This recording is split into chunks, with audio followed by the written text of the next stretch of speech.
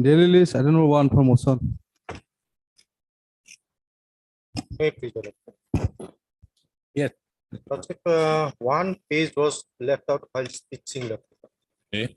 So that is there. Lordship. I will speech it. I call my clerk.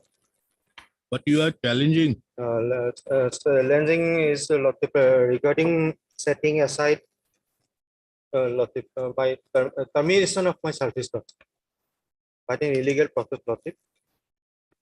I've been serving, Lordship, in temporary basis 1 year extension every year, Lordship.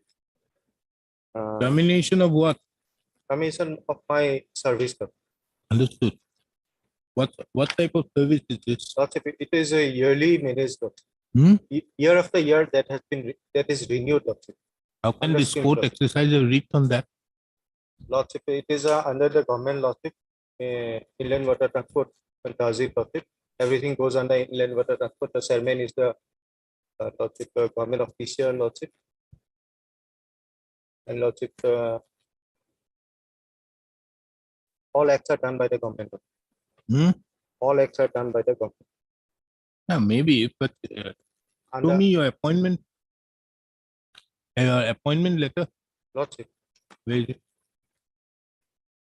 On what basis do you want to be engaged?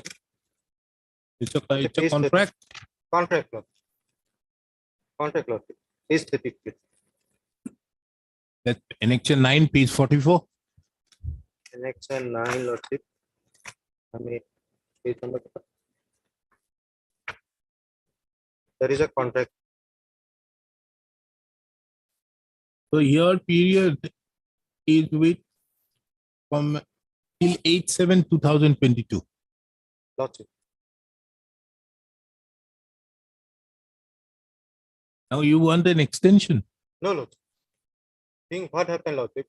It was for the period 9/9/2021 to 8/7/2022.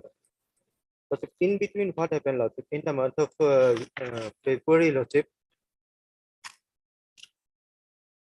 initially it started, Lordship, with the order at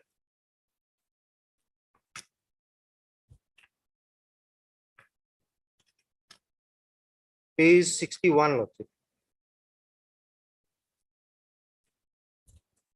It is in the month of January, Lordship, 22 January. I was given a notice of termination. Subsequent was so cause notice. So cause is at page 60. My termination is page 61. Then Lordship. Lordship. Here in the so cause, Lordship, page 60, it says that I was responsible for some negligence of my duties, Lordship. Then you have replied. Lordship, my reply is, Lordship, page 60, Lordship. That is my reply, and my so cause is page 59. I'm sorry, Lord. Page 59 is the so cause. I was floating of tenders, Lordship. Regarding floating of tenders, the negligence is said to be shown by me, Lord. Page 59. Floating of tenders. A simple Page? employee, I have been assisting them, Lordship. And that negligence is in fact done by the Director Inland Water Transport, Lordship.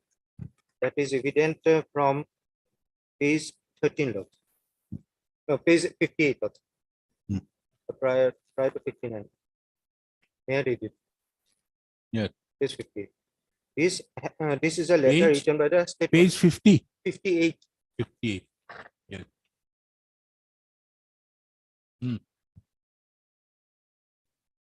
This has reference to The above referred communication on the subject cited above. In this regard, I wish to inform you that the AIWTD Society by letter number, several letter numbers are given, 2nd of November 2021, and the number given dated 22 October 2021, and again, Lordship, 30 September 2021, requested DIWD, that is Director of Inland Water Transport, to provide the total engine requirement to be considered for inclusion in the new RFP tender, along with any specific technical features to be included or omitted. Government of Assam is seized with the issue of fulfillment of commitment made by the Honorable Chief Minister regarding provision of marine engines to 850 wooden semi-mechanized boats plying in Assam, so as to ensure safety transit of passengers.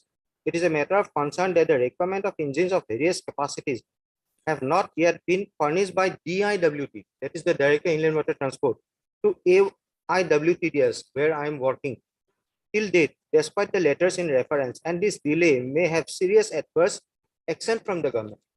They were fearing adverse action from the government, Lordship. So, Lordship, I was made a scapegoat. In view of the above, please provide the total marine engine requirement to be considered for inclusion in the new RIP tender under the Jibondinga scheme by 20th January 2002. This event, Lordship, is subsequent to an accident that took place, Lordship, where a boat capsized and some people were drowned, Lordship. The government started a scheme by which free engines were given to Lordship boat owners.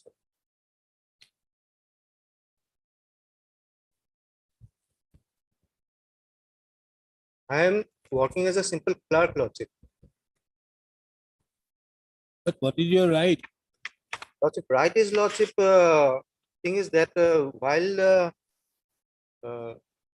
Lordship agreement was up to Lordship, as I have pointed out, Lordship. Has this agreement Lordship, at page 49, Lordship, this agreement been further, there is any further agreement? no, Lordship, So your period ends on 8/7/2022. 22, Lordship. Then what right do you have as of now? Lordship, in between that period, Lordship, from January, Lordship, I was terminated, Lordship. Without the completion of that period, Lordship. And Lordship, what they did, Lordship, stigmatic, Lordship. Huh? Stigmatic, Lordship, termination of my service. They said that I was negligent in my duty. How can I be negligent, Lordship?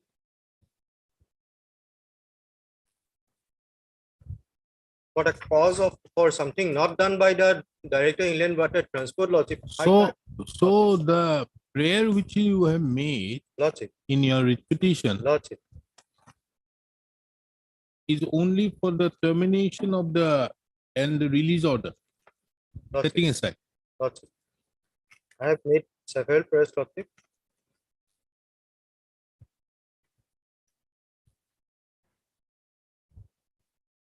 Setting aside the termination order, Lordship, and the release order 22-1.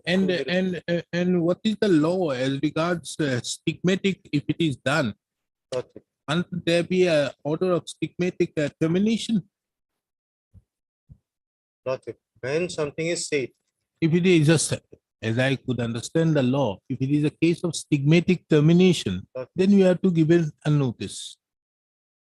Lordship, That notice has been given to you. Lordship, I had replied, Lordship.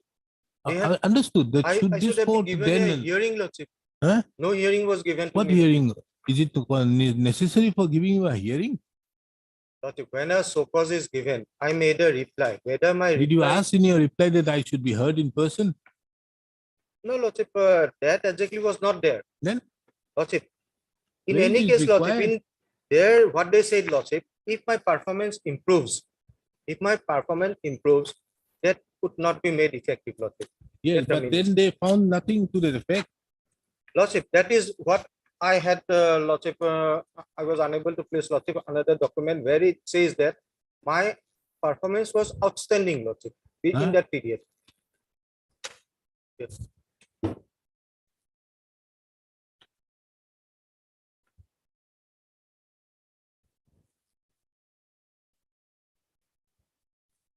Page 61 says so, Lordship.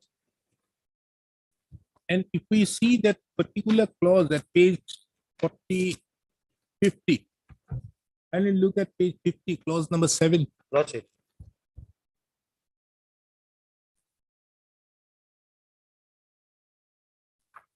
both parties understand and hereby agree that in the event of a decision of the SPD to terminate the contract, 30 days termination notice will be served to the OME, that in the event of termination, OME shall be paid for the services rendered for carrying out the assignment to the date of termination, and the OME will provide SPD with reports or parts thereof or any other information document gathered under the contract prior to the date of termination.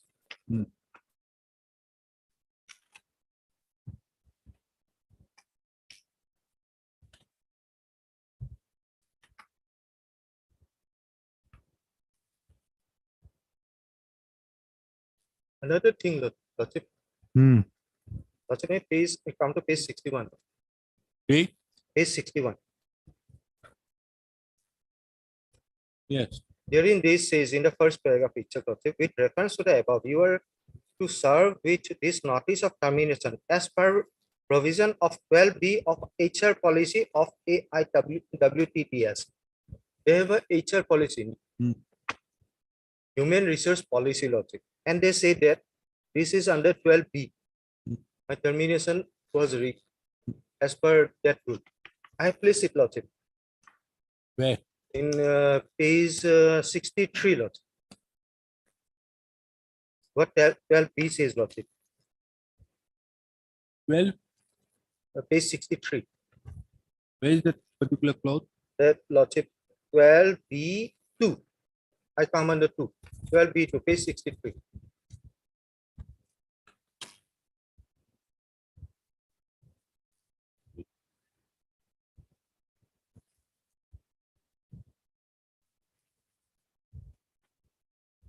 The SPD with the approval of the chairman, Lordship. They have to take the approval of the chairman.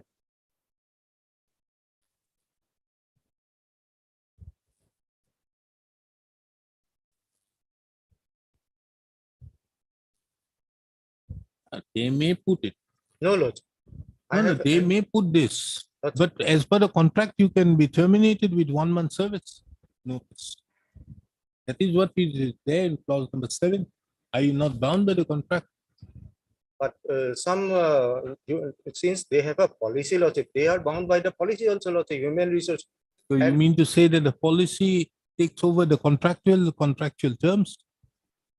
Lordship, when contracts are made, Lordship, at the behest of the employer, Lordship. They say that you fulfill this, we are giving you these terms. So you are to be guided by these terms. Lordship, since we are an employee, Lordship, we are also need to be protected. Because if you see 25, clause number 25 of that agreement at page 52, the HR policy is only applicable in respect to these specific things. The rules and Please- procedure for please- matters please- pertaining to official travel, leave, re-termination, and appraisal, etc., shall be governed as per the HR policy of the Lordship, society. I take-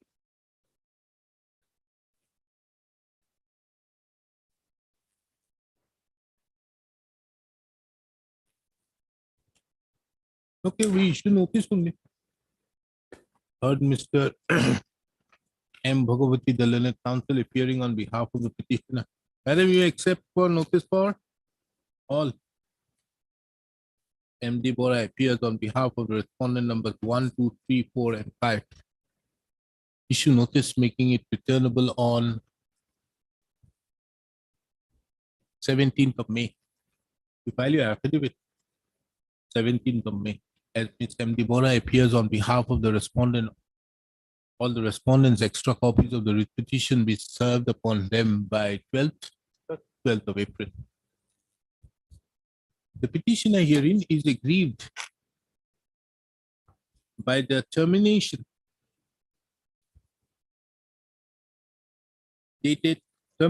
notice dated 22/1/2022 and the subsequent release order dated 28/2/2022.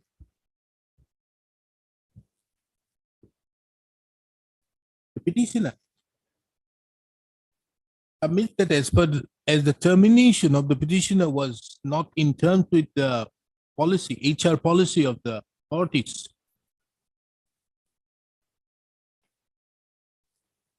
which is a requirement which is required to be followed in view of clause number 25 of the agreement dated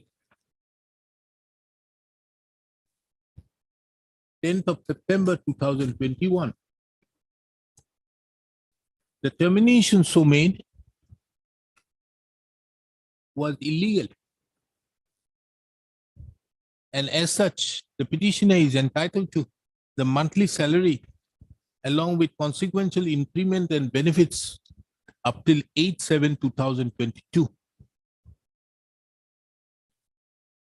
It is the further case of the petitioner that the termination so made was not, there's the further case of the petitioner that there was no fault on the part of the petitioner which had resulted in the illegal termination.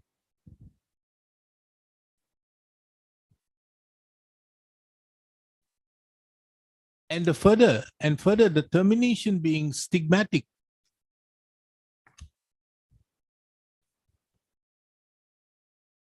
The respondent, the stigmatic, the said termination order, notice of termination dated 22/1/2022 and the subsequent order of release dated 28/2/2022 is liable to be interfered with. The respondents shall file the affidavit on or before 10th of May 2023. The petitioner, if so advised, would be at liberty to file the reply on or before the next date. Much older. And number 2, I may be allowed to place this. Okay. Bring it by way of an additional affidavit. Lordship. Much older.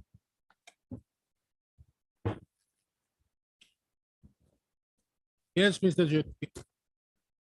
My lord, here, the petitioner has been suspended, my lord, without any reasons, my lord, only on the basis of some audio clip, my lord.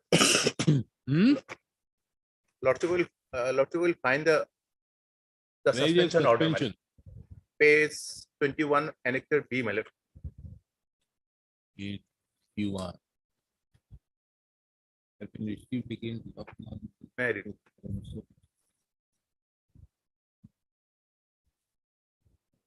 This is the Jitu Saika. I am for Jitu Saika. This was regarding LS acceptance of inducement. Hence, considering the gravity of the matter and for the sake of transparent inquiry, the above this suspension was issued on 17th December. Next, Lordship will find page 22 regarding this handing over of the records, my lord. Now, Lordship will find this annexure D, my lord, page 24. Hmm.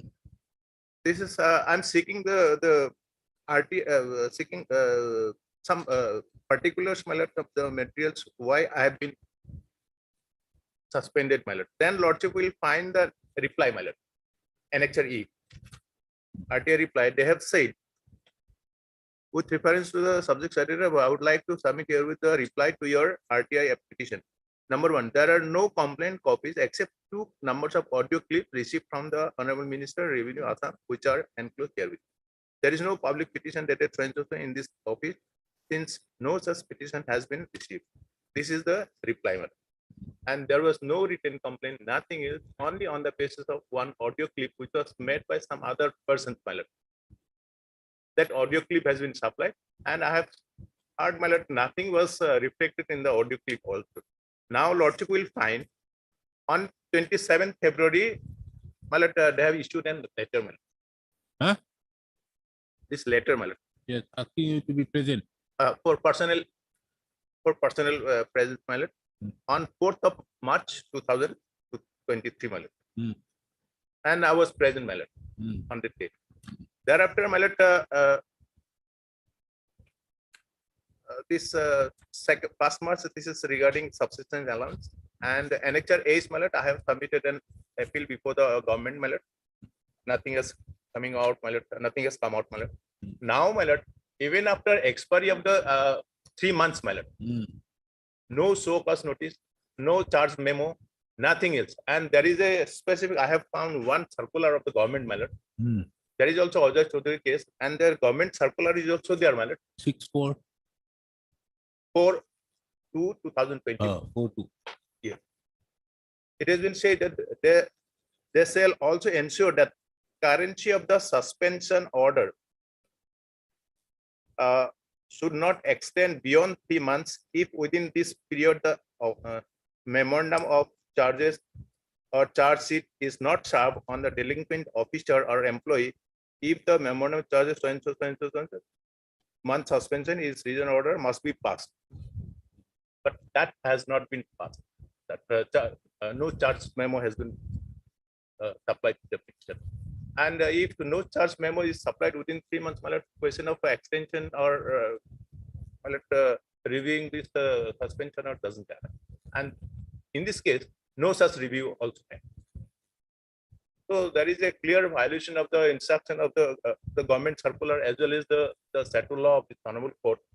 So my lord, only I pray, my lord, this since only on the basis of the audio clip, they say that only on the basis of the audio clip that has been successful. And if so, my lord, then the ABCD, someone will come, someone will LS someone else, my lord.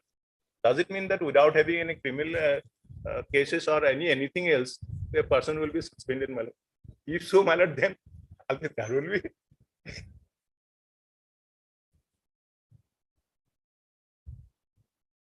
Your case is big? No. Then why your voice is meek? Yes, Huh? Lord. Yes, now it is better. Now, the suspension order was on 17 December 2022. Now, Lordship, for enquiry, the letter was issued for enquiry because this is an audio clip, Lordship. A personal inquiry is required before processing all this, processing the enter inquiry. And on 27 February 2023, Lordship, a letter was issued for personal appearance, his personal appearance. That's fixed on 4/3/2023, Lordship. Now, Lordship, after that, what will be the what was the outcome of that inquiry, Lordship? I have to take instructions. Definitely. Yeah. No question that this court is going to say anything. No. I'll give you instruction, but the thing is, have you initiated the departmental proceedings? Lordship, the inquiry is on, Lordship. This Annex F, Lordship, itself stated that one inquiry for process the inquiry. Are they covered under the Assam Discipline and Appeal Group Yes, Lordship. Yes, Lordship. or no? Yes or no? Lot number, They. Lordship. Then what do you do about 9(2)? Rule 9(2). You have the discipline and appeal rules. Yes.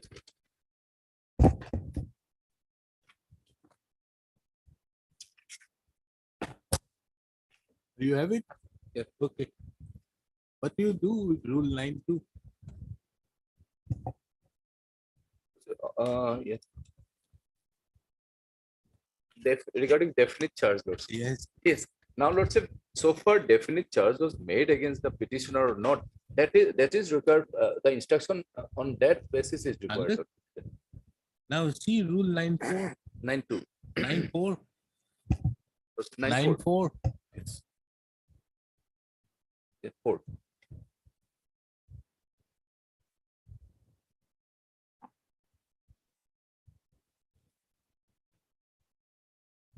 When do you appoint the inquiry officer? Yes. Lordship, yeah, from my understanding, Lordship, this 27 letter, Lordship, it is for preliminary inquiry, before so cause, Lordship, because it is an audio clip, Lordship, and to first to decide for inquiry, Lordship, decide for paying the charges, actual charges, a preliminary inquiry is necessary. And for the preliminary inquiry, from my understanding, Lordship, I For have the preliminary inquiry, why did you take 2 months? too much time, Lordship. Yes, because Yes, you Lord. suspended him on 17/12. Yes, Lordship, but Lordship, I don't know what is the reason behind that, Lordship, for conducting the preliminary inquiry, Lordship. Therefore, Lordship, I need the instruction because the petitioner is silent on that point. Because and at the same time, Lordship, the No, appeal was filed when, on when 2/3. Mr. Goswami, when the facts are clear and apparent, you don't have any clouds in on those facts. Lordship. Then why does he have to? Why does the petitioner have to say so many things? Yes, Lordship. The But facts are clear to the fact that on 17/12/2022, you have suspended him on the basis of some audio clip, Lordship. complaints received. He has filed an RTI Yes. and to find out what is the complaint against him. You say that, look here, I don't have any complaint, but I have two audio clips from the minister, revenue minister, so Lordship. on the basis of that, and the revenue minister's clip has been given to him. Lordship. Now thereafter, you on 27/2/2022, you 23, you take a decision that you are going to have a preliminary inquiry. Lordship. And does the rules of 1964 have a concept of preliminary inquiry? No, Lordship, but for definite for framing the framing the definite charge, definite Lordship, charges, definite you charge, need- we need some preliminary. Yes, That's- you can do it. Yes. There is no quarrel with that. But why did you do it after 2 months? that is the required. The instruction is that required on that point. Only on that. That's When can you get your instruction? Lordship, after Bihu, any date, Lordship. We'll have it on 21st. Lordship. Heard Mr. P.K. the learned counsel appearing on behalf of petitioner. Mr. J.K. Goswami appears on behalf of Lordship, respondent. number, Mr. S. Dotto appears for respondent number 1. And Mr. J.K. Goswami appears for respondent number 2, 3, and 4. Lordship. Issue notice making it returnable on 21st of April 2023. Whether matter will be listed before court as motion or Huh? only he will take the instruction, my lord, matter may be listed as motion. Why? Otherwise, again, You can then go to another court who issues notice, who asks for notice. I'm sorry. This court does not disturb the respondent unless this court doesn't feel issues notice. Notice making it returnable on 21st of April 2023. As the respondents are duly represented, extra copies of the writ petition are served upon the learned counsel for the respondents by 12th of April 2023. The facts involved in the instant case is that the petitioner herein was put under suspension by an order dated 17/12/2022 on the ground that there were serious allegations received against the petitioner and another regarding alleged acceptance of inducement.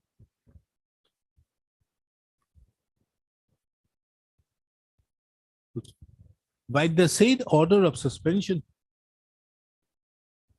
one Jadab Pegu, ACS, Additional Deputy Commissioner Dhemaji, was appointed as the inquiry officer, and Srimati Trilina Tayed, ACS, Assistant Commissioner Dhemaji, and Branch Officer Revenue, was appointed as the presenting officer.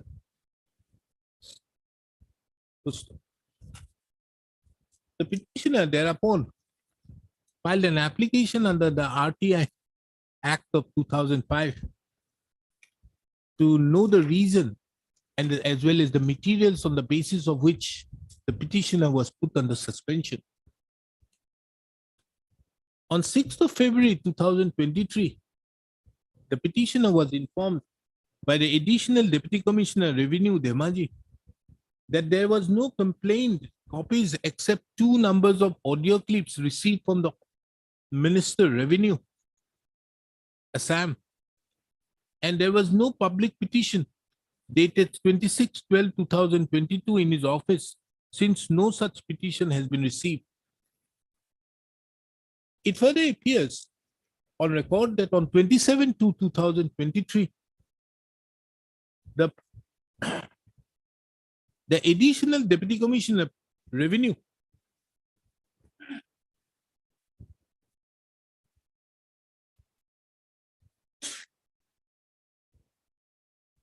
had directed the petitioner to appear in the said inquiry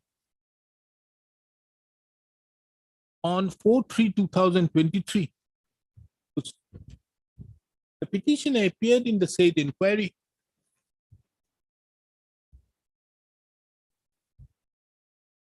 It is the case of the petitioner that as of till date, no memorandum of charge as well as the charge sheet has been served upon the petitioner. Although the petitioner was suspended on 17/12/2022. In that regard, the learned counsel for the petitioner has submitted that the further continuation of the suspension order beyond the period of 3 months was contrary to the law laid down by the Supreme Court in the case of Union Ajay Kumar Chaudhary versus Union of India, reported in 2005 or 15 or something, as well as the office memorandum of the government of the government of Assam dated 4/2/2020. 20.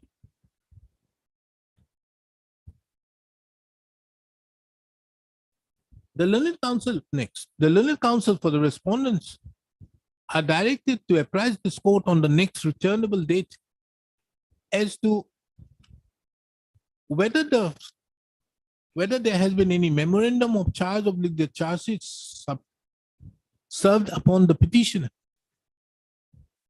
Further to that, the state councils are also to apprise this court as to whether the law laid down by the Supreme Court in Ajay Kumar Chaudhary have been duly followed. List the matter. List accordingly.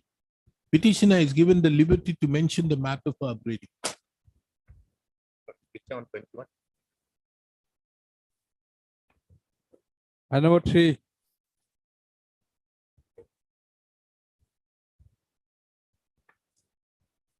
May I please? Your- Yes, Mr. Alim, tell me. My lord, the petitioners are staff of Adarsha Vidyalaya, my lord, non-teaching staff. Non-teaching staff of Adarsha Vidyalaya. Non-teaching staff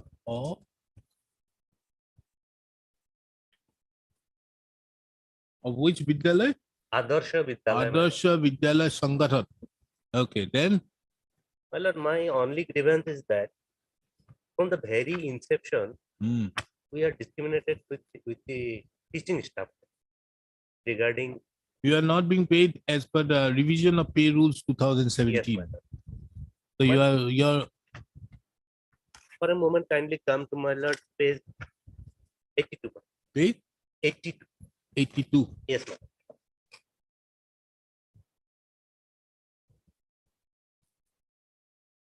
lord. My lord, kindly come to last part 1. Tara. Necessary budget provision will also be made in the state budget to meet the recurring and non-recurring expenditures for operationalization of 46 Adarsha Vidyalaya may be extended by government of Assam as a future policy decision, which includes payment of salary and honorarium for the officials of Adarsha Vidyalaya Sangathan, payment of salaries to the teaching and non-teaching staff of Adarsha Vidyalaya as per ROP, except daily wage work. So we are not daily wage worker, my lord. Now, my lord, kindly come to page 84. My lord. So there is a cabinet decision Yes, my lord. to give you as per the ROP. Yes, my lord. Now, what has happened? There is an order at page 84 in continuation of the notification dated so and so. The government is pleased to notify the date of further in respect of granting ROP based salary and other influence to all teaching and non-teaching staff of so and so. So you have been given from 1st of April. 1st of April. Then Now, my lord, kindly come to page 87. okay, This is the order by which the teaching staff are given the benefit. And the next page, page 88, your lordship will find we are given only 3% annual increment.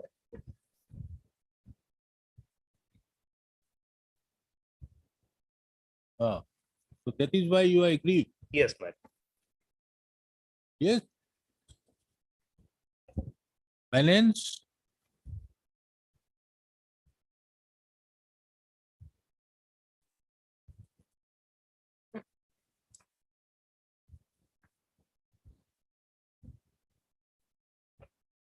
There is already a cabinet decision to give them the ROP.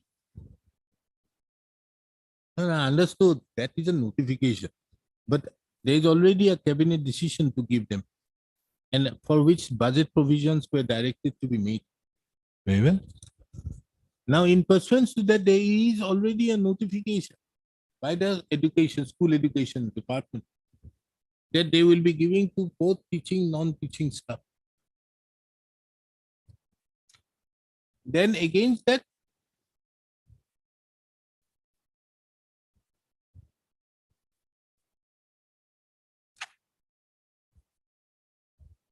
you have only implemented the same only in the case of teaching, and the non-teaching staff have been deprived. Although there is a notification that there is no, this notification, however, have not been touched of 26 April 2022 and the cabinet decision.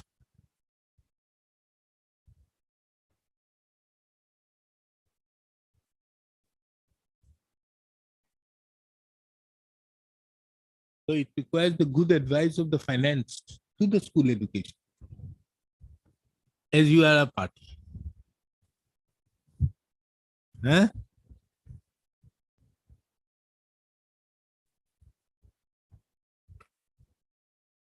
No. Not only finance department has issued the ROP, the finance department was also a part of the cabinet decision. The finance department has to be a part of the cabinet decision. So the good advice of finance has to be given to the school education department.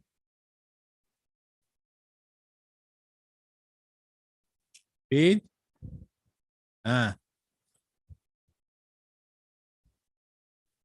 This is no understood. This is done by the secondary education board, but they have reflected as regards the cabinet decision.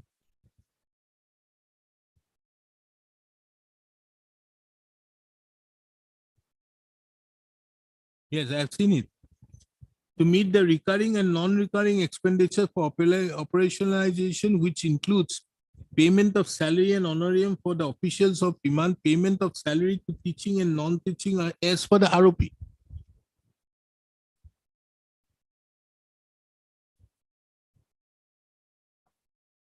Yes.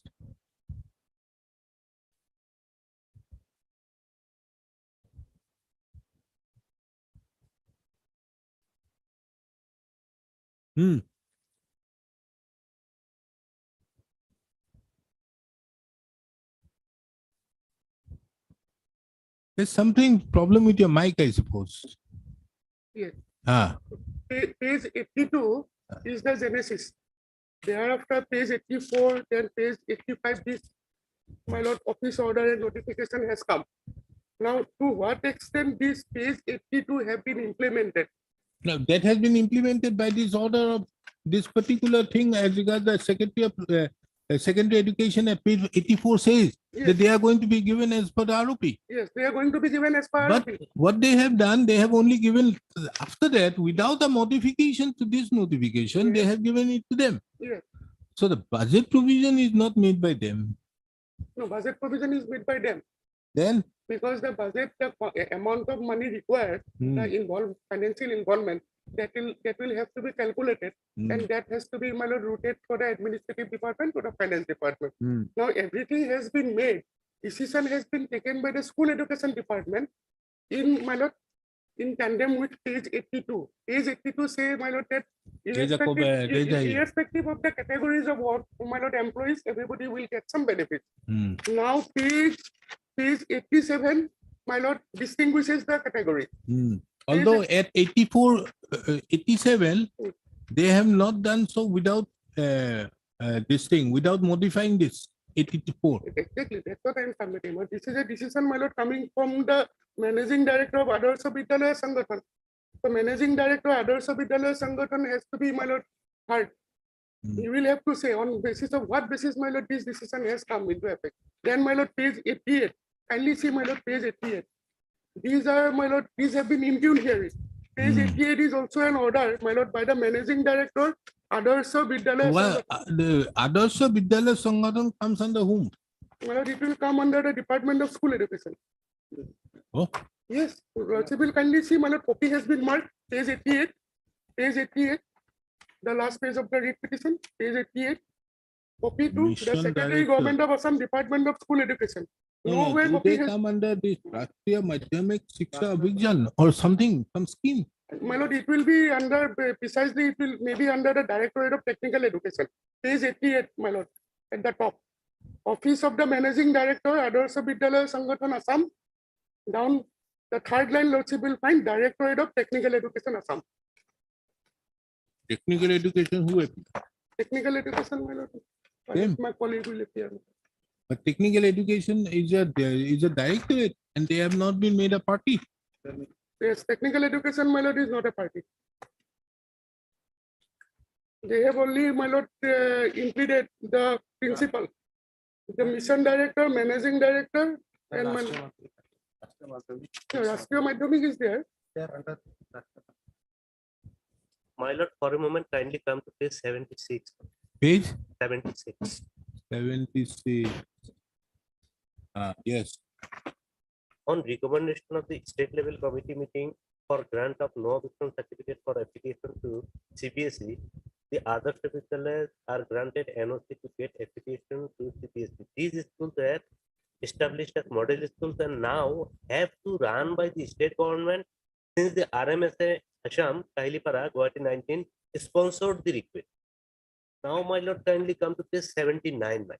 So this is issued by the Director of Secondary Education. Yes, ma'am. Now, for a moment, kindly come to page 79. Point Yeah. number 2, man.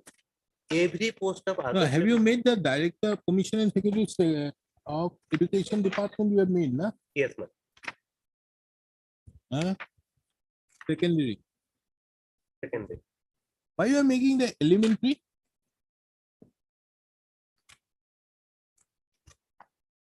Elementary, my lord, since the model schools are run from class 1 to 12, ma'am. This is only for contractual. But initially, the schools are established under RMS, under a particular scheme, my lord.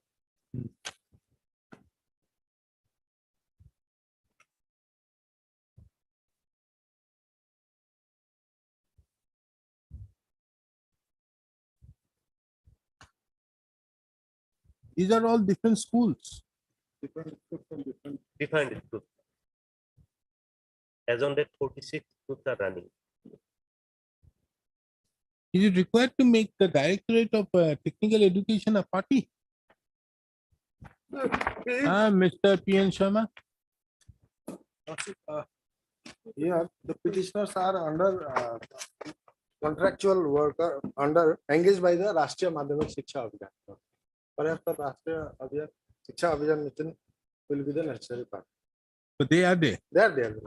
So the Director of Technical Education not necessary. Lord Mr. As Alim, my lord. S. Alim, the learned counsel appearing on behalf of the petitioner. Mr. P.N. Sharma appears on behalf of, you are appearing for these principles also. No, Lordship. I am only for one, two, and These three. are principles all are there. How much you are first you are giving them the fixed pay. How much amount they will spend further in steps. You can exactly take this notice out there. Ask your people to send it out there. Mr. P.N. Sharma appears on behalf of the respondent number 1, One, 2, two, and 3.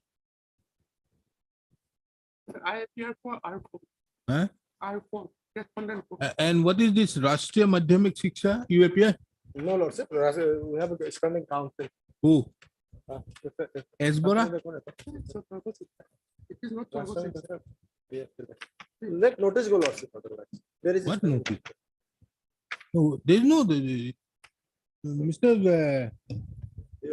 B. I think Mr. Borpujari can take steps, accept notice for respondent number 6. They do for everybody.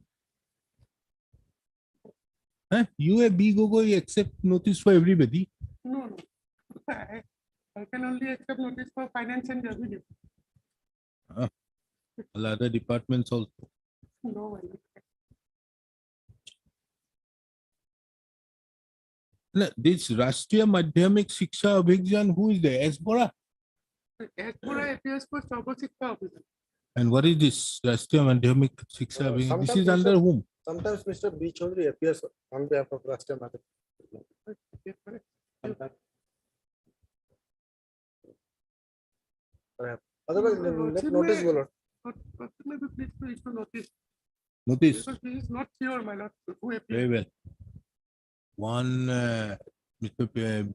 Sharma accept notice for respondent number 1, 2, and 3, 5, 7, 8, 9, 10, 11, 12, 13, 14, 15, 16, 17, 18, 19, 20.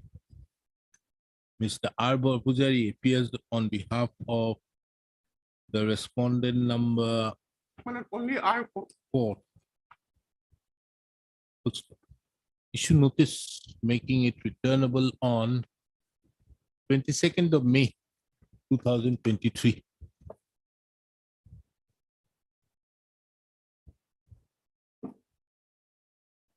As the respondents except respondent number 6 are represented by their respective counsels, extra copies of the petition be served upon them by 12th of April. As regards the respondent number 6, the petitioner is directed to take steps by way of registered as well as usual, registered as well as usual within 3 days by 12th of April. The case of the petitioner herein of the petitioners herein that they are appointed to as non-teaching staff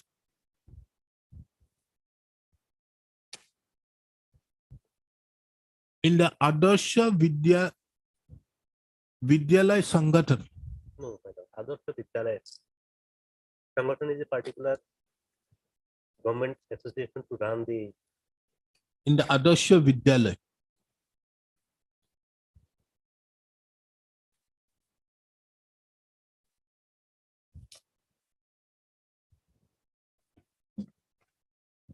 Other various Adarsha Vidyalayas.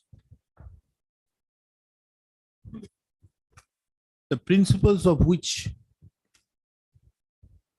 have been arrayed as respondent number 7 to 20 in the instant writ petition.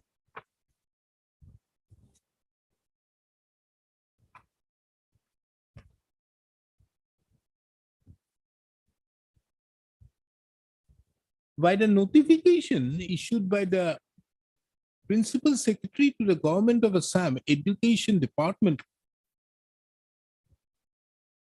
dated 28/10/2021.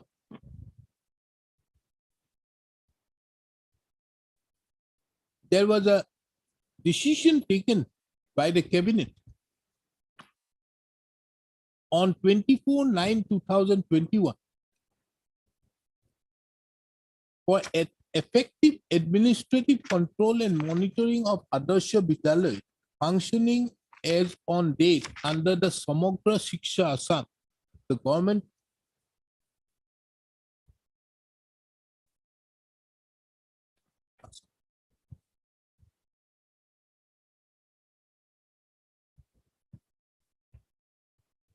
the government of Assam, after careful consideration of all aspects,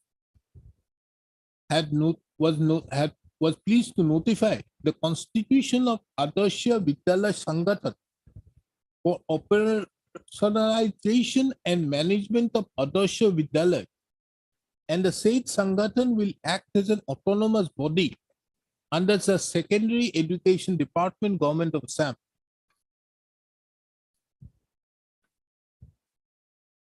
In the same notification, it was mentioned that necessary budget provisions to meet the recurring and the non-recurring expenditure for operationalization of 46 Adarsha Vidyalayas bracket may be extended by the government of Assam as a future policy decision bracket close.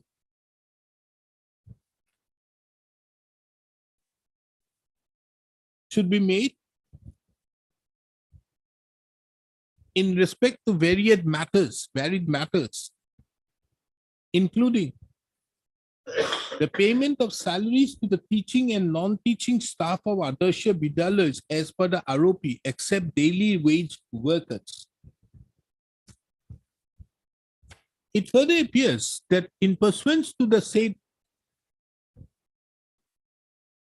notification dated 28/10/2021, on 26th of April 2022, another notification was issued by the Secretary to the Government of Assam Secondary Education Department, whereby the Government of Assam, whereby it was notified that the Government of Assam was pleased, had notified the date of effect as 1st of April 2022 in respect of granting the ROP-based salary and other entitlements that will be provided to all teaching and non-teaching staff, bracket, except daily rate wage workers, bracket close, of operationalized Adarsha Vidyalayas of Assam. It was also mentioned that there shall be no claim for any other area salary and other service benefits for the period prior to the date of effect, that is 1/4/2022. However, surprisingly, the managing director of the Adarsha Vidyalaya Sangathan, that is the respondent number 5 herein, had given the benefit of the ROP only to the teaching staff by the notification dated 31/2023, whereas on the same date, another notification was issued whereby the non-teaching staff who were drawing fixed pay were only held to be entitled to 3% of the annual increment. It is on account of the discrimination which have been made, as well as for orders being passed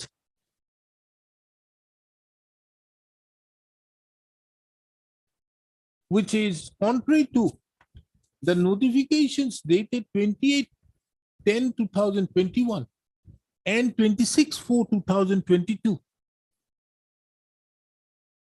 The petitioners have approached this court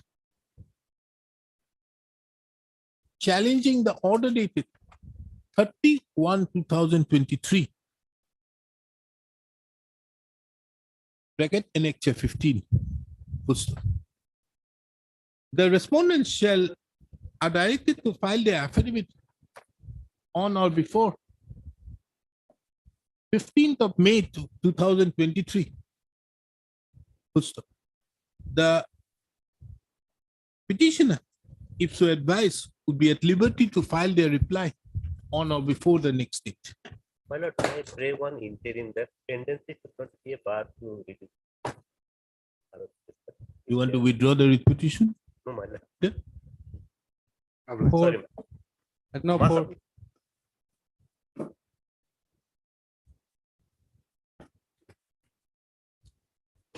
May I- Yes. My lord, the pensionary benefit of the person has not been paid, my lord. He was, my lord, entered in service, my lord, on 15/5/97, 1972, my lord. Thereafter, up to May 1988, he was in service. He has not been terminated, my lord, no, my lord, proceeding has been made against him. What do you want, man? What do you want out here? My lord, For release of area salary, GPF, GIS amount and other pensionary benefit to the petitioner who rendered more than 16 years of confirmed permanent service as grade 4 employee in the office. Yes. That is it. Yes, And they are not giving it. Instruction required, Lordship. Very well. And he has not submit any documents that his post is permanent or not. That also Post not, is permanent, or whether he was appointed to a vacant post, yes, vacant sanction post. yes, Lord. That he has not done it. And he has not annexed any document supporting the. Therefore, instruction has to be taken, Lord. Very well. You get your instructions. Heard, Mr. R.S. Chauhan. R. Chauhan, the learned counsel appearing on behalf of the petitioner. Mr. Madam, you appear for cultural affairs, Yes, Lordship. Director of 1, 2, 3, Cultural and 5. Affairs, Joint Director. Okay, Ms. S. Borua appears on behalf of the respondent number 1, 2, 3, and 5. 3 and 5. 5 also, Yes. and 5. Ms. J. Das Yes. appears for respondent number 4. Issue notice making it returnable on 10th of May 2023. So as the respondents are duly represented, extra copies of the writ petition be filed upon the petition, be served upon them by 12th of April 2023. The petitioner herein had claims to have rendered more than 16 years confirmed permanent service as grade 4 employee in the office of the Director of Cultural Affairs. However, the petitioner,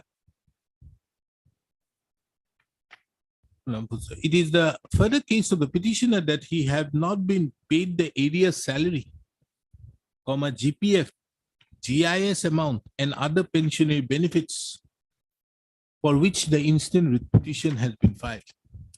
The learned counsel for the respondent are directed to obtain instruction in that regard on the next date. Liberty is given to the petitioner to mention the matter for update.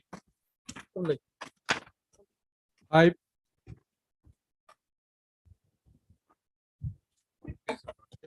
Yes, Mr. Your Lordship, herein we are aggrieved by the recovery of an amount of 4,55,100 by deducting it from our DCRT, Your Lordship, after our retirement. Same matter. Similar matter. Similar as like the status. Similar as the status last item, my lord. Which one? Last item, my lord has taken as the last item Yesterday. This one. I'm yet to pass the order. I'm not being able to getting the time to pass the order, but you will get it by before 6. My lord, You will get it. In this matter, my lord, give me some time for Yes, instruction, my lord. very well. Time I'll give you.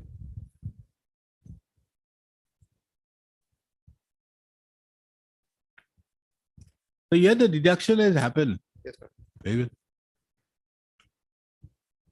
Or Mr. S. D, the learned counsel appearing on behalf of the petitioner.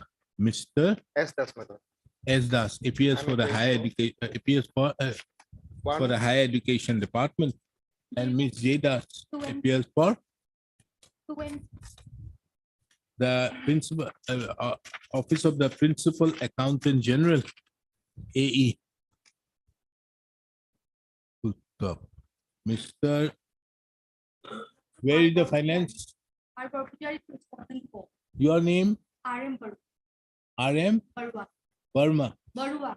Barua, RM Barua accepts notice, appears on behalf of the Treasury Officer, Junai.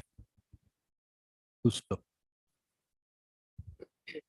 Issue notice, making it returnable on 10th of May 2023. Full stop.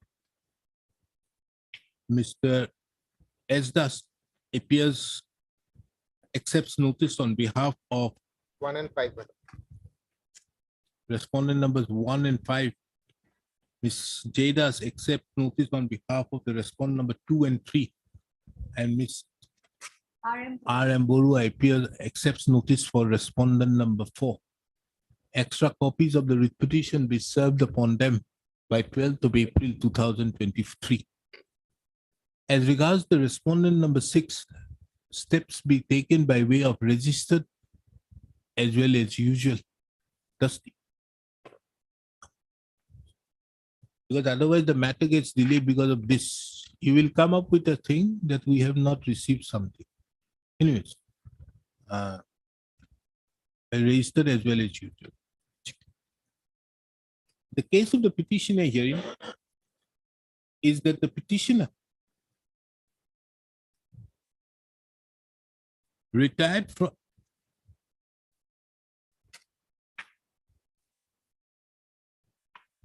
on 30/6/2022.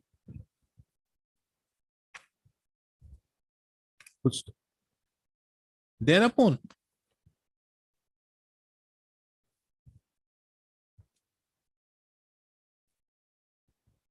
his pension papers were sent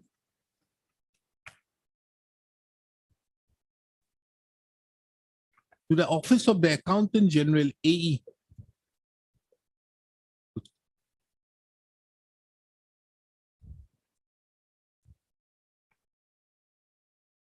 In the report of the senior accounts officer, the senior accounts officer of the Office of the Principal Accountant General, AE, had pointed a deficiency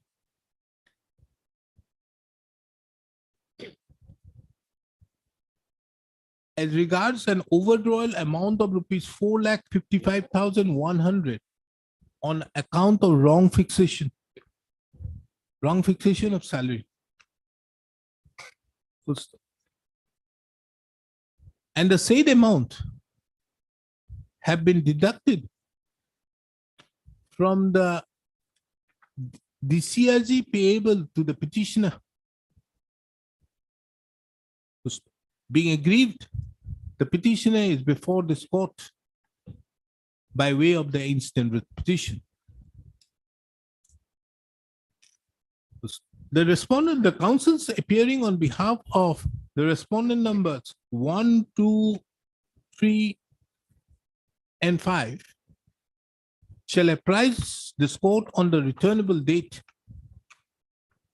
as to whether the fixation of the salary, whether the petitioner had any role in the wrong fixation of his salary, which led to an overdrawal amount of rupees 4,55,100, and further as to whether the principles laid down in the case of Rafiq Masi Whitewasher versus State of Punjab, reported in 2015 for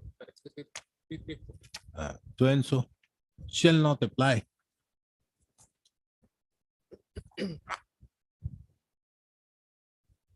Liberty is given to the petitioner to mention the matter for upgrading on the next. Mr. Barbudar, you should I put your name or RM Borua? My record, my name, my record. Okay, RM R Barbudar. Matter Matter 6, came up before court number 1 where I had to. This matter? No, 6,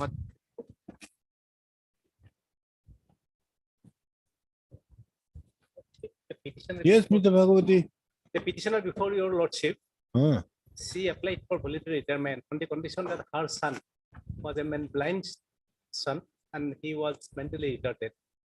Therefore, after completion of 22 years of service, she applied for retirement years. That was given ultimately from 15 to 2021, that was granted on an filing by petition. However, she has not been paid any. Huh? She has not been paid any pensionary benefits, etc.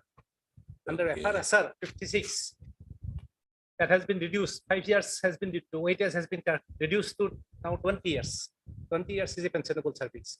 So she is entitled to get pension.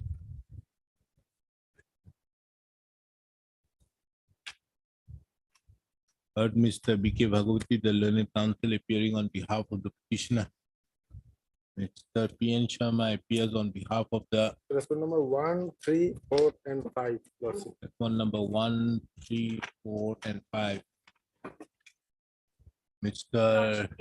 Arbor Pujari appears on behalf of the respondent number 7. And Ms. Wenso appears on behalf of the respondent number 2. Lordship, perhaps here the director of pension is the necessary part. Oh, you have not made the director of pension a party? Lordship will make. Mr. P.N. Sharma, the learned counsel appearing on behalf of the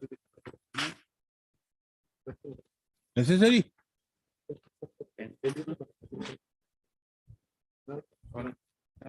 So in case of voluntary. Voluntary perhaps- retirement. Necessary. In the case of voluntary retirement is a contract between the employer and employee. It is not guided by the statutory rules. Perhaps my lord, pension is not required at this stage. Why at this stage? Let him make him a party. You have no problem now No problem. Lordship. spending on the extra copy? Lordship. Okay. Lordship. Mr. P.N. Sharma, the learned counsel appearing on behalf of the School Elementary Education Department submits that perhaps the director of pension would also be a necessary party to the instant proceedings, taking into account that the instant matter. I'm sorry, Lordship. My lord, it is already Respond- there. respond- R6 is there, my lord. Respondent 6 is the director of pension. Respondent six Finance is and the- account. Finance and account officer. Director. Lordship, Lord, it is there. that What is is this type of Mr. Bhagavati? Lordship, I'm sorry. Is this the already manner there. you make somebody a party? Lord. What is this finance and accounts department? That is wrongly meant. It is the finance department. What is that called? Director of pension. Not finance department, it Director has of- to be the director of- director of pension. Then It director should of have been my lord, finance and accounts officer, Officer. not department. Otherwise that could Lord. suffice.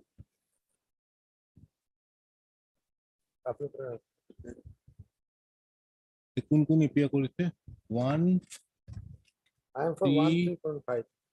4 5. and 5. Mr. Arbor Pujari appears for response number 7. Ms. J. Das appears on because J. Das Ayaram appears for response number 2. And Mr. S.R. Borua appears for response number 6. Issue notice making it returnable on 12th of May 2023. As the respondents are duly represented, extra copies of the petition is served upon them, by 12th of April 2023. The case of the petitioner herein is that the petitioner had taken voluntary retirement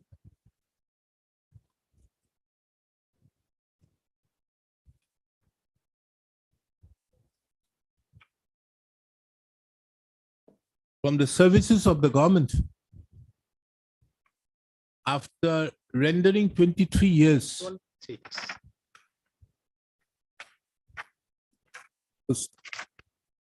However, the petitioner have not been paid his pension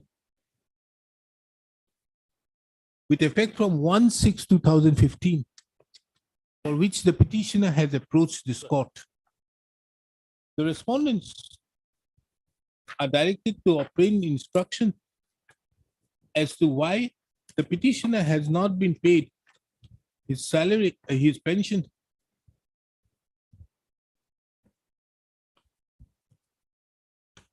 as well as the other pensionary benefits. List. Liberty is given to the petitioner to mention the matter for upgrade. If GA some name may be shown in the cause. The registry shall show the names of the councils representing the respondents in the call. 7,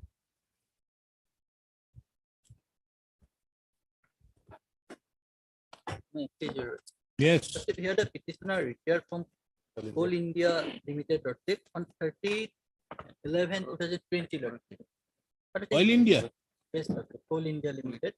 Then, His pension has not been lordship finalized, given lordship due to a order passed by sub-divisional magistrate Margherita lordship. hmm, So directly may come to page 21 lordship. Page? The D, page 21. It's second lordship under public grievance provision lordship. Lordship, order dated 15/12/2020. and peruse the petition submitted by Mohammed Shamsul Haq. Shamsul Haq. Who are you? Lordship, Hussain Ali. I am Hussain Ali lordship. Petitioner had appealed before SDT for reparation of grievances.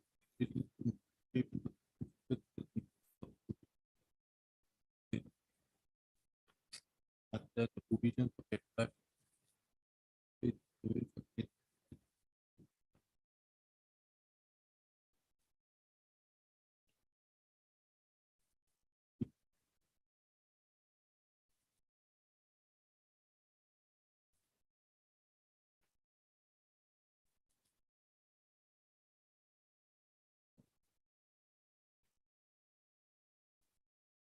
Yes, But even if there is a case that's on purely civil lordship, who is Shamsul Haq? but if he's not no way related to the petitioner lordship, during the service of 35 years lordship, Who? this petitioner's lordship service life lordship, this Shamsul Haq has not come with any claim lordship from the petitioner lordship.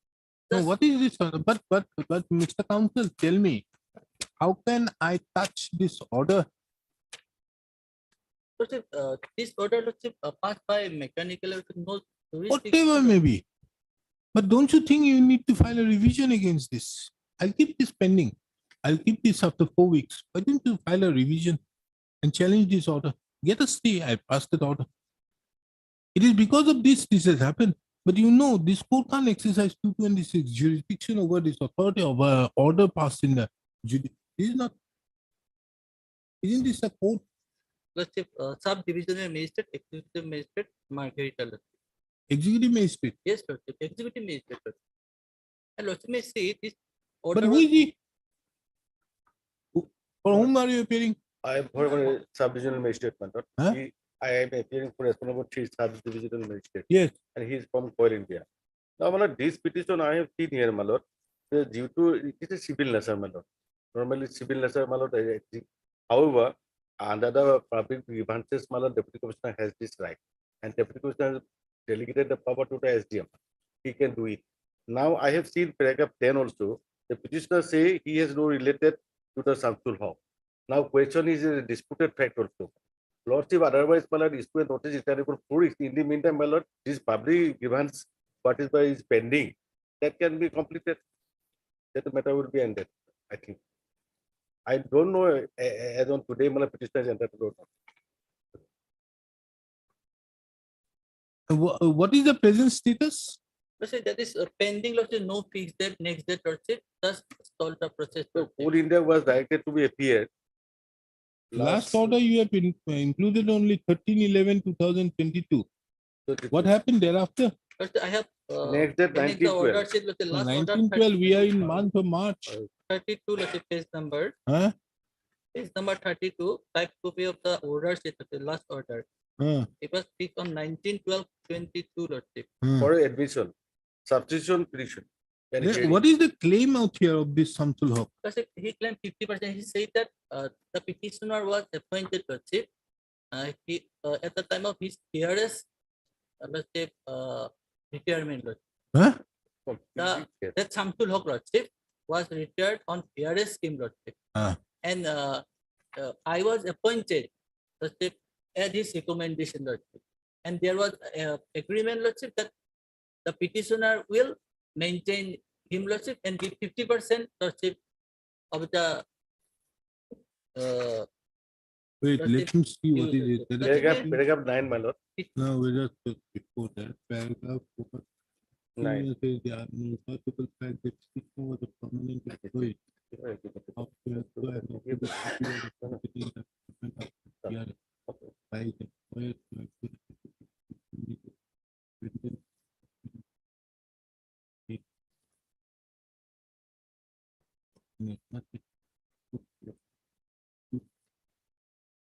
No, no, no, no, no, no,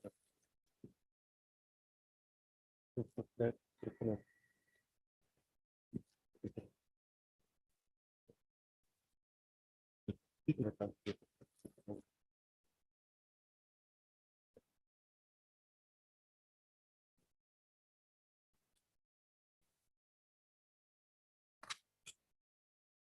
next page is the petition lordship filed by the council of S23 para 3-4 lordship.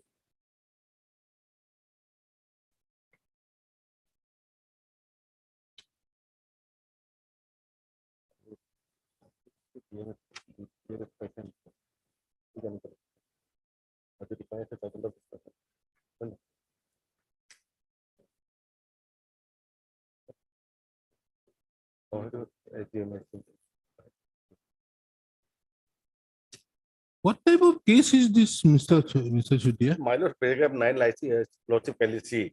Paragraph 9 of what? A read petition, my lord. My lord, actually very difficult to understand. My lord.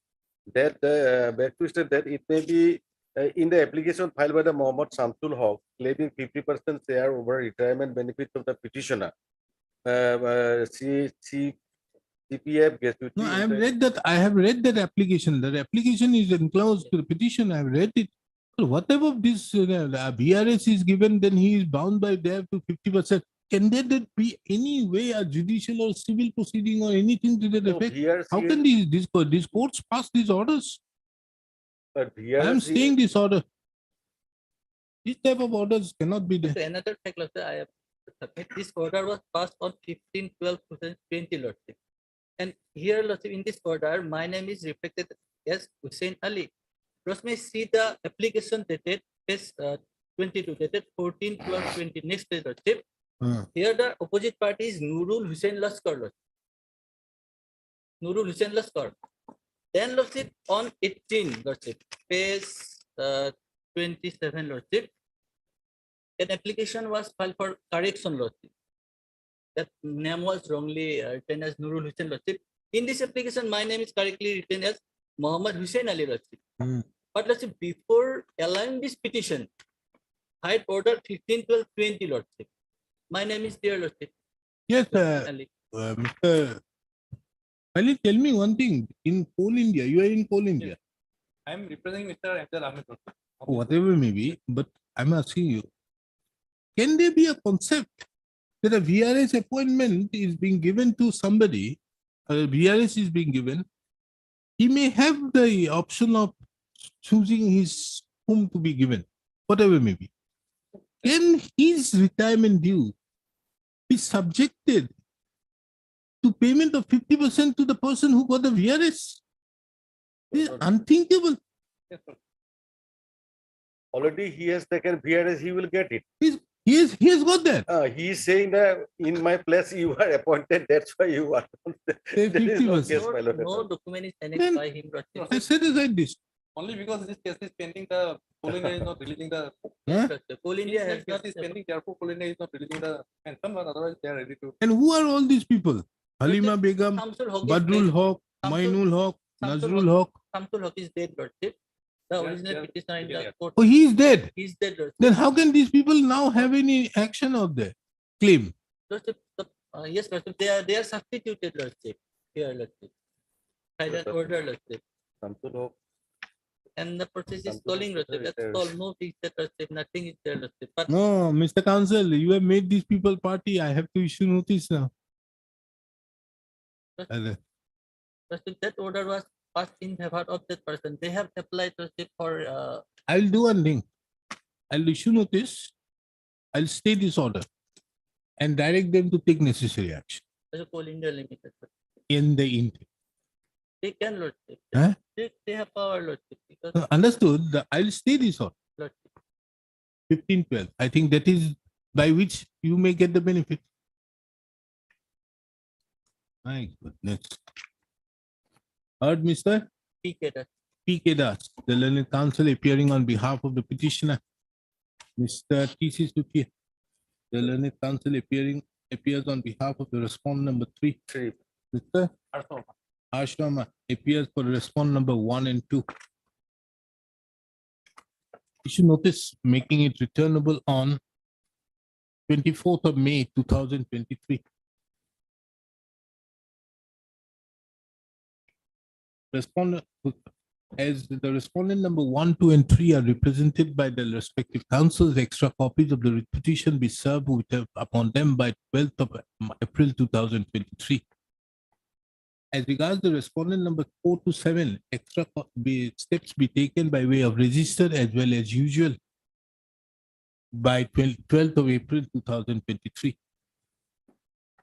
was 12th of April, बहुत लंबा date दिया will be taken by 6th. Our order was of 6 crore. My power is 10 please. By 6th. Our order was, huh?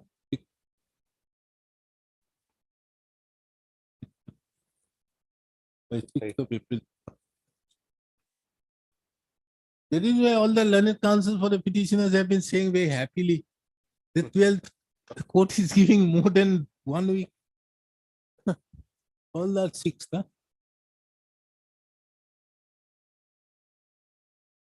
The case of the petitioner herein is that the petitioner retired. You have retired? No, Chief.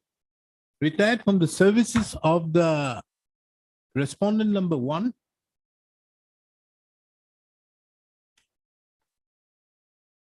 After rendering 35 years. However, the petitioner have not received the pension on account of an order passed on account of an order dated 15/12/2020, whereby the subdivisional magistrate bracket executive magistrate Margarita, in respect to case number 1/2021, have directed the respondent number 1 and 2 not to release the pension as well as the pensionary benefits to the petition. I have perused the application on the basis of which the order dated 15/12/2020 was passed. From a perusal of the application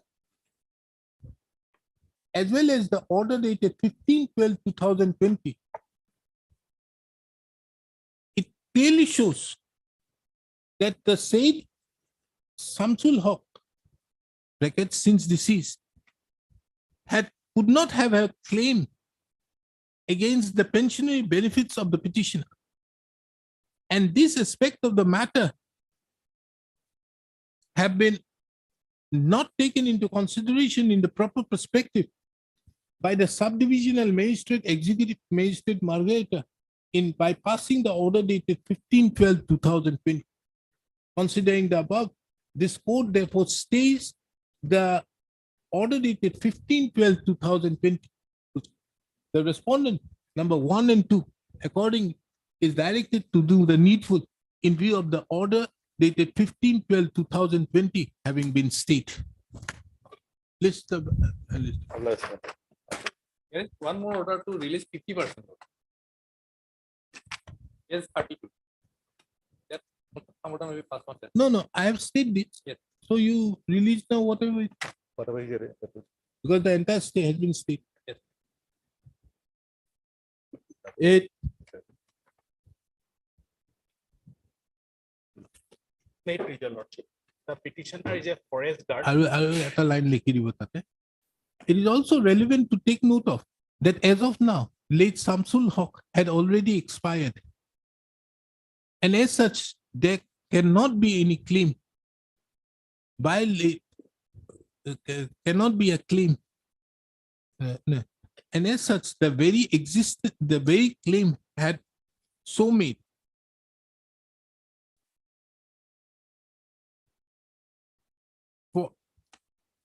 is not tenable in after his death. Yes. May it please your lordship.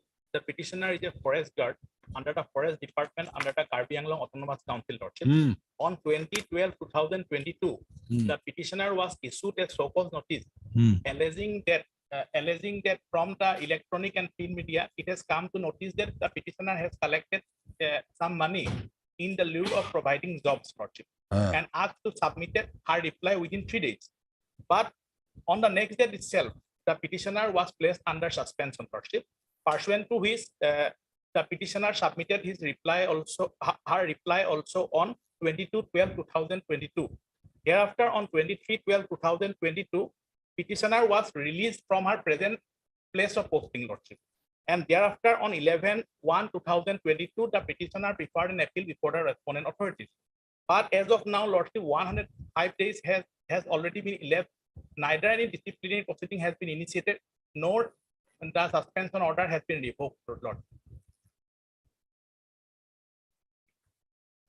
Petitioner was placed under suspension on 21/12/2022, my lord. My lord, whether it has been reviewed or not, my lord, whether the proceeding has been initiated or not, I'll take the instruction. My lord. When? 21. 21. 25 or 26. Is it in United States? No. Good. 21. We'll have it, Yes, we can have it on 12. My lord, not 12? 21. 12, 12. We'll just No, turn the only turn the the- 21 into the words. of Okay, 12. nothing. But Mr. Keyboard player. P. Bodlo, the learned counsel appearing on behalf of the petitioner. Forrest, nobody. I'm appealing for respondent number 225. Only one. Government is there. Forrest. None appears on behalf of the respondent number 1. On call. Mr. J. Shutia appears on behalf of the respondent number 2, 3, 4, and 5. Right. The learned counsel appearing on behalf of the petitioner had submitted that there is a standing counsel for the forest department.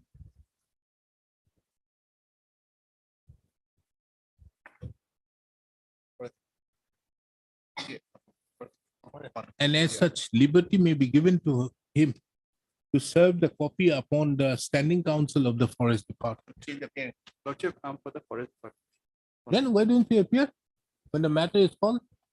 I was on the way. Is that thing not operating? Well,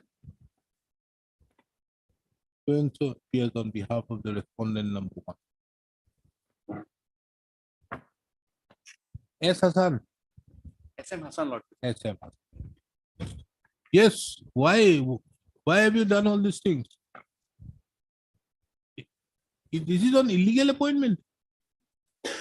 Anyways, the case of the petitioner as the respondent numbers 1 to 5 are duly represented. The issue notice making it returnable on 21st of April 2023. As the respondents are duly represented by the respective counsels, extra copies of the petition be served by 6th of April 2023.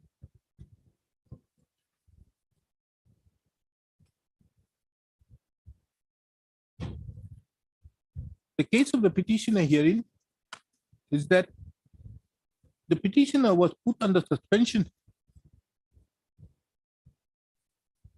Annexure E, page 26. By an order dated. Where? Annexure E, page 26. Lordship. By an order dated 21. 21/12/2022.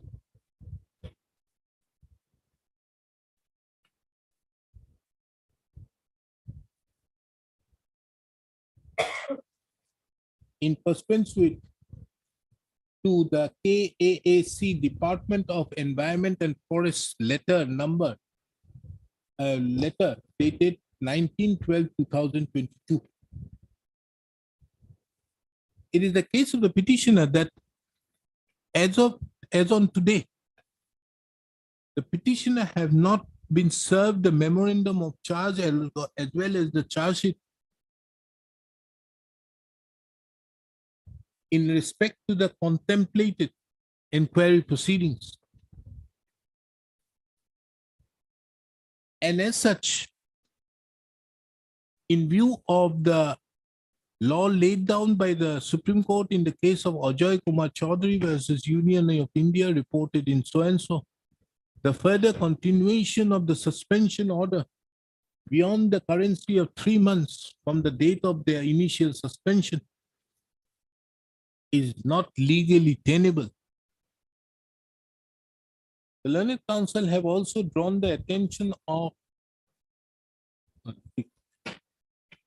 the Learned Counsel appearing on behalf of the respondent shall apprise this court as to whether the memorandum of charge as well as the charge sheet has been served upon the petitioner, as well as also obtain instruction as to whether the law as laid down by the Supreme Court in Ajay Kumar Chaudhary Sutra has been followed. Liberty is given to the petitioner to mention the matter. I did not, as I am not able to receive any family pension, my lord. I have filed this, my lord. Here they have filed, my lord, counter affidavit, my lord, affidavit in opposition they have filed. In that affidavit, they have said that, my lord, my period of service, my husband's period of service from the year 1969 to till his death. Thereafter, my lord, provincialization order they have followed. But earlier also different order was there, my lord. Because my appointment was, my husband's appointment was taken the substantive vacant post, my lord. Admittedly, as it is evident, I have annexed here, my lord, the service book. It is seen that, my lord, post was of nature substantive, page 19, my lord.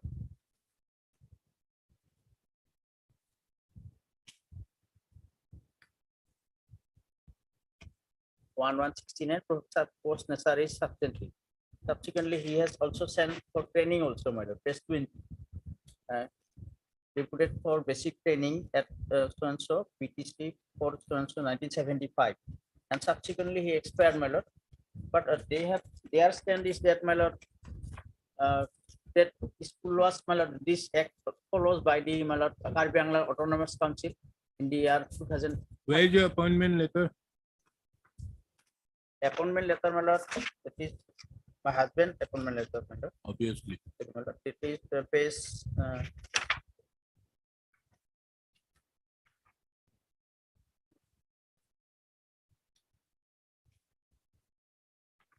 Not there.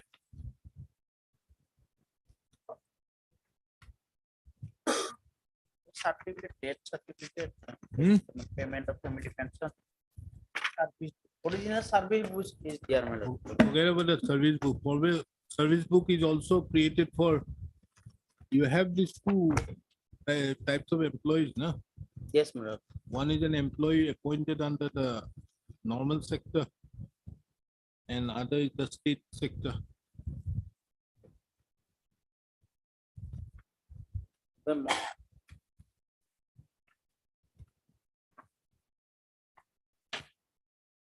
Oh, appointment letter, I cannot be able to get it, my lord. They have filed affidavit, my lord. But they have stated admitted this position, my lord, that as employee of that affidavit in opposition, they have specifically mentioned, my lord, in, my lord, paragraph 9, page 37. That the husband of the petitioner was appointed by the Secretary Primary Education Board, Karbi Anglong District Council Dipu by an order dated 24/169. The husband of the petitioner, Sochindra Kumar Das, died on 12/7/92 while he was serving as head pundit in Vivekananda LP. No, where is the government's affidavit? That Yes, is filed affidavit by in the Karbi Anglong opposition Autonomous filed Council. by respondent number 5. Paragraph 9.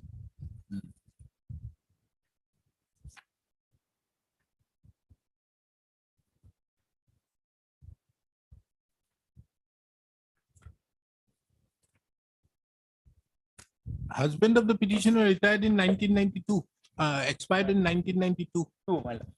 Then Thereafter, I applied for, but as I couldn't be able to receive anything, my lord. but before that, only in 1994 it became a government school. Yes, my lord. Then how can you be entitled to? Because earlier also some act, rule act was followed, my lord. Here, my lord, it is, I have seen here, I have also annexed some judgment also. It was, my lord, Assam Elementary Education Provincialization Act 1974. This book, my lord. What does it say? Here, my lord, it is mentioned, my lord, prior to the enactment of the Assam Elementary Education Provincialization Act 1974, the following acts were made to the provision for management and control of free and compulsory education in the state of Assam. That was in serial number 3, Assam Elementary Education Act 1968. Here in the bottom, it is also mentioned then, and the act was extended to Karbi Anglong Hills. Had notification that number so and so 6/7/1982 and published in the Assam Gazette Part 2A dated 29/9/82 at page 2004 with immediate effect. That is also mentioned. And my lord, that section State Board section 2 of the my lord, this 74 Act, my lord. State Board, the State Education and Regional Board. It is said for the elementary education means the boards constituted under the Assam Elementary Education Act 1968. And my lord, immediately as this act come into my lord, rule 3, immediately after immediately as this act come into force. No, what do you say about Annexure 1 to the affidavit filed by them? Oh yes, my lord. That is, my lord. Prior to that, as I was employee of that, my lord. Understood. It was only the Provincialization Act was only incorporated out there only in 2003. But then prior to that, following this 2003, my lord, 74 Act, my lord, there must be some law. There must be some, my lord, this type of, my lord, rule, my lord, must be there, my lord. This 68 Act was there. Very well. So, my lord. Where is the 68 Act forwarded to the, yeah? That's why. The 68 Act being made applicable to the Here it is mentioned, specifically mentioned. Where? That is, I am reading, my lord. You are reading from what? For the, my lord, Assam Elementary Education Provincial Service Conduct. No, not that. Whether the 68 Act was the employees are protected. Huh? In the 74 Act itself, my lord. Oh no, 74 Act came only in 2003. Yes, my lord. Then that is followed by them in the year 2003, my lord. But act, prior to this, following this act, my lord, there must be some act, my lord. Because if you see the 1968 Act, it categorically says 1(2). It extends to the whole of Assam except the autonomous district, provided that the governor may, with the consent of the district council concerned, extend all or any of the provisions of this act to all or any of the autonomous district on such date or dates as may be notified in that behalf. Where have you brought on record that the 1968 Act was brought in? Here, my lord, in the bottom of this book, my lord, this book, it is specifically mentioned with the effect from a trust followed by them in page, my lord, 284.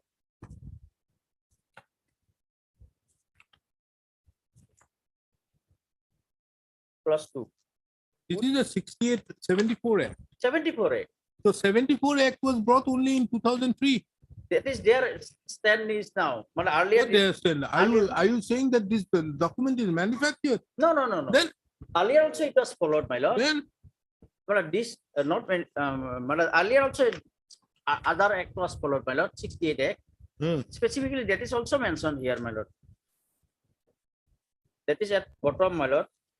With the effect from 5 September 1975, by notification dated so and so published in the Assam Gazette Statutory dated 3/9/1975, and the act was extended to Karbi Anglong Hills by notification EPE dated so and so 6/7/1982 and published in the Gazette Part 2A dated 29/9/1982 at page 2004. Understood, but what do you say about this notification? This notification, my lord. Prior to this notification, my lord, come into existence, my lord. Prior to this act come into existence, my lord, as my husband was employee from the year 1969 to. First, therefore, you have to show as to whether prior to this 74 Act was the 68. 68. Whether the 68 Act was applied to Karbi Anglong. Yes, I am reading, my lord. That is not 68. That is 72. That is 74. 74 Act. I'm not on 74. I'm saying about 68. 68, my lord. But as it is incorporated here, my lord, in the 74 Act, so I am reading, my lord. So 74, it categorically mentions in Annexure 1. Yes. It reads, in exercise of powers conferred by the proviso to subsection 2 of section 1 of the Assam Elementary Provincialization Act, the governor of Assam, after consultation with the consent of the Karbi Anglong Autonomous Council, hereby extends all the provisions of so-and-so to so-and-so. Meaning thereby, it only comes into effect from 8th of August 2003. 2003. Then how do you get the Then benefit? where will go, my lord, those employees? Where my you lord? go, that is not my lookout. Yes, my lord. Because as they were That is not against my the lookout. You have to come within the purview of law. If it is not there, then whatever they do, that is their lookout. and in rule also, my Just lord, for example, I'm telling you, in these places, they have two sector of employees. One is the normal sector, one is the state sector. In the normal sector of employees, these are appointed by these district councils on their own. They don't have all the things. They are just appointed out there. They are not entitled to pension. They are not entitled to many other things. It is only subsequently when there is a vacancy in the government department, in the government school, then they are brought within that ambit, and then the pension and all these benefits are accrued upon them. That is why I asked you, where is your document for the purpose of your appointment? my lord, all the papers have been already stolen. That's why How? one Hazara was lodged, my lord. Even the notification of 1975 is stolen or 81. I have annexed in my affidavit Yes. all the papers of the school, my lord, regarding one certificate was issued by the Bokazan police station. Where is it? That it has been stolen. Yes, my lord. All And on the papers were basis of stolen. that presumption, should this court say that you are entitled to the pension? No, my lord, here what is happened actually, one of in charge of school, my lord, of in charge headmaster possibly. You think it over BU. Lordship. You think it over BU, No, my lord. and then we will further decide. Headmaster, my lord, this certificate, may I read this certificate, my lord? This is to certify that on 1/6/2005, comprehensive Arun Asarita, headmaster of the Vivekananda LP School, Bokazan, Karbi Anglong, Assam, Lodge and Ezahar, Bokazan, PS, to the effect that in the night 28/5/2005, some of the Where is that unknown- affidavit? it was filed, my lord, 18/11 to 21. Who has filed? Myself filed, my lord. You said means Yes, petition on file, H-dash additional affidavit. 23/6. No, 18/11/21. 18/11/21. Okay. Very well. Yes, sir. That in page Complain 5. Arun Acharya, headmaster of so-and-so, lodged an Ejahar at so-and-so to the effect that on demand some unknown entered in his house and took away, breaking open the land record, so-and-so, so-and-so. Bokazan case has been registered. Okay. Who is this Arun Acharya? He is the headmaster of the LP school, Bokazan, where from papers were stolen, my lord. So, Because, my lord, at that time relevant. but you died in 1992. Yes, my lord. Then? No, my lord. I applied for certified copy of all those papers, my lord. Why did you My apply husband. after such a long time? Because he possibly. Why did you wait from 1992 to 2005 after 13 years? As it is evident, my lord, I have annexed one application also, my lord. Application shows that, my lord, she has that application I have annexed here, my lord, page 15 in my annexure B Of my petition, my lord. It was of 15. in the year 1996 itself. then? No, my lord, I'm inviting your kind attention to the subject option above. I beg that inform you that type copies, my lord, also here. That is That my page husband- 15. Hereby that to inform you that my husband, late so-and-so, had worked in so-and-so and died on during service period, but till date I have not been paid till I reserved 50. Though several times I have put the authority, I would request you to kindly do the needful. Thereafter, what happened? Thereafter, my lord, RTI application also submitted by the Where? RTI. I have annexed, my lord. First time your lordship perused on That this. must be after 2005. Because Yes, the yes. act came in Yes, yes. 2005. That Page 30, Annexure D. Then I have this you have done, not that. all the relevant paper more pertinent. No, I have applied. After 1996, the next step is in 2020. Application 19 also on application is there. Where? Page my lord, 28. So 1990, 13 years thereafter.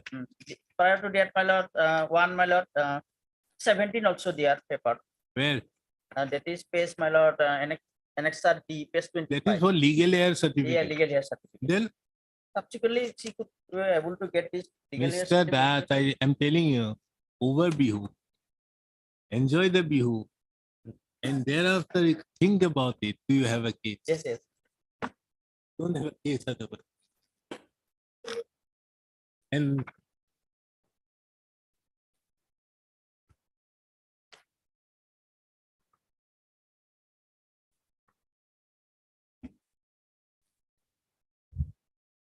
but Mr. Itas, the learned counsel for the petitioner, Mr. J. Suti appears on behalf of the Harvey Anglong Autonomous Council, and Mr. P. N. Sharma appears on behalf of the Elementary Education Department. That's from 1 and 2 law. This court, by the order dated 10/2/2023, had issued rule in the matter, meaning thereby that the matter had been admitted for hearing. Accordingly, let the matter be listed for hearing again on after Bihu, 25th of April. Yes. You in the meantime, pick up. Ano 10.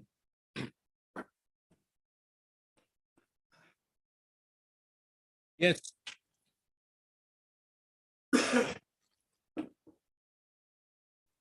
This relates to my lord, petitioner husband, my lord. He was dismissed from service, my lord, after conducting a departmental proceeding. And during the time of his life, he challenged his report is honorable court. But unfortunately, my lord, he died in the motor accident. So, my lord, the petitioner. Oh, that thing. Where he has pointed out that he is not entitled to in view of this provided. The proviso. Employee, my lord. That proviso case, huh? Yes, Provided that in respect of an employee, there shall be forfeiture of for dismissal on account of misconduct, except in cases where such misconduct causes financial loss to the bank and every employee shall be eligible for gratuity.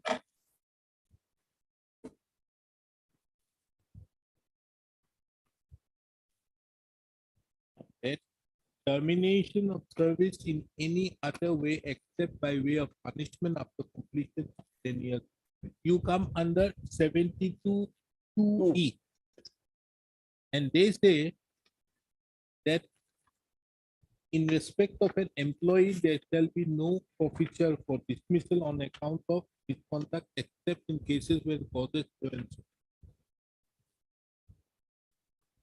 It is a term is an employment.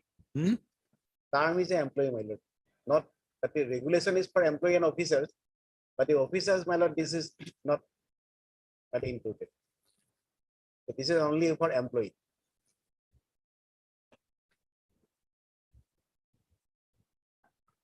And as per the pension regulation. This is a rule. It is a regulation, my lord. It's called Regulation under Assam what? Gramin Vikas. This is a statutory regulation. Officers and employees service regulation 2010, then it was amended in 2018. This is under what regulation? Regulation made by whom? It is my lord, bank itself, my lord. My lord, if your lordship read in the top, in exercise of powers conferred by section 30 of the Regional Rural Banks Act 1976, under Regional Rural Banks 1976, it was this act came into being. So therefore, my lord, it is having statutory flavor. And your lordship will find the other day your lordship asked a question, why this discrimination against officer and employee? My lord, it is because of the reason under the bipartite agreement of the bank. My lord, there is an agreement between the employer and employee. And in view of that, the employee, if they are dismissed, removed, whatever reason may be, they will get all these benefits. So therefore, this was incorporated in the regulation itself.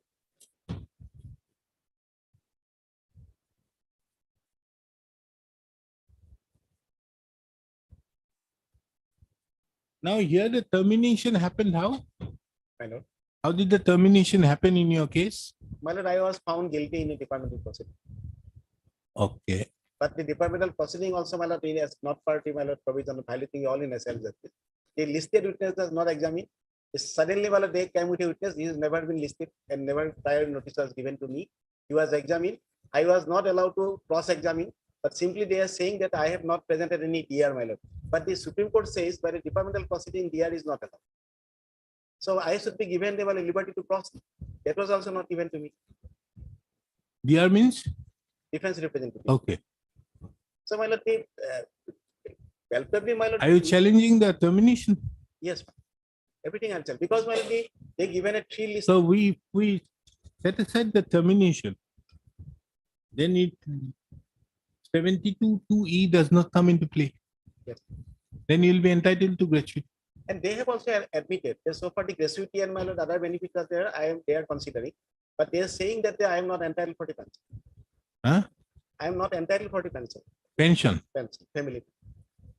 That will look into later, my lord. But so far, my lord, pecuniary condition is there, my lord. They should at least leave me, my lord, release my gratuity and other, my lord, pensionary benefits. Gratuity, they are not doing it because of the proviso.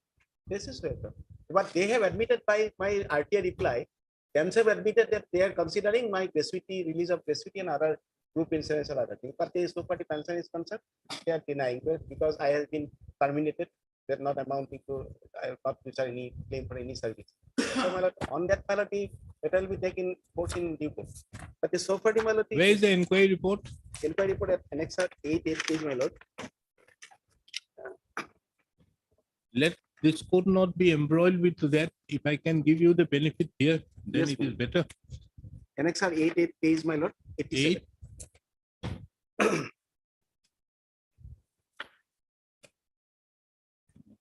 8. Okay, yeah. Here, my lord, they have given the only, my lord, the list of documents and everything was there relied. Hmm. And the, my lord, lordship, it turned to page 90. 90. Yes, my lord. Yes. The name of the, my lord, listed witness is given, my lord, the Bhaskarji Tamuli. Ah. But lordship will not get this name in the, my lord, charge sheet and the so-called, my lord. Now, what as per their service, what is the manner in which the inquiry is to be done? Manner, my lord, the similar procedure. It is, my lord, before that, my lord, they have to issue the search, the so-called. They have a regulation. The regulation, my lord, I have not found any specific provision, but this is a necessary justice, my lord, the witness list of witnesses and other things. My lord, No, they have- no, that is given in as it is required under 9(2). Yes, my lord, of they the have, search. they have mentioned in there, my lord. That's it, my lord. Kindly see. Mr. Doctor, you have a regulation? Yes, yes, sir. What does it say? Let me have a look. Name of the, my lord, witnesses, 3 witnesses were given in, my lord, charge sheet. Hmm? 3 witnesses were named in charge sheet, my lord. Kindly Where? turn to page 68. 68. Yes. Annexure 6 of Annexure 6, 68. Ah. It is, my lord, kindly see a list of witnesses, my lord. Okay. 3 persons are there, Hmm.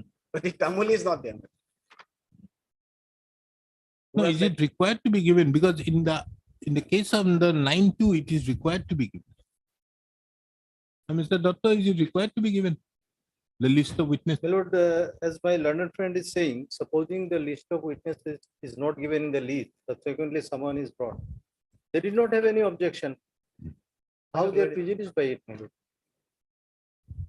These are a totally and purely a technical point. They did not make any objection at the time of inquiry.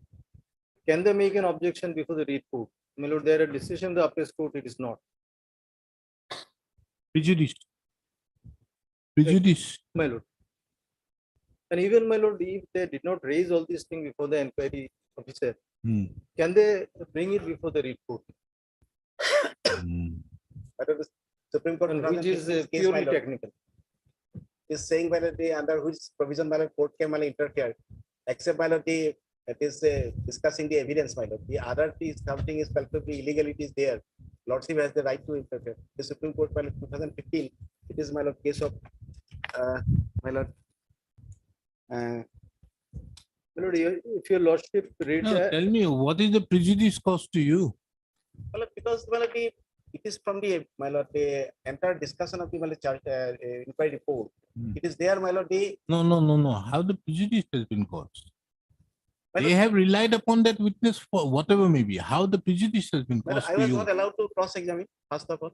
Then that is another aspect of the matter. Then, my lord, whatever their findings, I am not on that, my lord. Finding is nowhere it is specifically stated that they, my lord, everything is proved. This is only the opinion. And moreover, the inquiry, my lord, the charges number 9, 10, and 11. This is purely, my lord, his only opinion, my lord. Purely his opinion. Opinion, inquiry officer. Kindly turn to my lord, page. the report of the inquiry officer is always an opinion. Kindly see, my lord, the charge number 9, 10, and 11, my lord.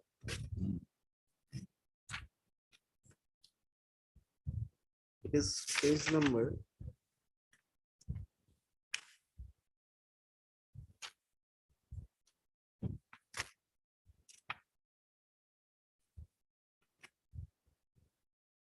Yes, ma'am. It is page number 100, my lord. Yes. My lord, before that, can I draw your lordship's attention? My learned friend is saying he was not given a chance of cross-examination.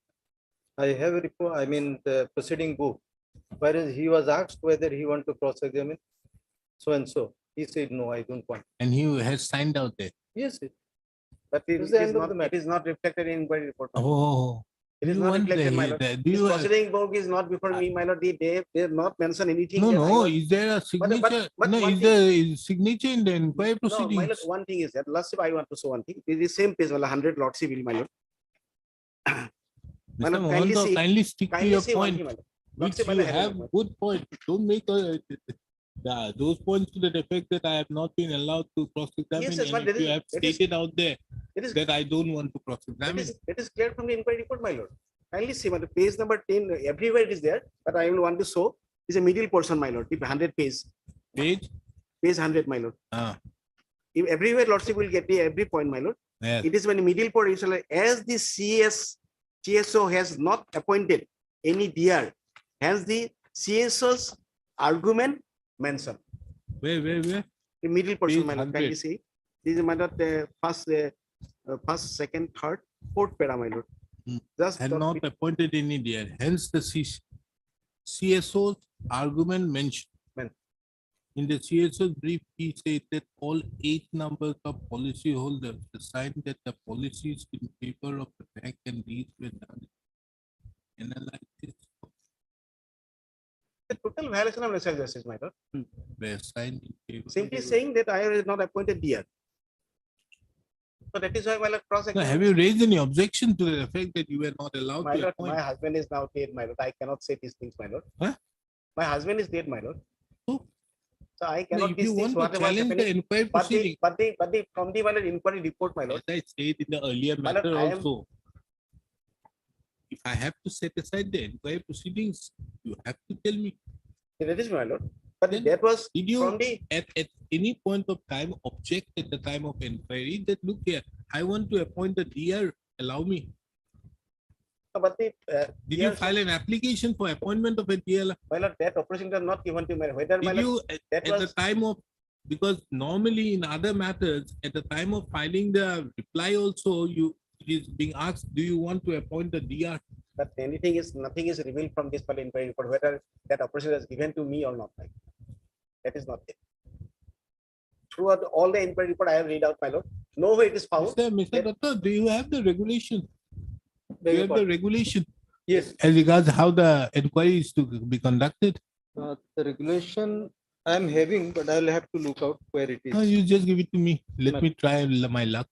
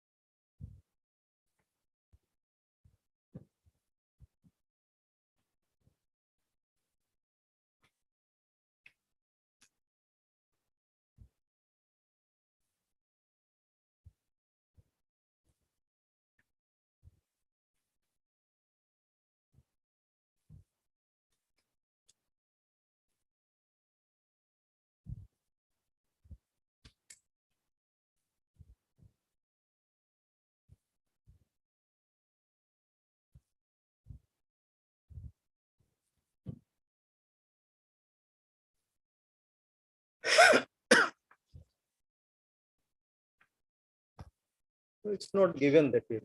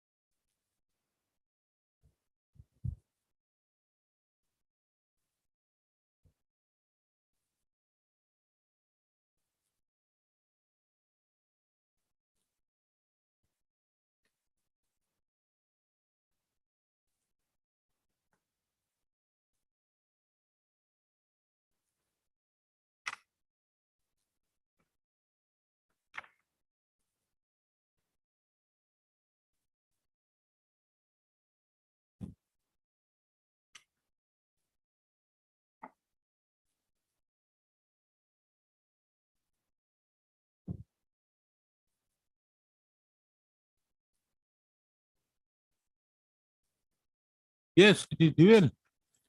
Mr. Doctor, kindly see page 23. 23. Yeah. We are concerned with major penalty. So that is there. No, Major provided. penalty. No, you see the provided. Yes.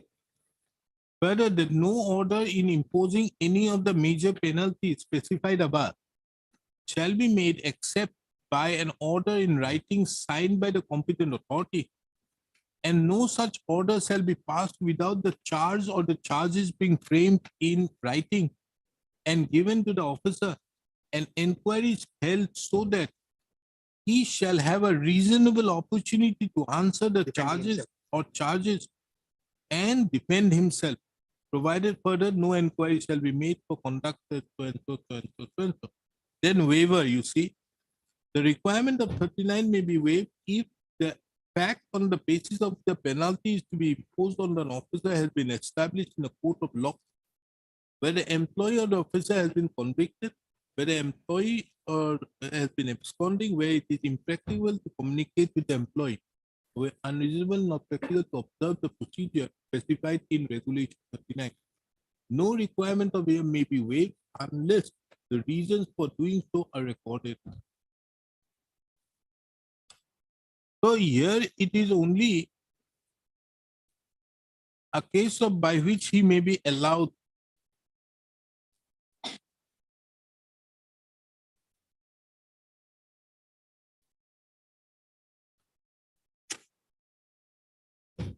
and this regulation which you have brought out here, Yeah. the regulation miscellaneous, provident fund and pension, where is that? Yeah, that your lordship will get at 72, my lord. 72, that is the gratuity. At page 39.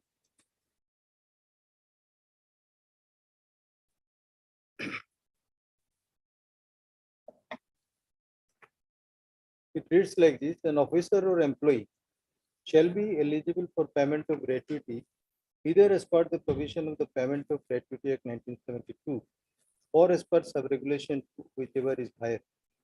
Every officer or employee shall be eligible for gratuity on retirement. You see, this 72, Yes. another thing is very relevant. C3, this gratuity aspect has been specifically dealt separately. Yes. The amount of gratuity payable to an officer or employee shall be 1 month pay for every completed year of service or part thereof in excess of 6 months, subject to a maximum of 15 months. Provided that where an officer or employee has completed more than 30 years, he shall be eligible by way of gratuity for an additional amount of the rate of 1/2 of the month pay for every complete. Provided further, now you see this, that in respect of an officer, the gratuity is payable based on last drawn pay. Yes. Provided also that in respect of an employee, pay for the purpose of calculation shall be the average of the basic pay, dearness allowance and so allowance payable during so and. So here, if you see 72, Yeah. the regulation differently takes into account officer and employee. Yes. It can't be made said that there was a mistake which No, had happened for it's which not it's because of the bipartite agreement. Hmm. My lord, when there is an agreement between the employer and employee, my lord, they take into account those points. And my lord, it makes a shape of law in view of, my lord, the section 19 of the Industrial Dispute Act. So therefore, any agreement between the employer and employee, that becomes law. So therefore, they cannot avoid all these things because, as your lordship pointed out a question, in case of officer, if any punishment is imposed, they will not get gratuity. But in case of employee, they will get. So your lordship was thinking that why this discrimination? It is not that kind of discrimination. It's a discrimination because of the bipartite agreement entered into between the employer and employee. And because of that agreement becomes law, is binding on the bank. That's the only explanation. As per section 18 of the Industrial Dispute Act, it is a law. No, if it may have been that all along they have been using employer-employee, but Yes. there might have been left out. There might have been something to the Yes. effect. But they have separately dealt with Right. in that the very provision Right. as to what will happen for an employer and employee. Right. And it has not been in challenge. The validity of this regulation, Regulation is not. they didn't make any question on. Usually, my lord, the presumption is that any, my lord, legislation, the presumption is there's a valid legislation. And your challenge to this termination is on the ground of they are not being allowed. But the regulation does not have a concept of a DR.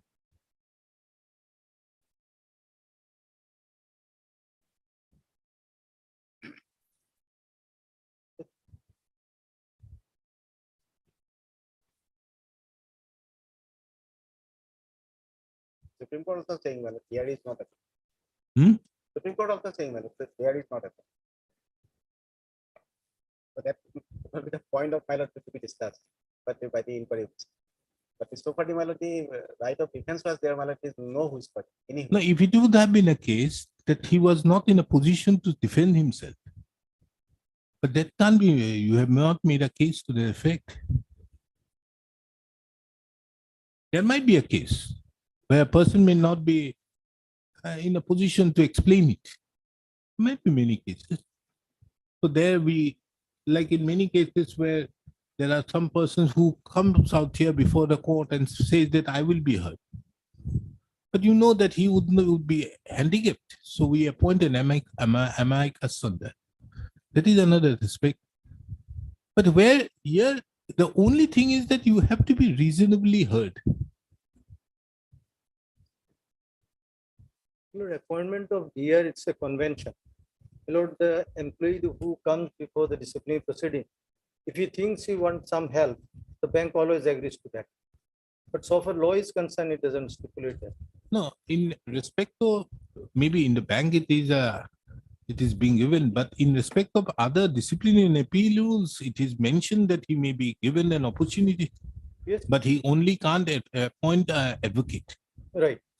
He may take the help. That is Yes. normally in all charges it's given out there. And in every Lord, the cross-examination part I have seen, in all the points regarding all the charges, he was given a chance to cross-examine. He said, no, I don't. No, nowhere, my lord. No, it is there on record, no?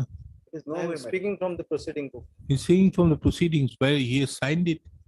But this should have been reflected in inquiry report of the. It need not. But the same time, my lord, the inquiry officer, how it is The reflected. inquiry officer may not think that this is so necessary. No, my lord, my submission is that, but at the same time, inquiry officer is saying that I have given this explanation, that explanation. And it's where I have given the explanation, this is, my lord, came to the conclusion that as in my opinion, my lord, he is the guilty. But where I specifically said that this is not done by me, this is not done by me, or this is not the duty of me also, because I was neither sanctioning authority nor my disbursing authority. Only my offense was that I have given a preliminary requirement for giving sanction and the malady. But the authority concerned, they are the duty on to. No, Mr. Mohanto, is it your case that none of the 11 charges have been proved? Yes.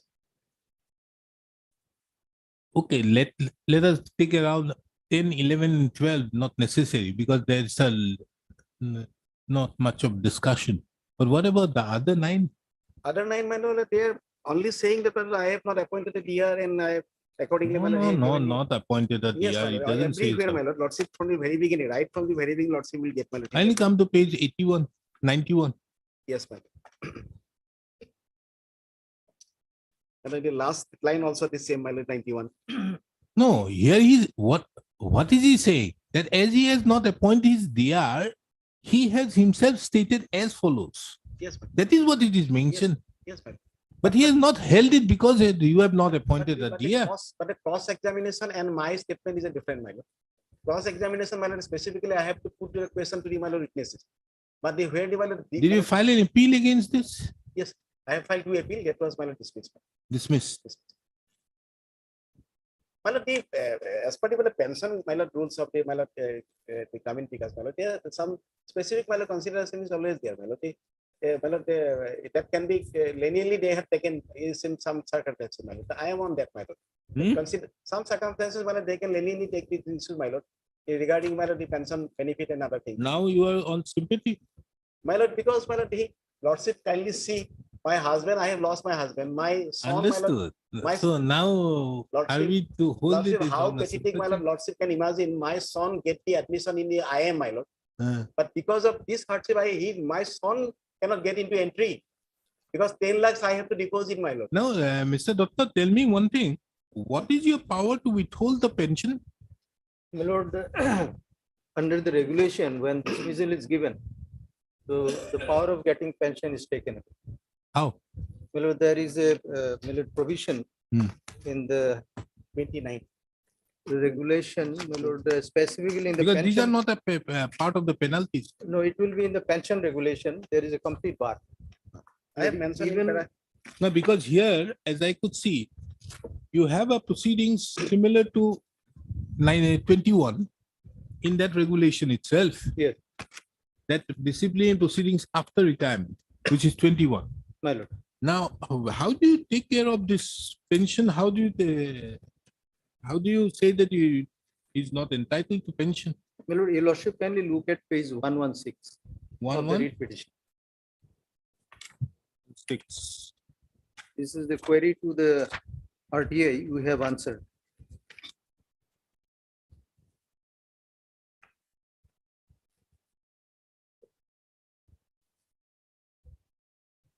Point number 2, your lordship will find family pension is not eligible as per the clause 29 of the Assam Gramin Vikas Bank Officers Employees Regulation 2018 and Assam Gramin Vikas Employees Pension Regulation 2018.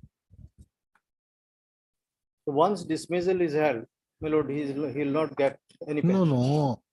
Are you saying that he is not entitled to pension? Yes. On the basis of some law which has come in 2018 when you have terminated him in 2016? Even in the earlier also it was there. No, where is it? That is not the reason which has been assigned.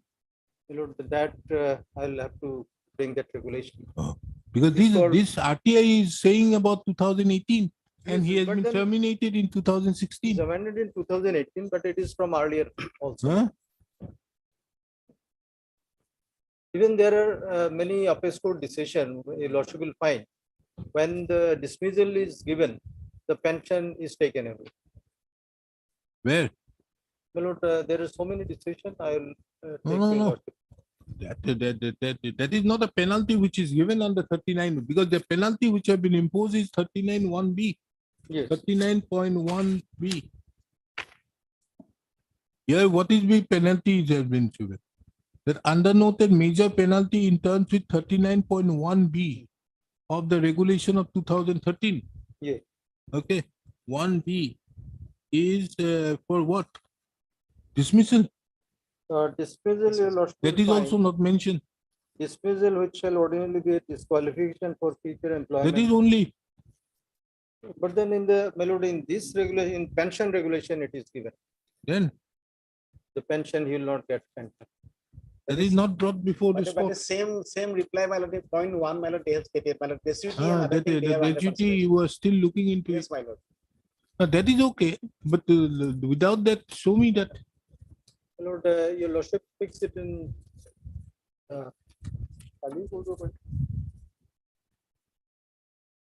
Art Mr. P. Mohanto, the learned counsel appearing on behalf of the petitioner, Mr. S. Dr. C.C. Dr. the learned senior counsel assisted by A.S. Dr. Advocate. And you are appearing. And M. Chaudhary appears on behalf of the Assam Vikas Bank. Yes. Grameen Bank. Upon hearing the matter at length, the learned counsel appearing on behalf of the respondent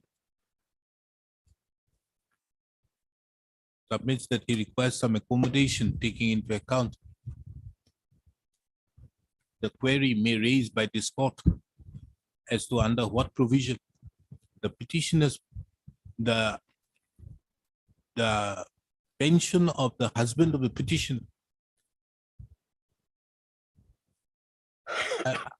under what provision the pension of the husband of the petitioner have been under what provision the husband of the petitioner have been deprived of the pension pursuant to the termination by the order dated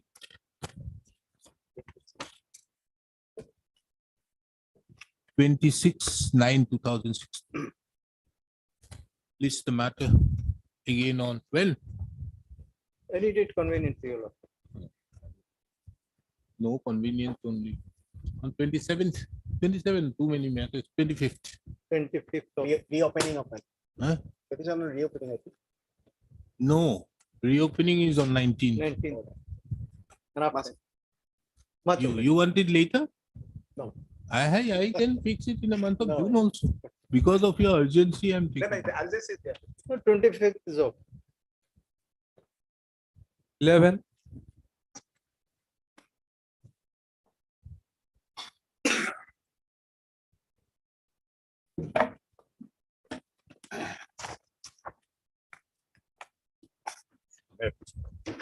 Oh, this matter? That matter.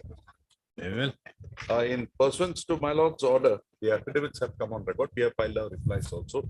Hmm. And on the, my lord, I have in terms of your lordship's order dated 10/2, the affidavits have come on record and we have filed our replies also. And the order also required, my lord, that the records have to be produced.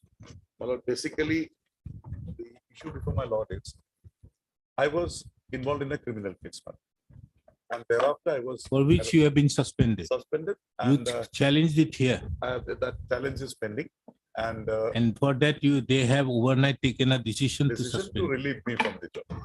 And in the decision that have been taken, there are two provisions of the first statute referred. And my case is, if you go to the first one, 4.2.2.3, if you go to that, then it's pertains to my conduct, which I can show, my lord, from the affidavits also. I think it has come out now, that it pertains to my conduct and without an inquiry, you could not have done it. Now, in the affidavit, the case is being tried to be developed, that because the first provision, we have the power under the second one, wherein we can proceed and relieve. The very reading of those two provisions would show that the registrar's post is a post for 5 years. Anyway, I come from outside or I'm from the university, I can be there for 5 years. Now, the second provision which they are trying to now, my lord, highlight, it deals with the condition of service of the registrar. And therein it says that a registrar will be appointed for a probation for 1 year, which can be extended for another year. And thereafter he will be confirmed if found, and then he'll be allowed to complete the balance of 3 years. Now, the relieving provision is not there. It's absent. The relieving provision comes in the earlier clause, which says that you must, before the EC, on the recommendation of the VC, the Executive Council, on the recommendation of the Vice Chancellor, basing on materials which are convincing. They have given the my lord, areas which can be. My lord, the first statute is before your lordship. If your lordship can come to 4.2.2.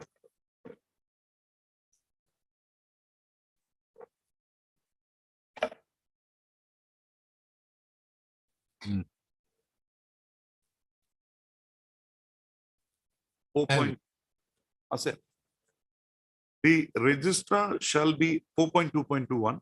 The registrar shall be a whole-time officer of the university who shall be appointed for a term of 5 years from the date of assuming his or her office. The registrar may resign from the position of registrar by serving an advance notice of 3 months. Now, this is important. 4.2.2.3. The Executive Council may relieve the registrar from the post on recommendation of the Vice Chancellor on sufficient and convincing ground relating to dereliction of his assigned duties, gross act of delinquency affecting the administration functioning of the university, violation of the established rules and procedures of the university, proven act of corruption, financial, administrative, or moral. Now, my lord, if there is a vacancy, the next one, my lord, the Vice Chancellor can make arrangements. Now, 4.2.3, the wordings are conditions of service. The registrar shall be the whole-time officer of the university to be appointed for a term of 5 years following the provision and procedure of the Act, Statute, and Ordinance. 4.2.32.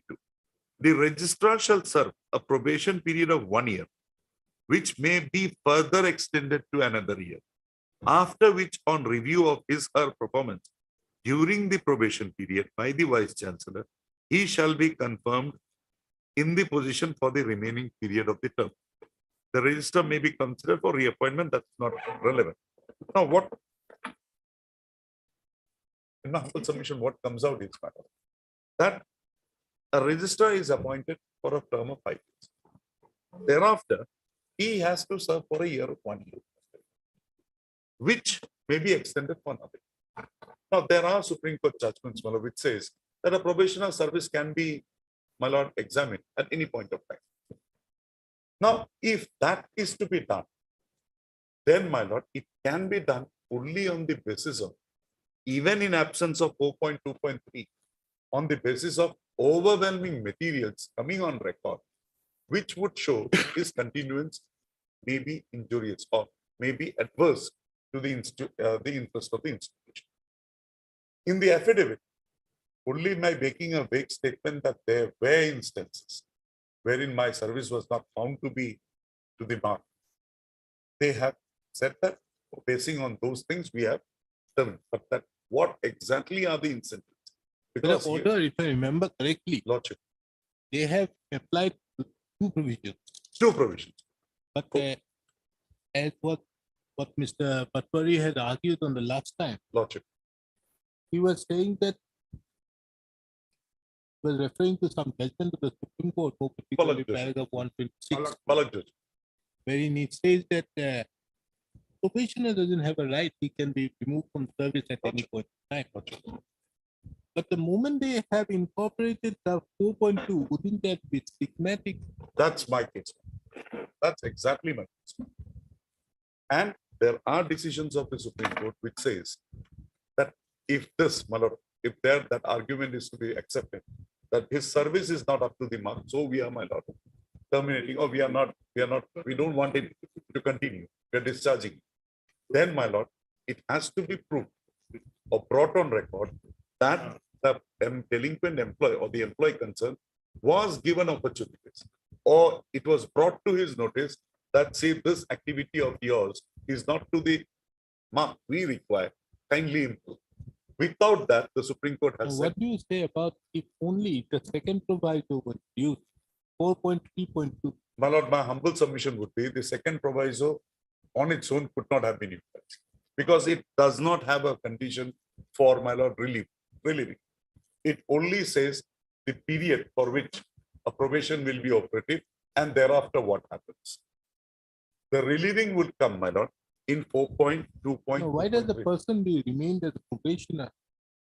What is the reason of keeping a person as a probation? My lord, the university might want to examine as to this, the work, the capability of that person for that job. But my lord, when they select a person for such post, my lord, they have a standard. They have laid down a standard, my lord, which is quite high and has to be met by that person. So a presumption is always there that the person we have chosen is fit for the job. But to doubly verify that, a probation period has been prescribed. And what if they are not satisfied with the verification? If they are not satisfied with work within that period of probation, they can always, my lord, ask the person to leave. No dispute on that. No dispute on that. But my lord, they will have to also satisfy the Supreme Court guidelines, Supreme Court laid down law, which says that if a probation is not working to the expected level, the Supreme Court said that probationer may not know that this is the expectation of the employer. Put it to him, and thereafter you remove it. So that gives me a protection that this is not arbitrary. Or in other words, in a lighter vein, dismissing your petition without asking you will be in the same. That's if that thing is not put to me, it's my lord. This is basically, my lord has got the facts. This is basically the thing. And they say in their reply that they are not obligated. It's in the response of the response number E, that they are not obligated to tell me what was my stop. That's in the teeth of that Supreme Court observation. In the Their stand is, as you are a probation, there's no reason. And no reason, there's no necessity to communicate, to inform you. You can be thrown out at any point. And I was under suspension when this exercise of review was carried out. During my period of suspension, my lord, there is nothing that they can. So it's only for a period of 3 months service that I had. And during that 3 months period of service, I had pointed out many things to the respondent number 8. At paragraph 23 onwards, I have read and they have also replied. So those things, my lord, led to a purported review and placement before the EC, and my lord, my termination or my discharge. Now they themselves admit that this was done under 4.2.2.3. They can now resile back. They cannot resile back. The first and foremost thing, but my lord, is to be satisfied that what are the materials, because they say they had materials in the affidavit also. What are those materials? That 3 month service that I had with them, what action did I take or what did I do that would be adverse to the interest of the university or to the expectation of the authority that my work was not up to them. And that material must be correct.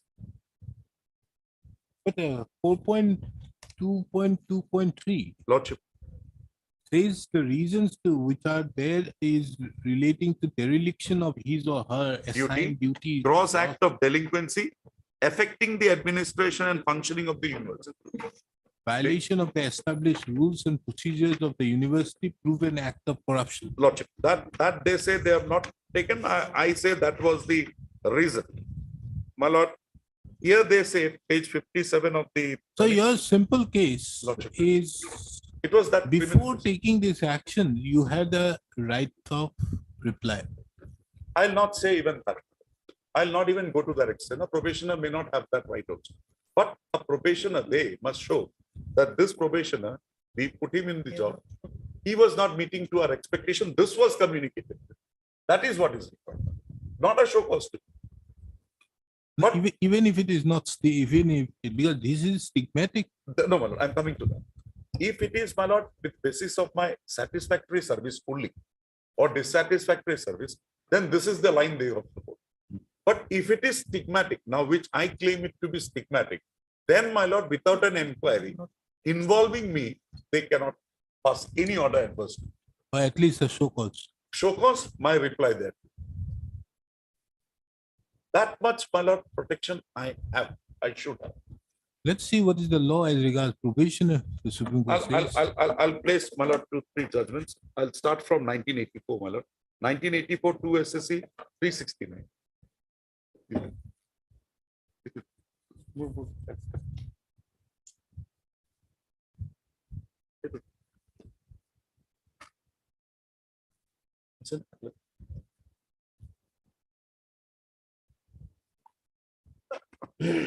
My lord, can I make a submission? Yes.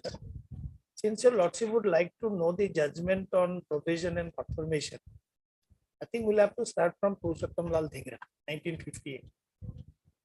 In that case, my lord, lordship will have it on another day. I'll bring all this statement to have a comprehensive idea of what the law is till the recent judgment. I think, my lord, that will make it. I don't want. I just want 1 or 2 judgments to show me. In fact, my lord, the leading case is, my lord, Purushottam been Lal considered. Dhingra, followed by that Constitution Bench judgment 71, Samsher Singh. Samsher Singh has also been considered in this. Samsher Singh. These are the 2 leading judgments. Samsher Singh to Dhaka nahi hai. Has the Supreme Court at a later stage taken a different opinion on the No. earlier judgment? No. No, my lord, the has been Supreme followed. Court has all throughout maintained one thing, my lord. If the misconduct is the foundation for, my lord, action, then it is bad. As long as, my lord, the misconduct is not taken note of, for the purpose, my lord, there are 2 aspects actually, in my humble understanding, my lord. Now, if an exercise is undertaken even during the probation period, whether a man is to be retained or not, in that exercise, if his, shortcomings are taken note of, then it is never founded. It is only the motive. Therefore, it will never be punitive.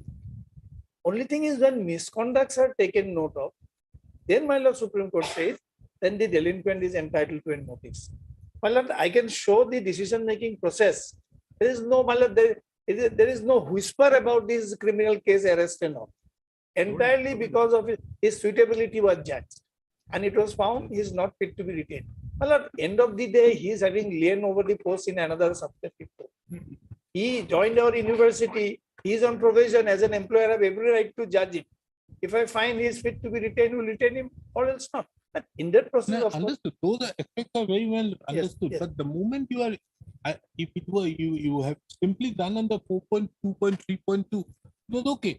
no, my lord, But both why has have to you be done read to, that? my lord. No, my lord, my humble submission would be 4.2.2.3 can't be read in isolation. It has to be read with the later portion. It has to be read together. Understood. But the moment you are reading that particular thing, that is only in these No, circumstances. my lord, no, my lord. The order is not at all Or stigmatic. is it If your your lordship- case that 4.2.3 Yes. is the power to relieve?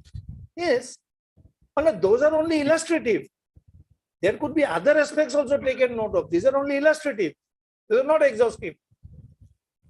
The page 51, my lord, as per resolution of the Executive Council of Bhattadev University and in exercise of power under section so and so of the first statute, Dr. Guru Prasad Khatania, Registrar, Probation is hereby relieved from the service of the said university with effect from 1/2/23. My lord, it can't be done in vacuum. Our action must, my lord, correlated to a particular statutory provision.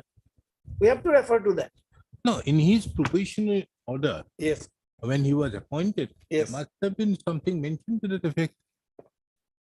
In his Provision, appointment no, order. appointment order is there, my lord. Where it is. Appointment order. So, nahi kora, no? 110. আমার affidavit to court. Our affidavit in opposition, na? Page number. My lord, in our affidavit in opposition, page 104. একে কথা বাৰু। আমার affidavit- 104. My lord, our affidavit, page number 62. 104? 62, my lord, is our affidavit. Same document.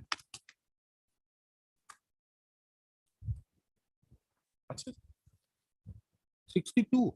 62, my lord. We don't have a running page. 104. Nowadays, we don't have page like this.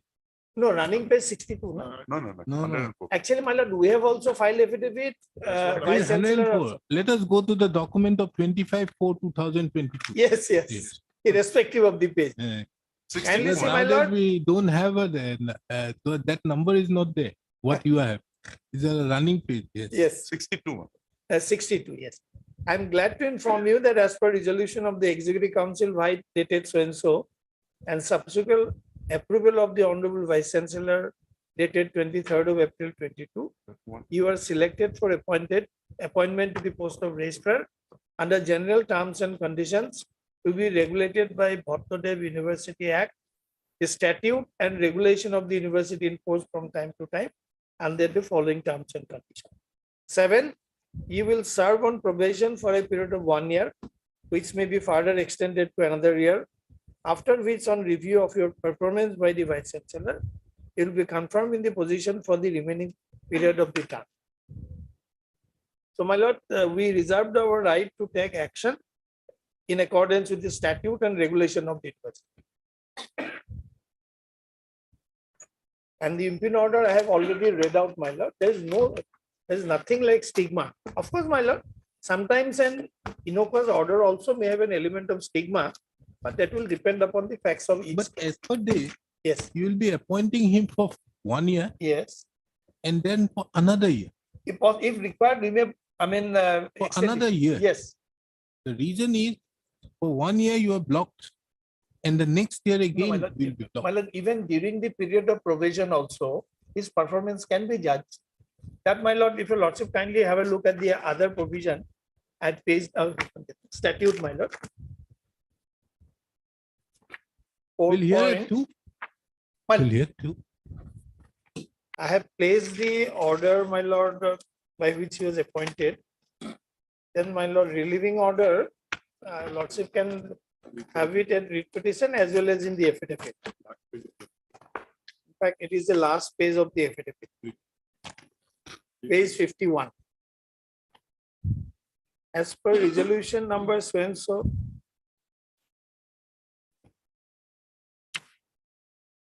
as per resolution number so and so of the Executive Council of the Bhattodev University, and in exercise of fair power under section 4.2.2.3, read with 4.2.3.2 of the first statute, Dr. Guru Prasad Pataniar, Registrar provision is hereby relieved from the services of the said university with immediate effect from 1/2/2023. There is no stigma attached. My lord, we have invoked 4.2.2.3 because that is a provision for relieving. But in effect, my lord, we have resorted to 4.2.3.2. That is most important, my lord.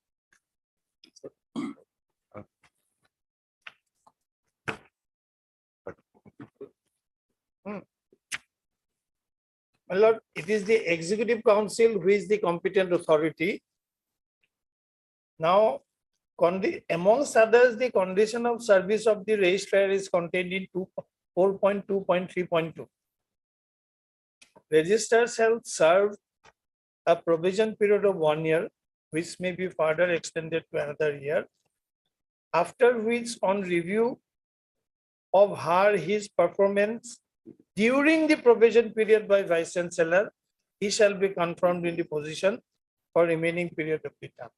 Therefore, my lord, in my humble submission, 4.2.3.2 also envisages a power of the authority, my lord, to make an assessment of his performance even during the period of, my lord, probation.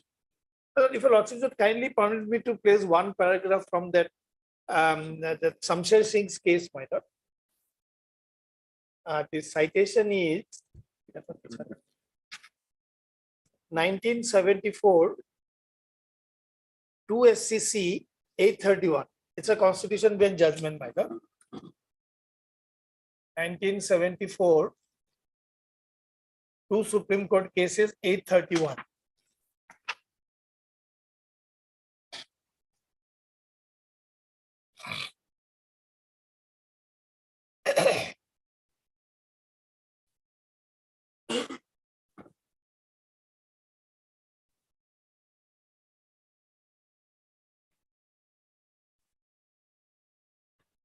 74. 1974. See? Two SCC, my lord. 831.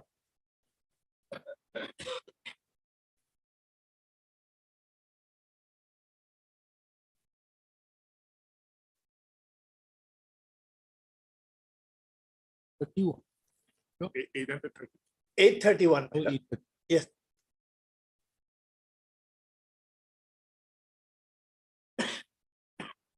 My lord, may kindly come to paragraph 62 at page 850.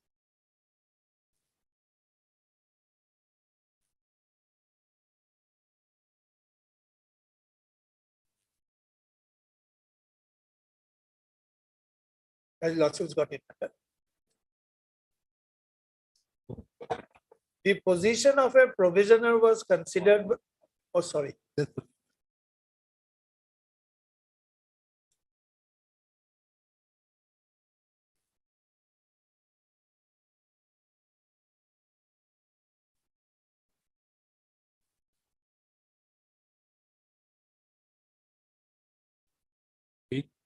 Paragraph 31. Paragraph 62, my lord, at page 850.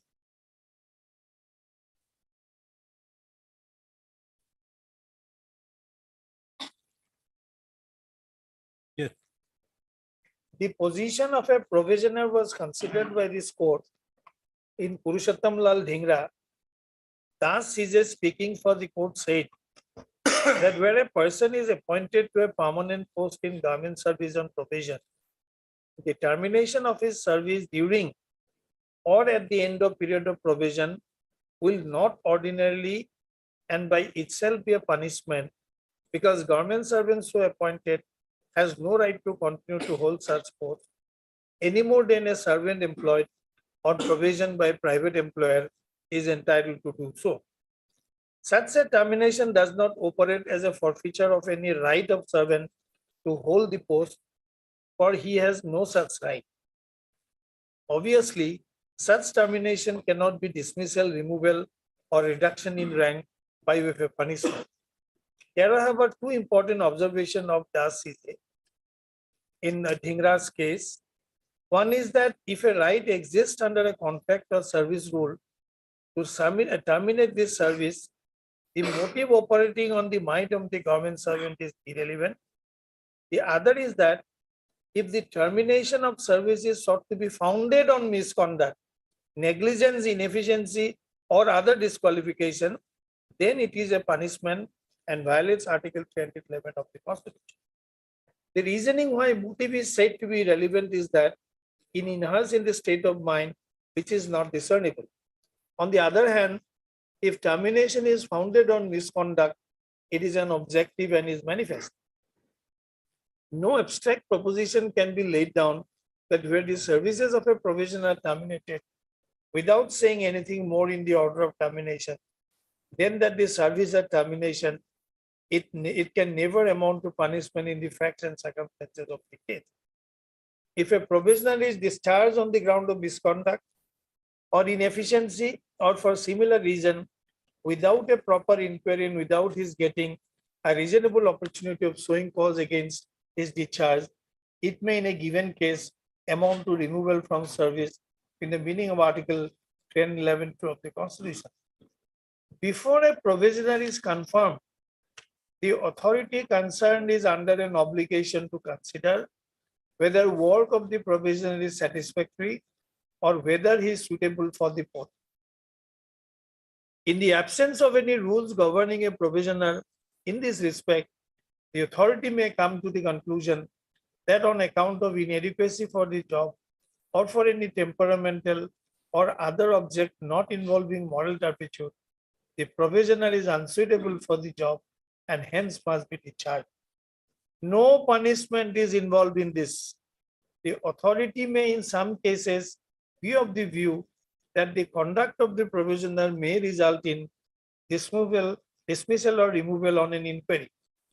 But in those cases, the authority may not hold an inquiry and may simply discharge the provisioner with a view to giving him a chance to make good in other walks of life without stigma at the time of termination of the provisioner. If, on the other hand, the probationary is faced with an inquiry on charge of misconduct or inefficiency or corruption, and if his services are terminated without following the provisions of Article 11(2), he can claim protection. In Gopi Kishore Prasad, it was said that if the government proceeded against the probationary in the direct way without casting any aspersion on his honesty or competence, his discharge would not have the effect of removal by way of punishment. Instead of taking any easy course, the government chose the more difficult one of starting proceeding against him and branding him as a dishonest and incompetent officer. So in my humble submission, my lord, what follows is there may be certain allegation against a government probationer. I, as an employer, my lord, I may not like to go into the truth of the allegation against him, but at the same time, I may also take the decision, sorry, I will not keep it. It will not be punishment. It was said in Gujarat Steel Tubes case. Because I, as an employer, has a right. Because you are a probationer, you are a temporary government servant. Your right to continue will depend upon an evaluation of your performance by the employer. If the employer finds some shortcomings, it will pass a simple order of discharge. In his case, my lord, it will not be founded on any allegation. It will be simply motive. That is why, my lord, the concept of motive and foundation is also important in this matter. As long as, my lord, the ground on which a person is relieved is not misconduct, then, my lord, it is always a termination principle. In which case, it is the motive which is operating in the mind of the authority, not that allegation. Now, I can show the records, my lord, the proceedings of the Executive Council. My lord, there is no reference to his arrest, his suspension and all. His performance was assessed and he was found to be unsuitable. That's the only reason. My learned friend is trying to. Mr. Chaudhary, tell me one thing. It means a probationer can be relieved. Yes. On the basis of he being a probationer. Yes. Then why do you have to take the benefit, take the recourse to the relieving power under 4.2.2.2? No, my lord, that has to be, otherwise the power would be arbitrary power, my lord. These are enumerated because, my lord, there has to be some objectivity in the action taken by the authority. Because even if a probationer, he cannot be left at the mercy of the employer. There must be some rules and regulations which govern their condition of service. But these are only conditions of service. If that is so, yeah, then 4.2.2.3 categorically mandates these are the circumstances. No, my lord, these are not exhaustive, my lord. These are only illustrative. 4.2.2.3 is the provision by which he can be released. But the decision to release him has to be taken under the later provision of 4.2.3.2. Because that exercise, that whether he is fit to be retained or not, that exercise will be undertaken under 4.2.3.2. Therefore, lordships will have to read both the provisions harmoniously. But if we read 4.2.2.3, yes, it categorically it seems to be exhaustive. No, my because lord, of the fact kindly bear with me for one moment, my lord. 4.2.2.3 is a provision whereby Executive Council of the University has been given the power to relieve a registrar from the post in the manner envisaged there. Then, my lord, eventually, whether he is to be relieved or not, that power flows from 4.2.3.2. Therefore, my lord, 4.2.3.2 has to be invoked first. Then we'll have to travel to 4.2.2.3. First, there will be assessment. Then, my lord, it will be followed by. I have understood that, yes, a probationer doesn't have a right to vested continue. right. He may be relieved at any point of time. Yes. Being a general proposition to the effect that a probationer, being a probationer, his right is only limited during this period till he is confirmed. Correct. So irrespective of that, 4.2.2.3 being taken, yes, the right to relieve would always be there if we just read this judgment in some sense. Yes, yes, that power is there. The moment, if that power is there, then the moment you are including 4.2.2.3, Isn't it, it becomes No, my stigmatic? lord, lordship will go public order, publicly made has to be construed in the context within which it is made. Lordship will test this order, page 51. What does page 51 say? Because we have taken action under White 51.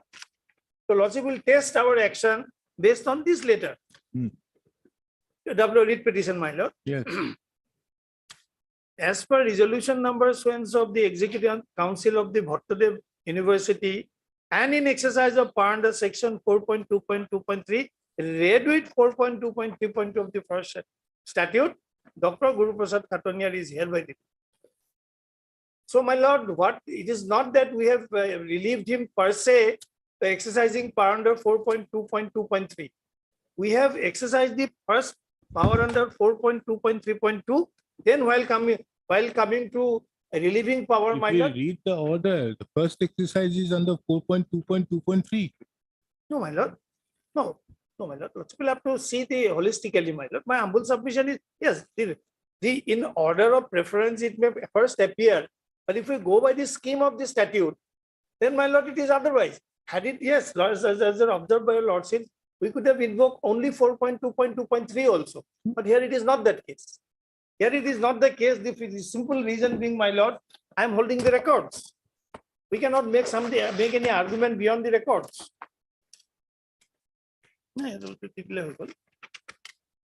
If your lordship would kindly go through this order, my lord, it contains other resolution also, that blue flag.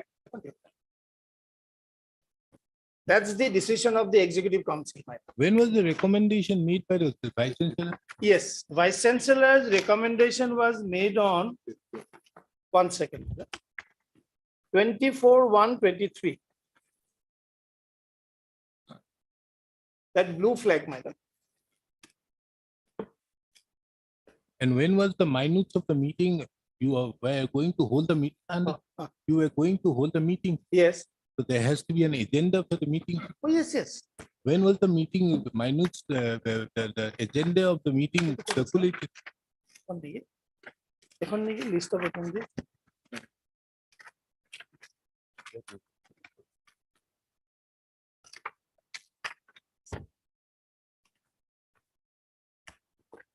Agenda is enclosed as Annexure 1. Here it is. Yes.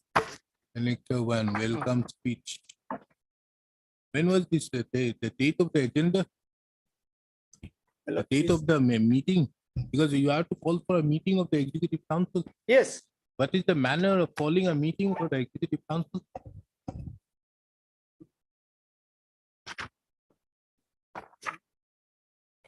I think you have a rules, whether the statute may show how the Executive Committee would be called. Yes, yes, madam, these are all Let us provided. see that. 1 second.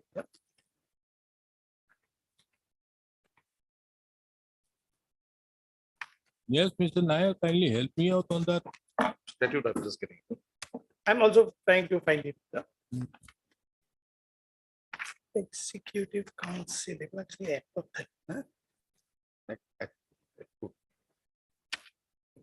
Council. E.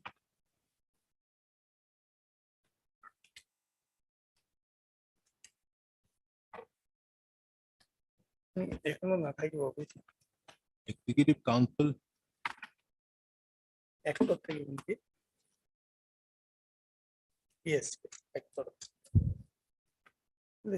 Index 9. Well, it's a new university. Or before ex officio members.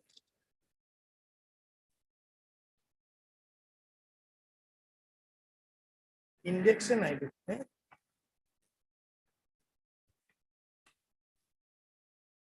No, on those details, if your lordship wants, we can provide the records, my lord. The record, that is why I have Yes, asked yes, the yes, record. my lord. Because one day before the recommendation is made, whether on that day, was it, could it have been on the agenda? No, that will have, my lord. Then it will. To the also satisfaction of clearly the court, show. will produce the records. Produce the records along with on the what basis the executive council meeting was held. Academic কাউন্সিলরের কথা কইছে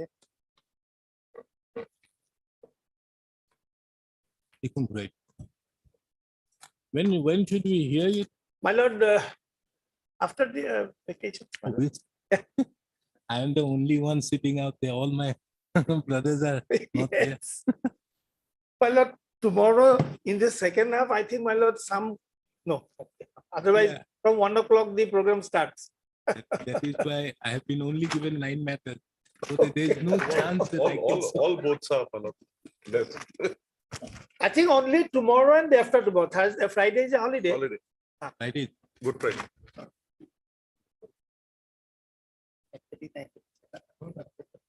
Mr. You can I the senior counsel. It is Agenda the time that And I will have the records, my lord, how the meeting was, when the meeting was called. The change of senior counsel it is the date of birth. You are appearing for? I saw it. Goodbye. Senior এটা তো আমার hearing নাই। appear for এটা বেলেগ respondent বস্তু নাই। like you are for? 1 and 2 What is that? higher education. Mr. S. Das appears respondent of one. On hearing the matter, This cycle over. a relevant aspect has come into light from the submissions of the senior, the senior counsel, that a recommendation was made in terms with clause 4.2.3.2 by the Vice Chancellor on 24/1/2023, and the minutes and the executive committee had taken the decision on 25/1/2020. This court, upon hearing, deems it proper to peruse the manner in which an executive council meeting can be called for, as well as also as to when the agenda for the said meeting held on 25/1/2022 was circulated amongst the members of the executive council. Mr. K. N. Chaudhary, the learned senior counsel, submits that he would instruct his assisting counsel to get the records in the list the matter on 2-0, my lord. 2-0. By the council. Deep. Deep.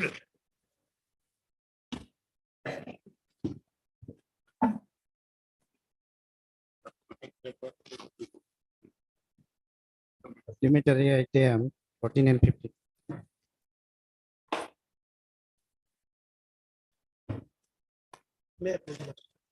Yes, what is your case? My lord, my Mr. case P. N. is Sharma, where is he? Relating to fixation of Secondary education. Let us see what is his case. You are there, Mr. H.K. Das. I don't fixation have of much to say, family perhaps. pension lordship. I don't have much to say, perhaps.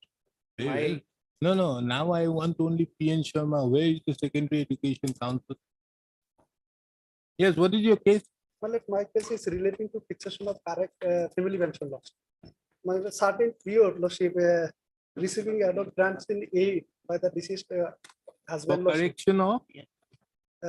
Correction of fixation of family pension. No.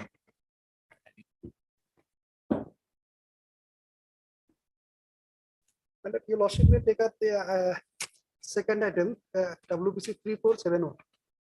That's one.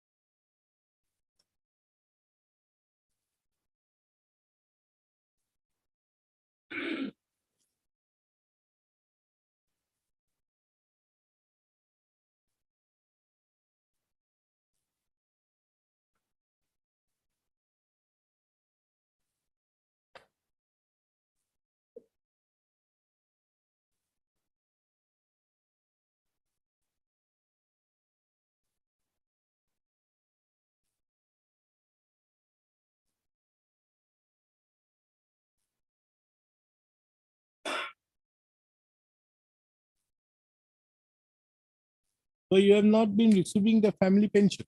My lord, presently I am receiving, presently Lordship, I am receiving, that is the lesser amount also. My lord, my prayer in this petition is to make a correct calculation in the family pension Lordship. Considering the period of service rendered by the deceased husband, my lord, that was the period of receiving ad hoc grants in aid.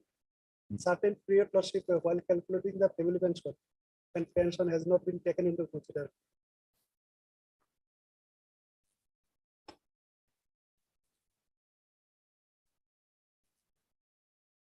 In terms of interim Lordship order and getting pension. Initially, Lordship, at the time of filing this petition, family pension was stood in the name of recovery. After Let us recovery, see. You want 3471. my lord, this is the main case. 3471 to be taken. My lord. Let us see what is your In prayer. this case, Lordship, I have filed additional affidavit. Either maybe to directing the respondents to make a fresh assessment for the correct fixation of interest.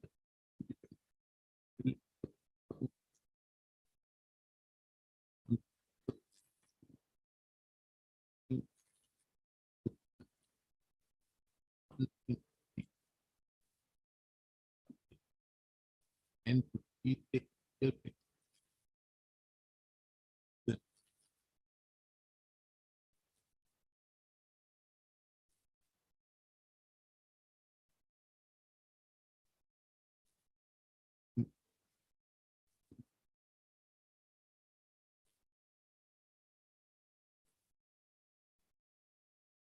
Okay, what is wrong with the calculation?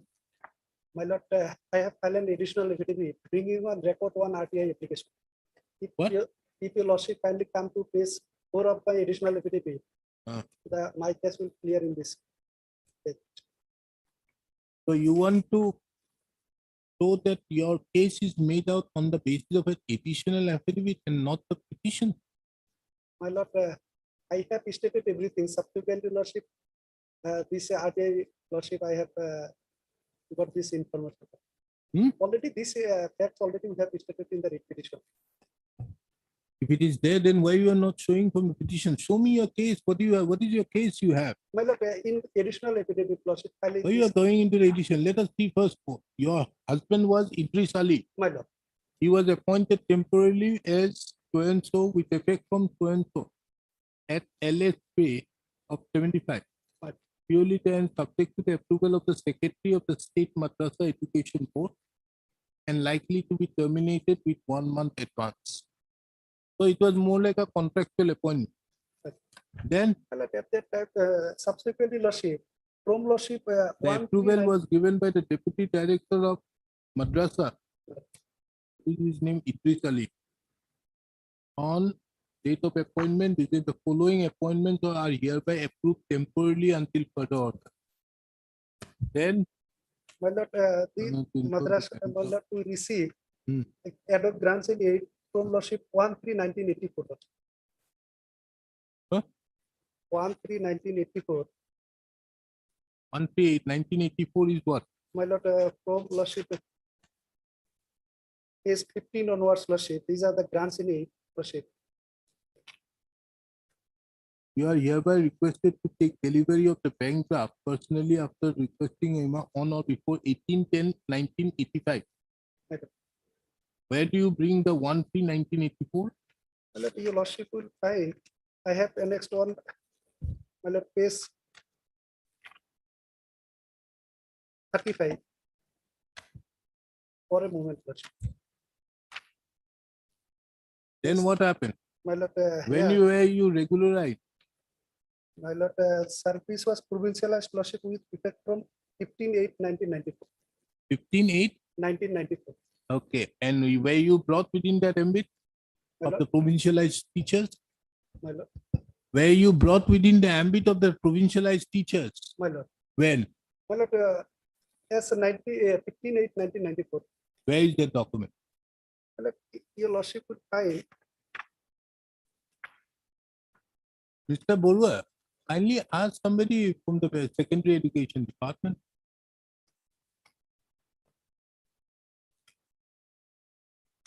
When was your service regularized?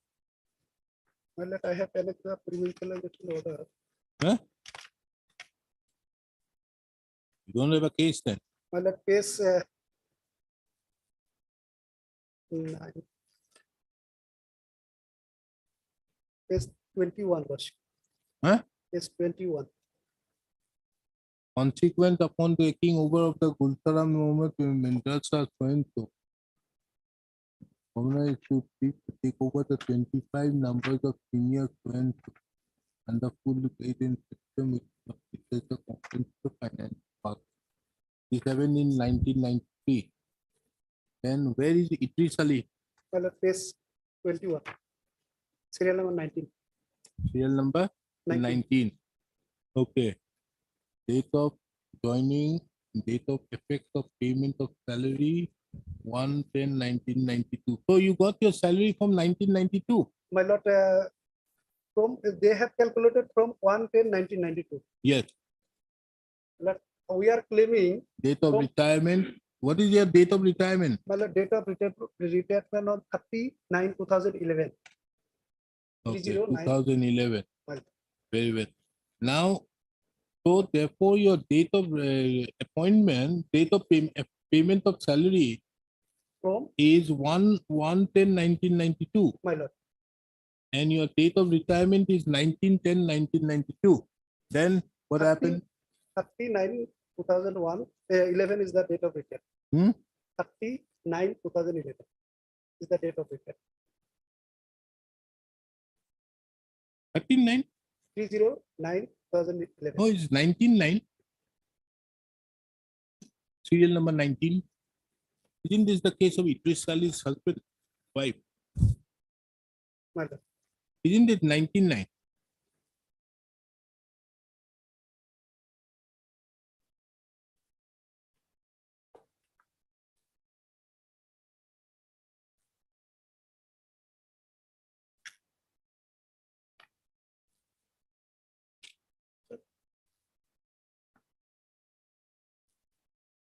Philip, 2011 Lordship. It will be 39/2011. 19/9/2011. Where are you getting 39? My Lord, he will get the full month. Lordship, if it is 19/9, he will get the full month. So he retired from service on 39/2011.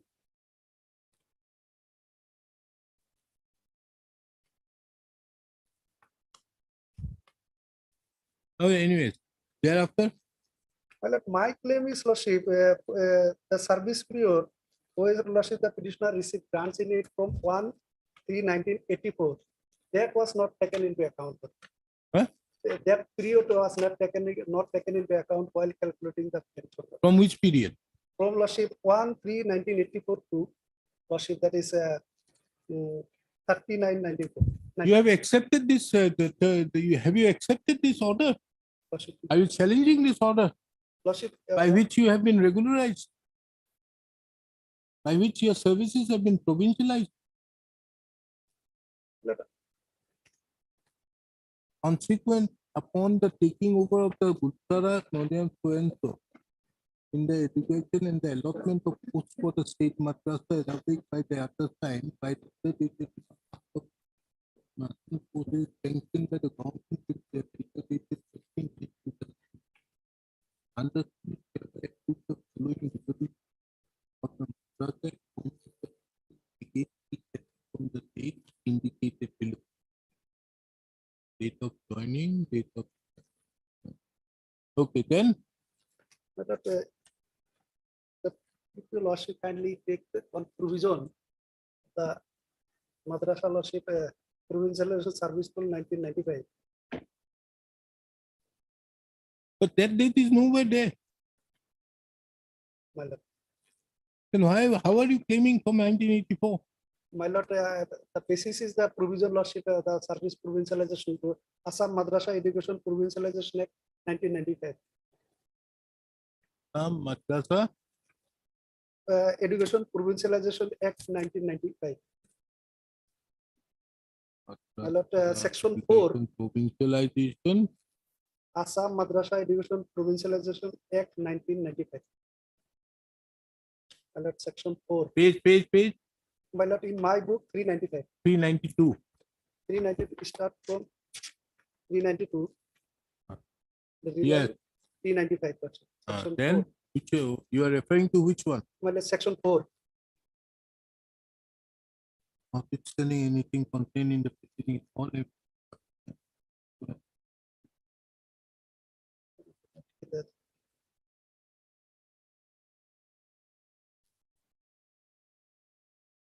And the relevant is 2A.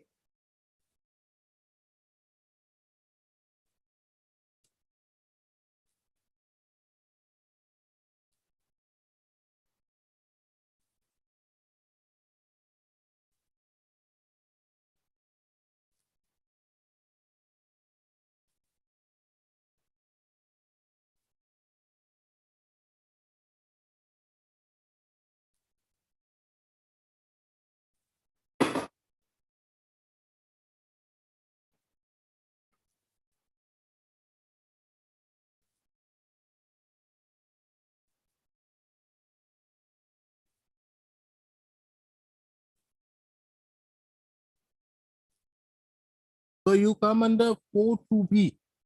4-2B. Particular. So you claim that you are going to get it from under 4-2B. My lord. Then, so that has not been taken into account. My lord. Now, what have you brought in the by way of additional My affidavit? lord, on RTI document lordship. Case And 4. as such, there shouldn't have been any overdraw. My lord. Case 4.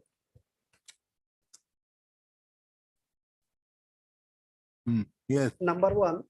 Total length of service rendered by late Idris Ali was 27 years, 6 months, and 29 days with effect from 1/3/1984 to 30/9/2011. The service period was reckoned High from service period was 1/3/84, but reckoned from after deducting 1/3/98. non-qualifying service comes to 18 years, 11. Why they have deducted this 9 years almost? My lord, they have not taken this service period from 1/3/1984. They have taken into consideration lordship 1/10/1994. And this period lordship has been, No, why they have deducted this period? that is, Huh? well, there is no reason lordship to deduct, but they have deducted. Under similar circumstances, lordship, Now, what is this government pay regulation? Why you have enclosed this office memorandum? my lord, this was regarding lordship may not be relevant lordship. Okay, very well. Yes, Mr. Sharma. I've understood his case. Also, I have obtained instruction in this matter also. Very well. As to why. Here is a case, the petitioner joined the service in the year 1977. 77. Then it was subject to, at the time out there, subject to the approval of the deputy director of Madrasa and so on. Lord. The deputy director has given the confirmation to the approval. Now thereafter, the school was brought into effect from 1993, but on from 1/3/1984, the school was given the grant. Now thereafter, in 1993 onward, I think you have it. 1/10/1992. 92 or 93, you have been this order, the government order is there, na? Where is that? 29 June 1993. Where is that? Yeah. Got it. This document dated 21. page 21 is 26/9/1993. This 26/9/1993 document categorically shows that the petitioner had joined on 1/11/1997. Then he had got salary from 1/10/1992. Then date of birth and date of retirement, whatever you mean. Now, as per the provision of section 4 rule, section 4(2)(b), from the date of granting aid, he will be entitled. And the granting aid was happened on 1/3/1984. And therefore, his service, if you see the additional affidavit which have been filed, his total length of service has been taken as from 1/3/1984 to 30/9/2011. But however, for the service period was reckoned from even but deducting some non-qualifying service. What is that? I have to obtain instruction as to why, because otherwise, if from the date of receiving of grant in aid, the pensionary benefit is to be calculated. Now, if the rule 4(2), section 4(2)(b) says that he is entitled to for the purpose of pension, how can you deduct it? That I Then- have to obtain instruction. What instructions you have got there? No, Lordship, as in today, there is no instruction. My lord, if your lordship kindly come to page 53, your lordship will clear same thing was happened in respect of another teacher of that school. Subsequently, he has been granted. Page 53.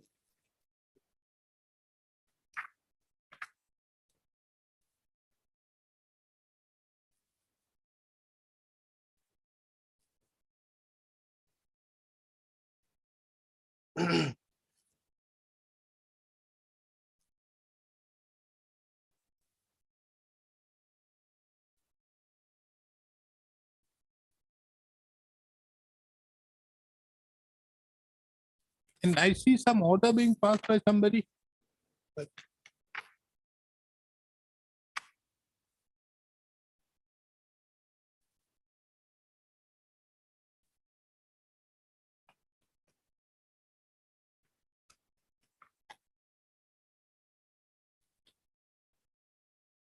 Now you are getting what? My lord, getting that is page lordship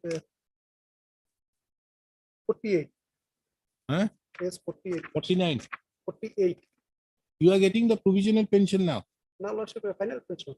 What do you call the final pension? My lord. At rupees 9,730. My lord. We are getting. Lord. So this will increase My lord, if this period is given. My lord. That is your case. My lord. So why should the court not pass it out, taking into account the matter is pending for 3 years?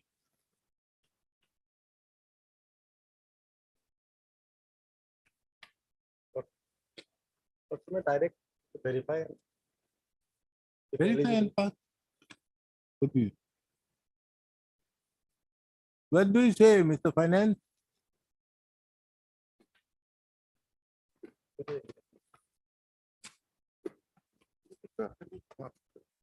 Since my lord, there is no instruction, lordship may dispose of the matter directing the my lord concerned authority to verify and take a call within a specified time period.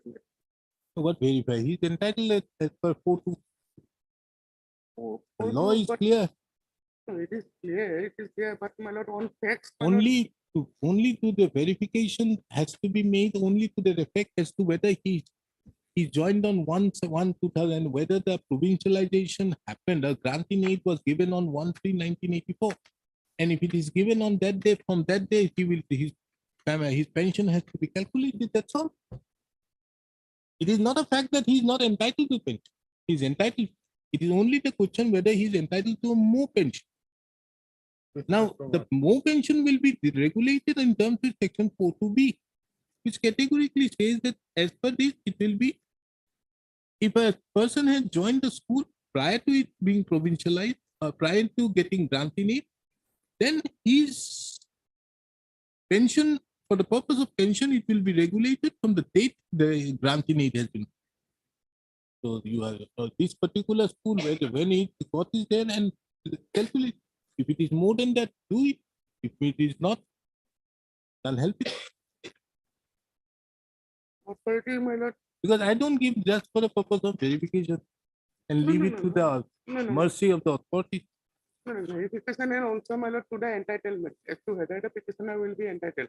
There's no quarrel with the fact that he's not entitled to. The fact that he's receiving the family pension is on record. It is only the question as to whether it is entitlement is more.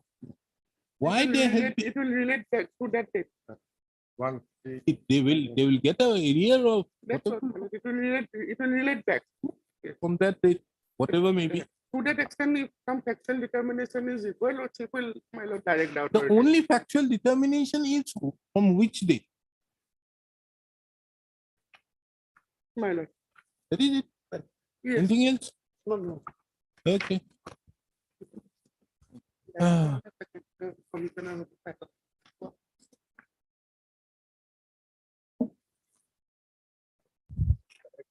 It will equate 3471 of the 2020. Heard Mr. M. Khan, the learned counsel, appearing on behalf of petitioner. Mr. P.N. Sharma appears on behalf of the respondent number 1, 2. Mr. S.R. Borwa appears for respondent number 3, 1, 2, and 5. P.N. Sharma. Mr. S.R. Borwa appears for respondent number 3. Lord, and I am for Mr. 1 and 3, Lord. What for 5? Inspector of School, Second, Lord. and Mr. S.R. Borwa appears for respondent number 3, and Mr. R. Babudari appears for respondent number 4. The case of the petitioner herein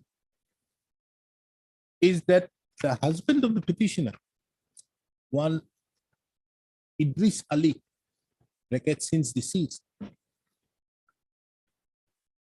was appointed, temporarily appointed as an office assistant in Gulsara Mohammedia Senior Madrasa with effect from 1/11 to 1977. And the said appointment was subject to the approval of the Secretary, State Madrasa Education Board, Assam. It further appears that on 3/12/1985, the said appointment was approved.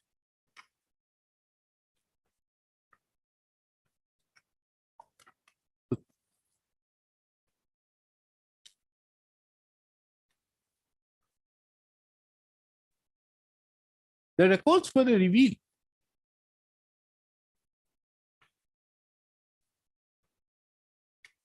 that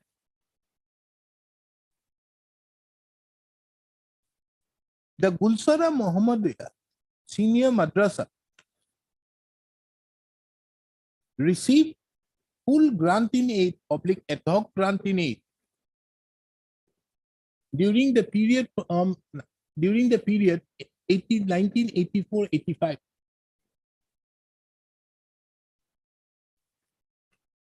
As would be apparent from the communication dated 7/10/1985, issued by the Secretary, State Madrasa Board.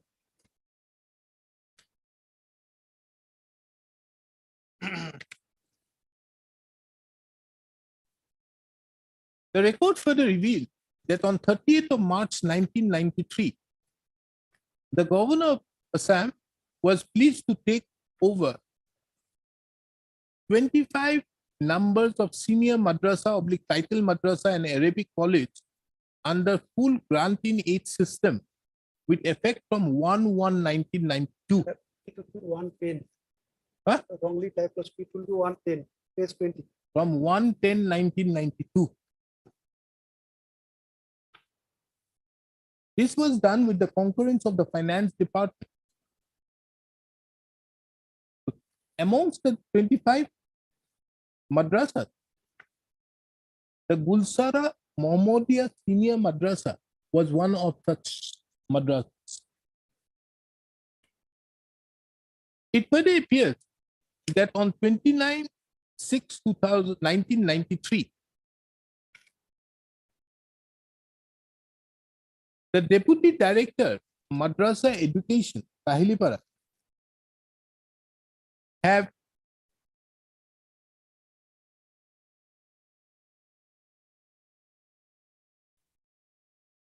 approved the various resolutions of the Madrasas Public Arabic Colleges, appointing the persons named against each with effect from the date indicated therein. The husband of the petitioner's name can be seen at serial number 19.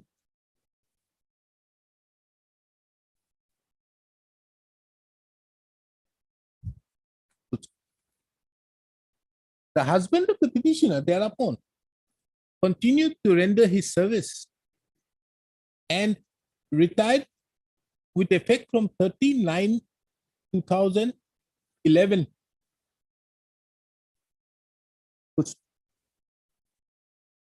Thereupon, the pension papers of the husband of the petitioner were submitted to the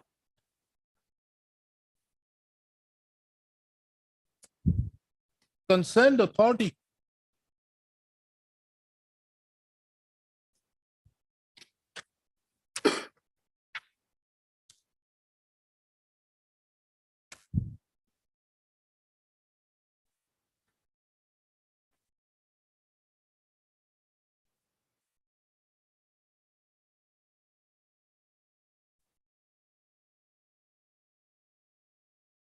on 14/12/2011. The husband of the petitioner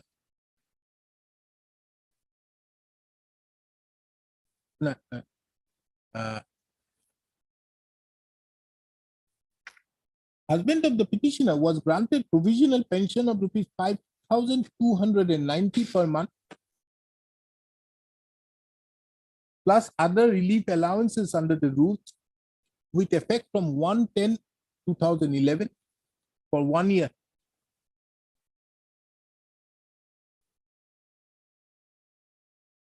Further to that, the provisional DCRG of rupees 2,29,639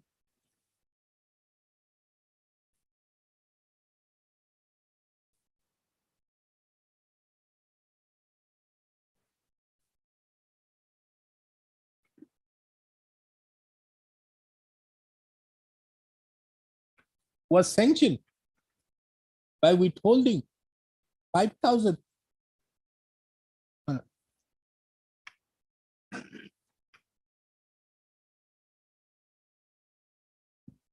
Further to that, the total entitlement of the DCRG were worked out at rupees 2,29,639, and by withholding an amount of rupees 5,000, the balance amount of rupees 2,24,639 was disbursed.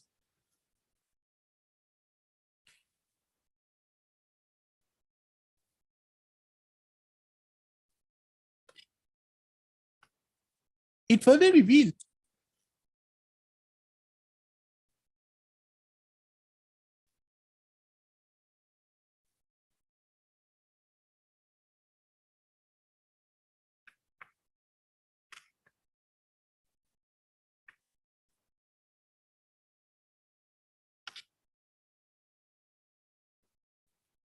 that there were certain deficiencies found in the entitlement of the husband of the petitioner,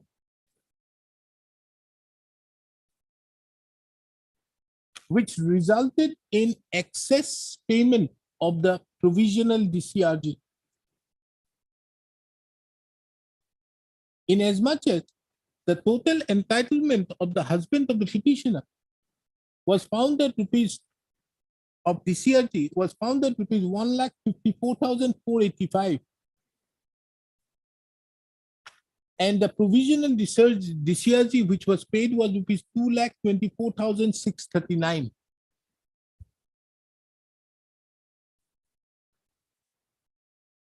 It further reveals from the records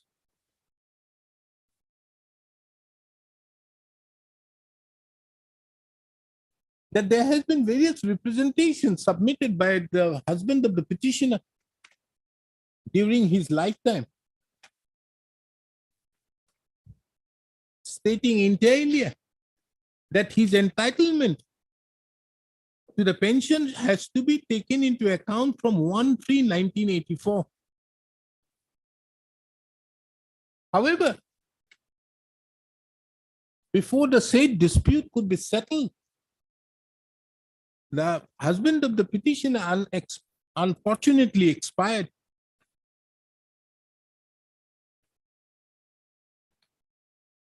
It further reveals that the petitioner herein was granted the family pension, have been granted the family pension by an order dated 6/3/2020.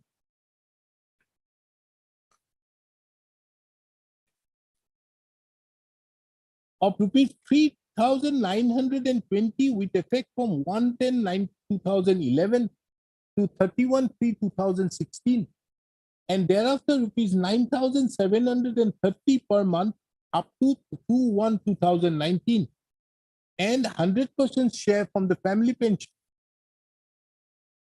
with effect from 3/1/2019 at the rate of 7,890.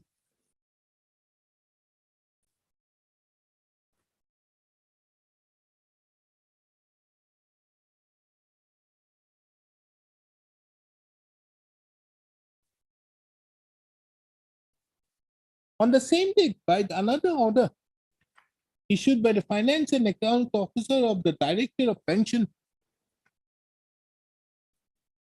it was reiterated that the provisional pension which was given to the petitioner husband was rupees 2,24,639, but the total amount to which the husband of the petitioner was entitled to was rupees 1,54,484.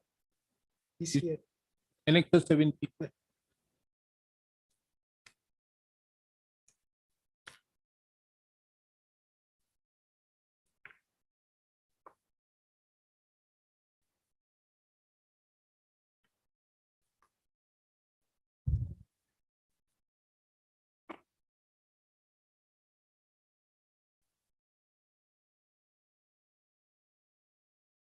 It further reveals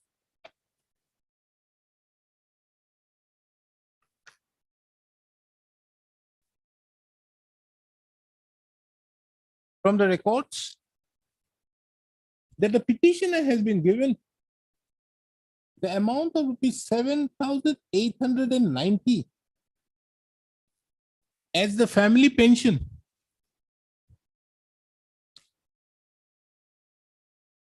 by taking into consideration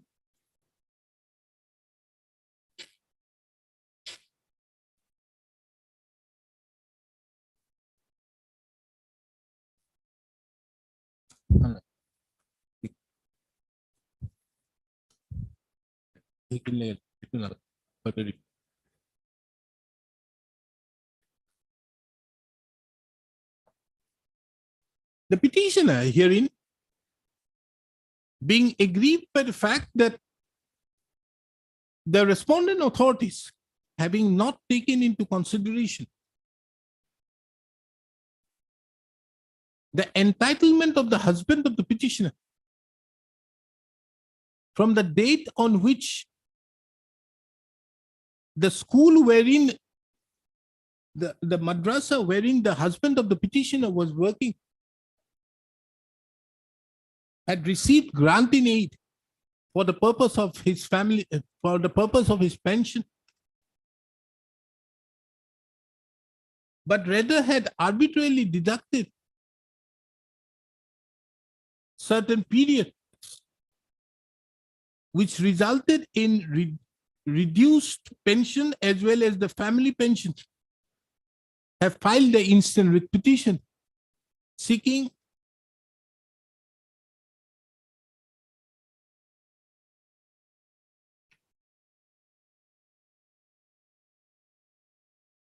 readjustment of the pension as well as the family pension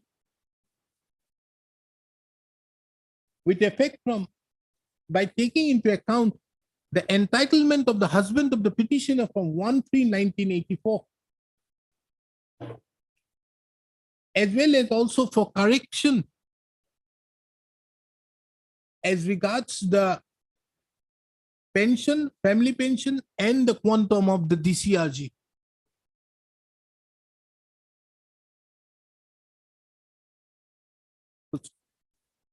This court, by an order dated 9/10/2020, had issued notice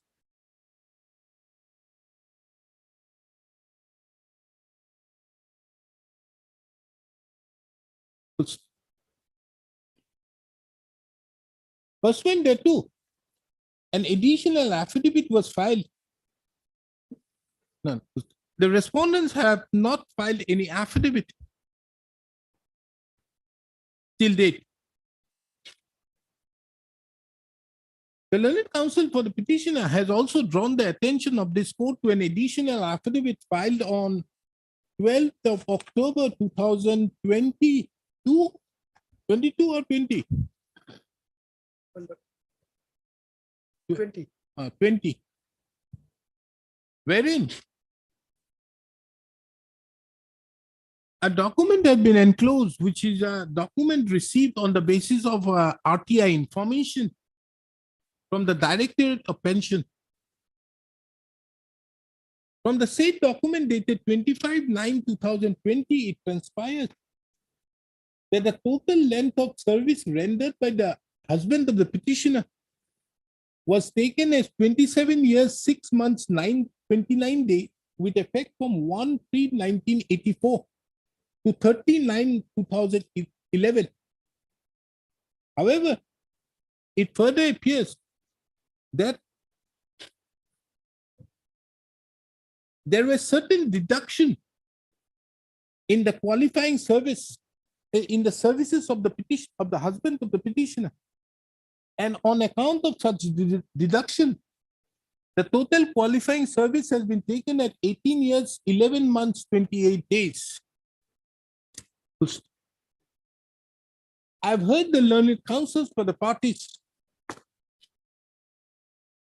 The answer to the dispute involved can be found from a perusal of section 4(2) of the Assam Madrasa Education Provincialization Act 1995, which is reproduced here in under.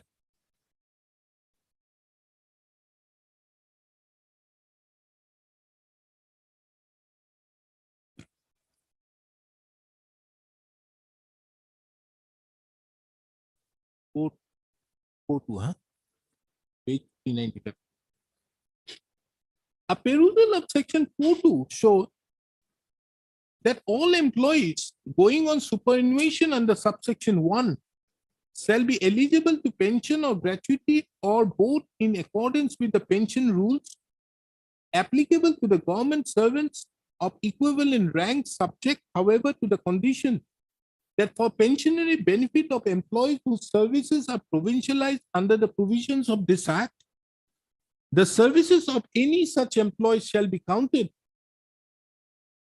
in case such employees have joined the madrasa subsequent to the date of the madrasa receiving the grant under ad hoc system of grant in aid from the date of his joining the service on regular appointment in madrasa receiving grant under ad hoc system of grant in aid, or in the case of such employees having joined the madrasa on regular appointment prior to madrasa receiving grant under the ad hoc system grant in aid from the date of this madrasa receiving grant under ad hoc system of grant in aid.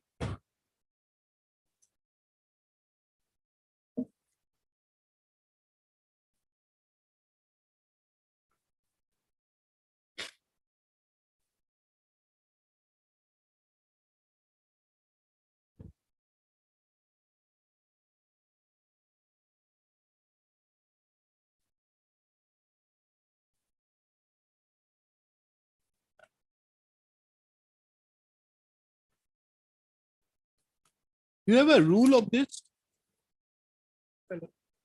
The rules under this. How does a person become regular? Yes, services the provincial under this act of 1980. Here you use it on regular appointment.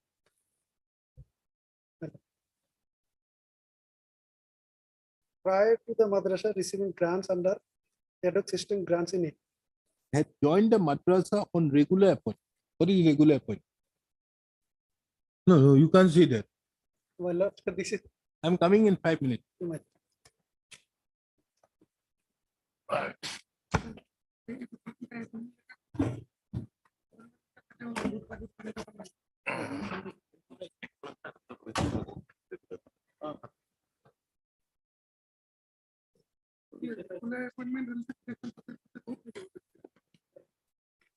In case such employee had joined the madrasa on regular appointment, but he was a full-time appointed employee. Your regular appointment comes on 29/6/2019-93. Prior to that, our appointment has been approved. The Approved. definition, That is why I wanted to see the rules under what you are saying. the subsequent clerkship was introduced in 2016. Can't be so. Can it be approved on the basis of that? The regular appointment has to be, there has to be some regular appointment. But their The appointment. granting aid colleges, are those appointments, do you put them in the same pedestal like a government college? Well, yeah, their appointment was prior to receiving the grants in aid. Their appointments were approved by the director of madrasa. So from the But can it be said to be a regular appointment? definition, so section 2, he has been defined the definition of employee.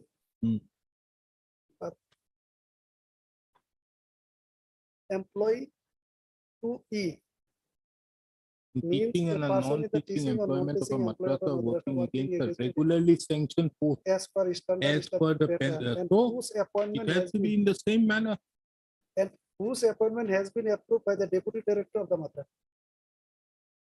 And whose appointments have been approved by the deputy director of the.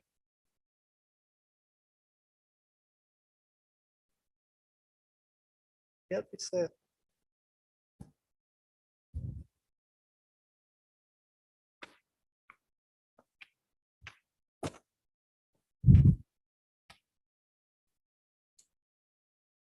page 13 is the approval.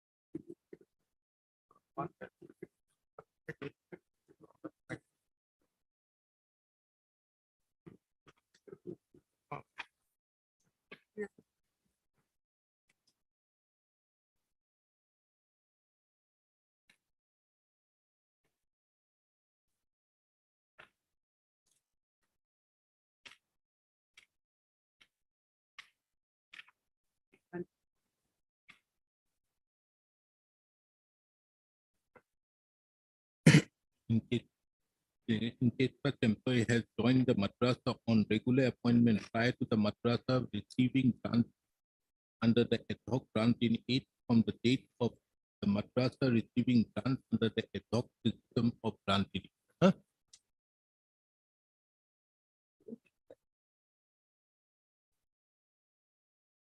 It transpires from the records.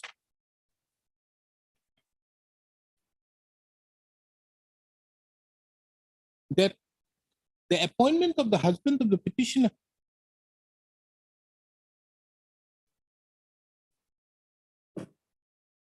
was approved by the deputy director of madrasa Education on 3/12/1985. At this stage, let this court take into consideration the definition of an employee as given in section 2E of the Assam Madrasa Education Provincialization Act 1995, which is extracted herein below.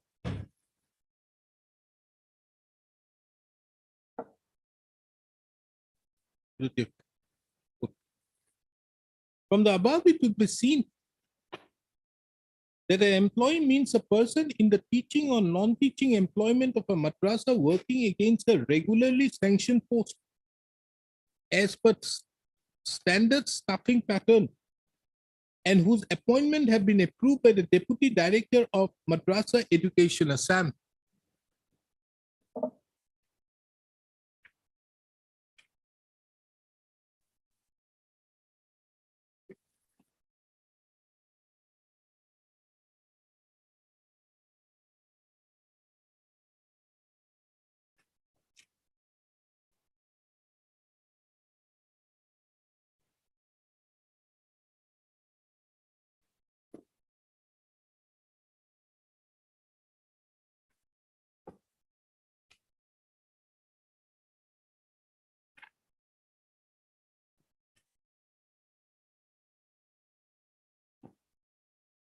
Taking into account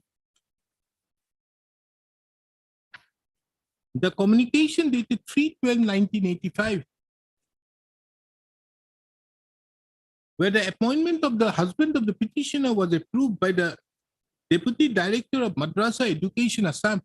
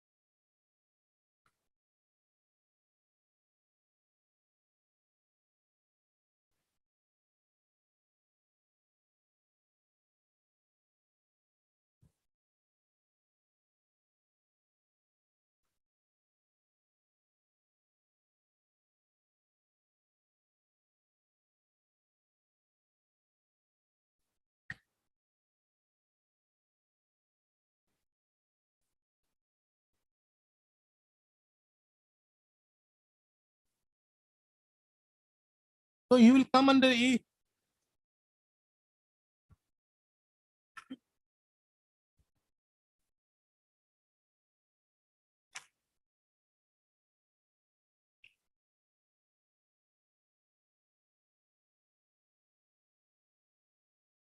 Because an employee has to, his appointment has to be approved to become an employee.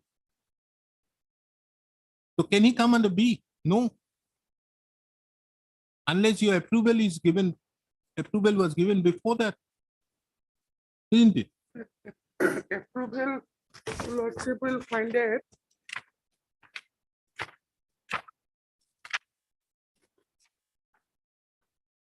on page 21 of the writ petition. The page 21 is not the approval. Very different. Here the approval is at page 14.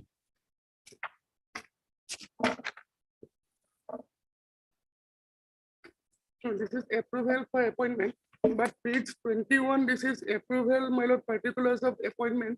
These are approved, my lord, they are given regular pay scale from 92. Understood. Regular pay scale is okay. I'm not on that. And our But authorities the have employee's appointment to be an employee, his appointment has to be approved Yes. by the Deputy Director Yes, of Madrasa. yes, my lord. This happened only on 3/12/1985. 1985. So that means if the grant in aid have happened on 1/3/1984, Yes. as he said, the period has to be taken only in terms with A, not B. Yes. Yes. And authorities, my lord, but I am, my lord, pointing out before this honorable lordship is directing my lord no difficulty, but authorities have calculated on the basis of the date when my lord he was getting the regular pay scale.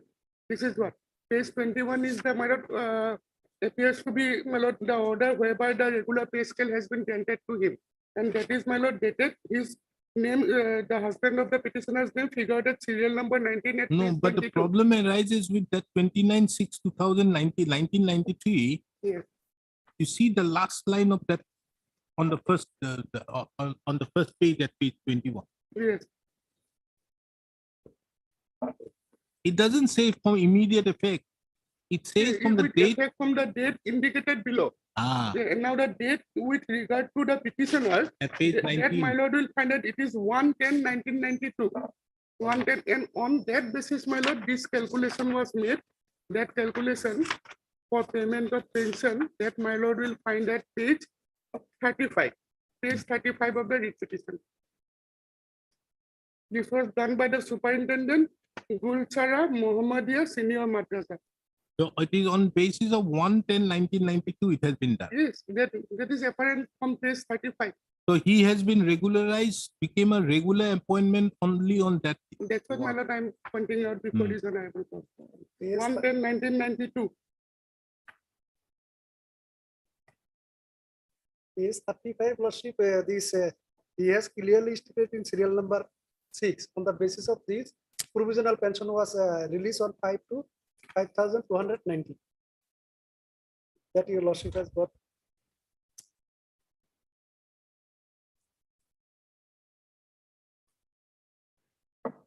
Yes, 35 and 30. Page 35. Page 35, serial number 6, it is stated date of beginning of service 1/11/1997 within bracket ad hoc granting aid received with effect from 1/3/1984. Now serial number 7, date of commencement of initial timescale taken over of madrasa under full GIA grants in aid deficit system. That date is my lord different. That date is my lord 1/10/1992. Now 1/10/1992 tallies and matches with my lord page number 22. That's serial number 19. My lord, page 35, taking into account the date of effect, lordship 1/3/1984, the amount was lordship 5,290, and that is reflected in page 38. Page 35, that 5,290, that was the provisional pension. That was the provisional pension My- given. That was taken into account with effect from 1/3/1984. That's why provisional pension, in final pension, the amount has been reduced. Where is that assessment being made?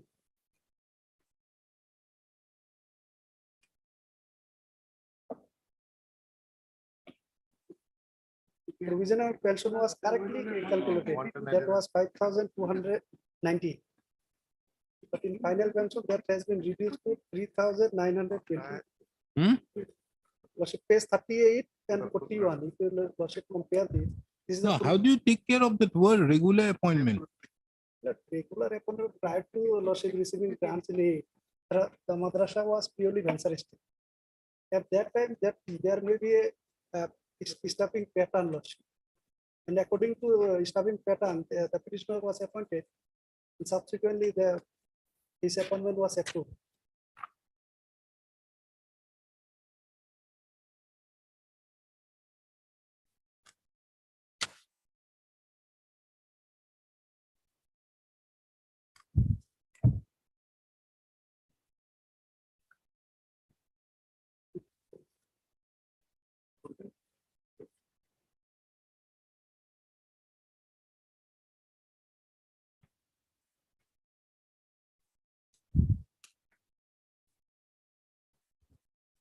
Because if you see page 21, it is not time scale of pay or anything.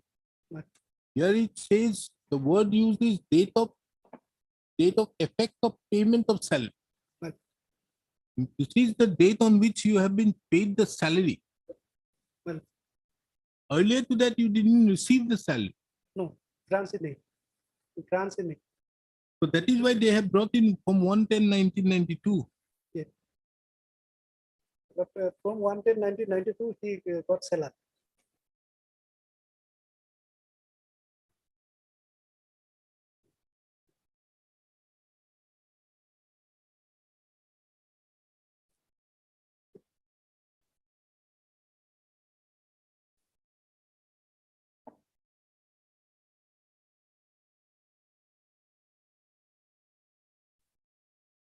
That similar situation happened in case 13 Lordship, the serial number 1 Abdul Haq. Case 13. 13. 13. That is the Serial number. approval. You are mentioning about this one. My lord, case 13. 13? 13. 13. My lord. Abdul Haq. Yes, Abdul Haq, I've seen it. My lord, in case of Abdul Haq, similar situation was happened. That I have a lordship, drawn your lordship attention, page 53. That has been rectified. Where is it? In his case also, the date was taken 110/1992. Subsequently, Where? He has filed a writ petition, no? my lord, he has filed the writ petition. Yes. Page 53, lordship. Yeah, only notice was issued. No, some interim was given, and during the pendency, they have given granted the writ. So I have the honor to inform you the petitioner was agreed for fixing it.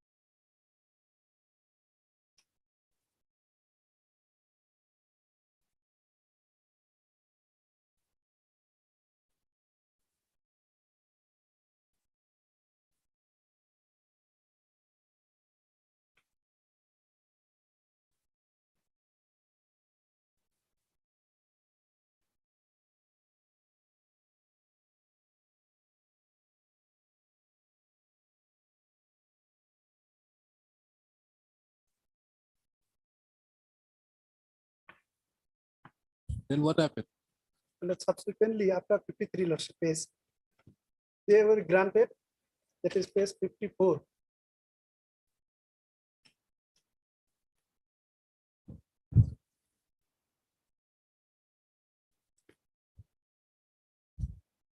Where is the original document of? My lord, Huh?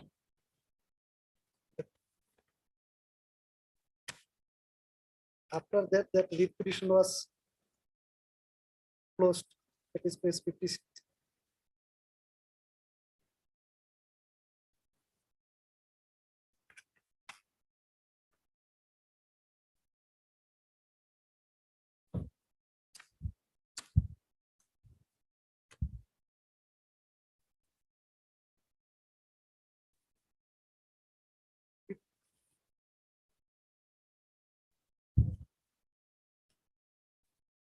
Lordship may kindly come to page 57.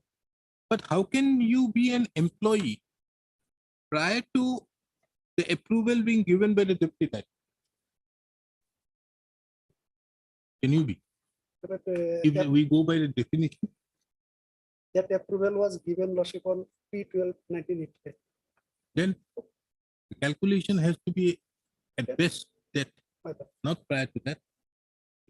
How can it be on 1/3/1984, taking into account that your That is the date of approval, receiving you grants. can't be an employee, because here it says in case of such employee My lord. has joined so and so from the date of his joining the service on regular appointment in the madrasa receiving grant under so and so.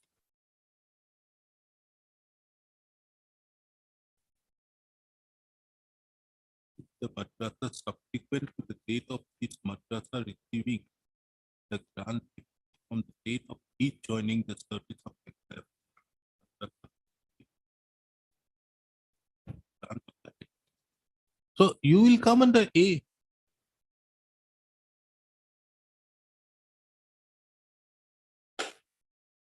That was after receiving, if someone is joined after receiving grants in it. Then only from that date. That only from the date of joining. So you become an employee only after the approval. That can be possible 138 Isn't it, Mr.? Page 13 of the petition, page 13, it is approval of appointment, and the order is the following appointment of Gulsara Mohammadia Senior Madrasa are hereby approved temporarily until further orders, temporarily. Understood, but Well- this is how these people do. Well, I and- don't want to say that there are a lot of illegalities out there. It is another No, aspect. and my lord, at page 21, Hmm. the second document, whereby my lord, the approval was given, the approval was. That is not an approval by the deputy manager. This is given by the director of madrasa. You see, it is not an approval. This is consequent to taking over. Yes, it is consequent to taking over, but here. This it is no longer here. This order is based on an order by which a person has already been taken over. The school has been taken over on 1/1/93. Yes, but this page 21, my lord, speaks of a sanction post. Understood? Yes. So he has been regularized, meaning thereby he has been regularized against the sanction post with effect from 1/10/1992. 1/10/1990. Yes, Lordship will kindly see page 21. I am reading it. Consequent upon taking over of Gulsara Mohammadia Senior Madrasa in the district of Karimganj by the government of Assam in the education department by their notification number so and so dated 3393 and allotment of the post for the said madrasa by the undersigned by his order so and so dated so and so out of 463 posts sanctioned by the government in the education No. department. This is in respect to government posts. Yes. Are you saying the granting aid which have been given to those colleges or the madrasas, the venture madrasas out there, has to have government sanctioned posts? No, it can't be, because that will be reading 4.2 differently, because here it is appointment, regular appointment in respect to those posts. Yes. Right at the time when there was a granting aid or prior to even the granting aid being given. So the question of a sanctioned post of a government does not arise. The sanctioned post will only arise when the government takes over the madrasa and has to create sanctioned post. Otherwise, where is the budget going to come from? Yes, that is what, my lord. That is what I understand it. So this is on the date on which he has been brought in. Yes. But by operation of 4.2, it has been given a retrospective effect to those services from their date of appointment. I was also thinking, that is why from the first point I have been asking you how it happened. So this is your answer. 4.2b is that answer to that effect. So if the approval has been given to him on a particular date, that is the date on which he can be regarded as an employee. He can't be regarded as an employee prior to that. Yes. Otherwise, he has to be taken as on I'm not of the opinion that he will be entitled from 1/3/84. No, he can't be. He has to be taken into account only from 3/12/1985. 3/12/1985. Because that is the date of approval. Otherwise, he does not fit into the definition of employee. Yes.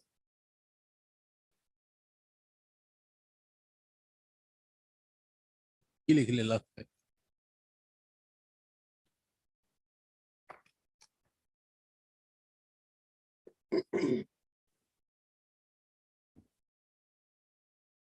He became an employee. He came within the husband of the petitioner came within the ambit of the term employee as defined under section 2E of the Assam Madrasa Education Provincialization Act 1995. Therefore, by applying the provisions of section 4.2a, the husband of the petitioner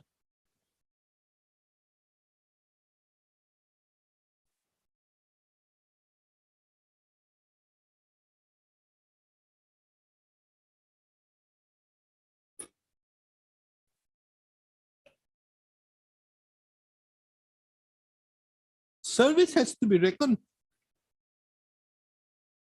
only from pre-12/1985 and not as per 1/3/1984 as has been submitted by the petitioner, or on 1/10/1992 as have been done by the respondents.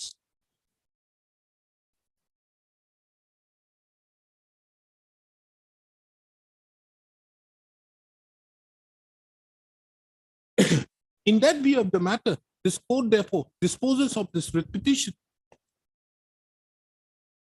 with a direction to the respondent authorities, more particularly the The direction will be, my lord, to like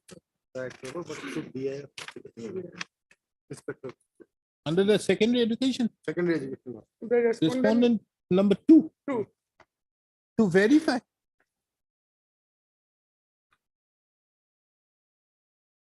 as to whether the petitioner appointment was approved by the Deputy Director of Madrasa Education Assam on pre-12/1985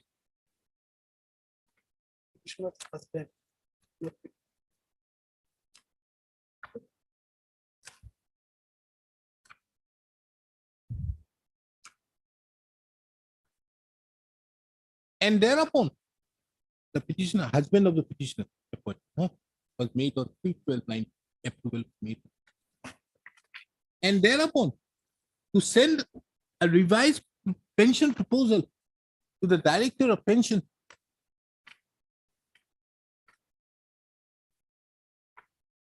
if it is found that on 3/12/1985 the husband of the petitioners services were approved by the Deputy Director of Madrasa.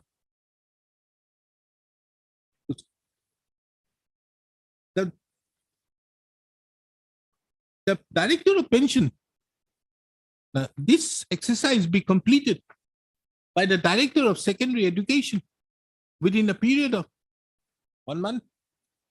2 months. No, 1 month. And then the proposal is to be sent now. Within 1 month. From the date a certified copy of the order is served upon the Director of Secondary Education, the petitioner is further directed to produce all such documents as is necessary by the Director of Education. Full stop. The Director of Education shall thereupon, upon making verification and finding that the petitioner, the husband of the petitioner, was appointment was approved by the Deputy Director of Madrasa on 3/12/1980, 3/12/1985, or such other date as may be found, shall submit a revised proposal to the Director of Pension. The Director of Pension thereupon shall do the needful in terms with the revised proposal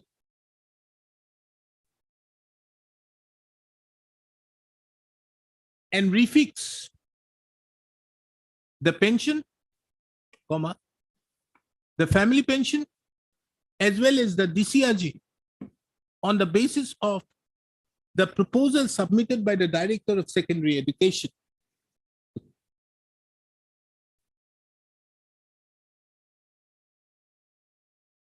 The said exercise be carried out within a period of 2 months from receipt of the said proposal.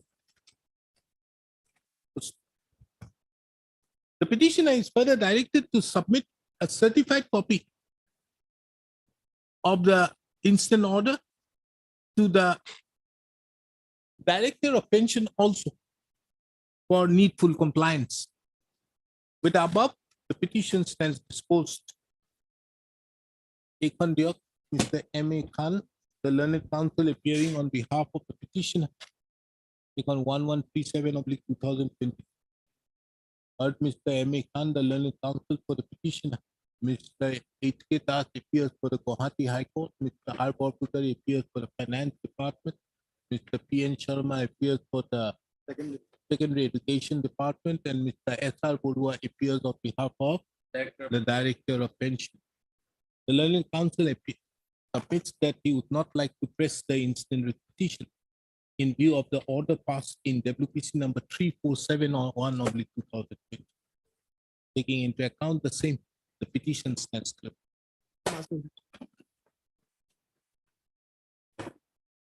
16. Okay, that.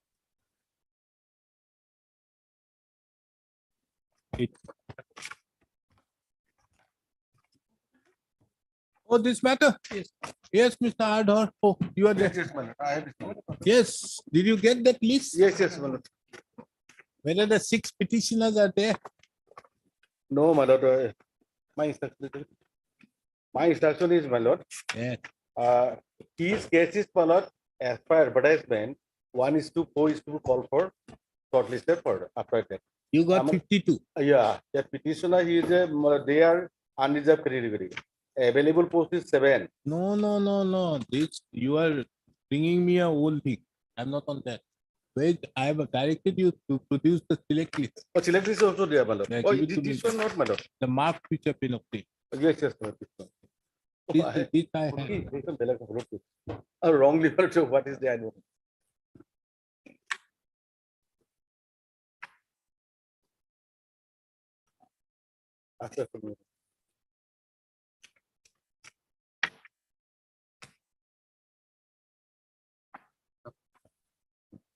Yes, what is the name of the petitioner? Lordship kindly see Petitioner's roll number. What are those roll serial numbers? serial number 15.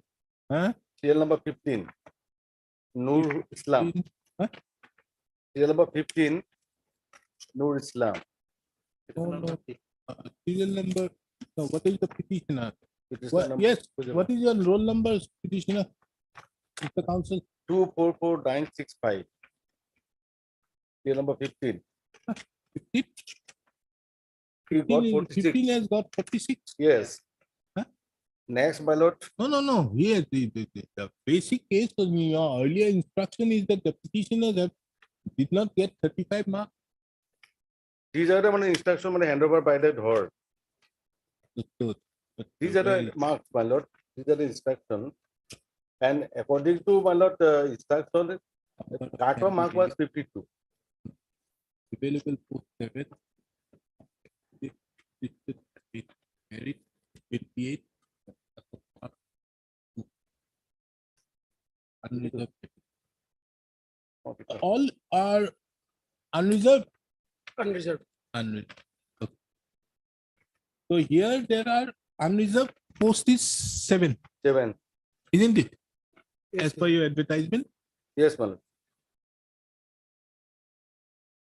Number Unreserved is- 7 lordship. No, it can't be 7. It is 10. 10 lordship. 10. 3 is reserved for Female. women. No, 3 is reserved for female, Reserved for 3. women. no, right to. No lordship, that is R of document reserved for women. Okay.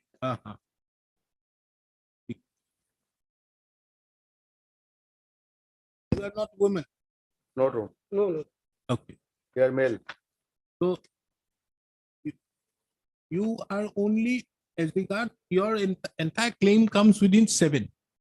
7. Yes, Lord. Nothing more than that. No. Amongst the 7, as per the instruction, there were total shortlisted candidates were 28. 28. And the last cutoff mark is 52. Yes. And in that regard, they have duly done the Yes, exercise for 1:4. Lordship, that is what not permissible. Because No. Can you have anything, any other quarrel? Lordship, in the advertisement, there is no part of mark prescribed. No, not the question of cutoff mark. You see, there has to be 28%. 28% is the person total which can be taken into account for 7. Yes, Lord. Yes, that can be more than Yes, that. yes. Okay. Now here, as per the instruction, there were in the general category, there were 28 persons whose category were taken. Amongst these 28 which were found, Yes. there were only all these 28 names were there. Let us see. Your roll number is 424349. Sanjeev Kolita.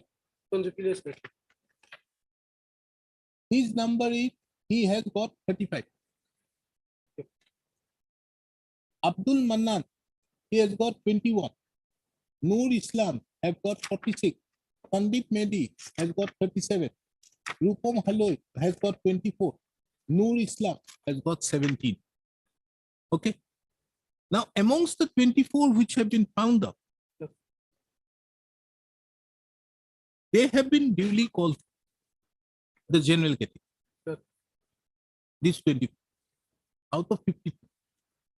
This 24, because what has happened, you are having for women 3, but there are only candidates 9.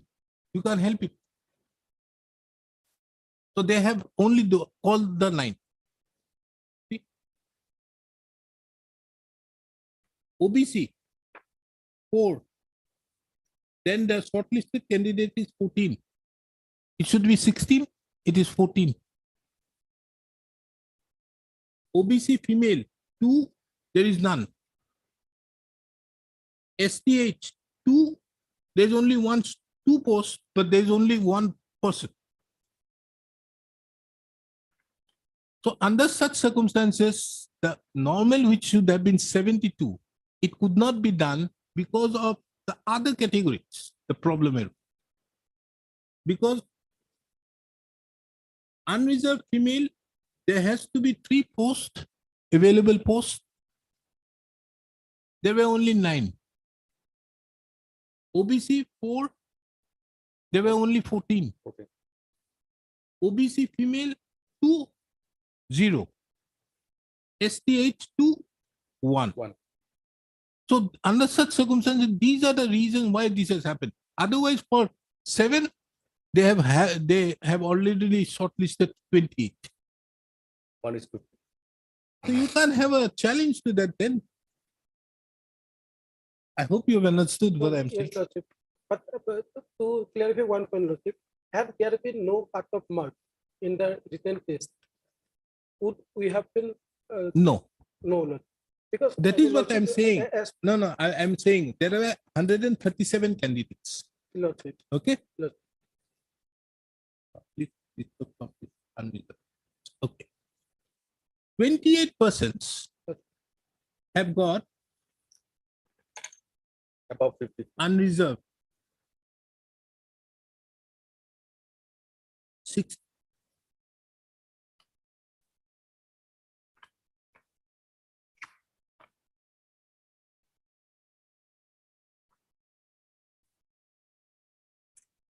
Now there are some OBC also who comes in. That can be, that is permissible. The first one has got 69. Second one has got 68. Third one 65, 62, 61, 61, 60, 59, 59, 58, 58, 57, 57, 57, 56, 56, 56, 55, 55, 54, 54, 54, 54, 54, 53, 53, 53, 52. 28 gone. My out of this petition, the highest part is 46. Huh?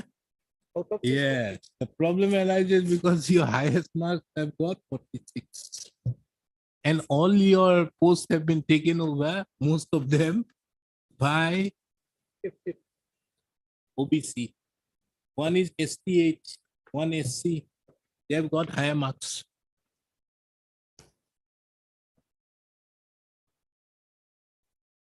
But the law is well settled that even a reserve category candidate can march and get it out there in the general category.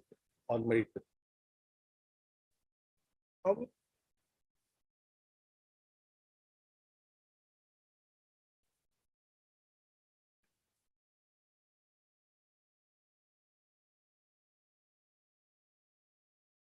OPC female 2.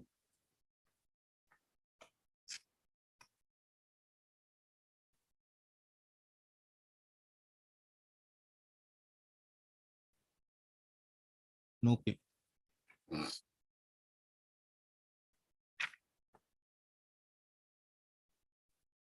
Hello.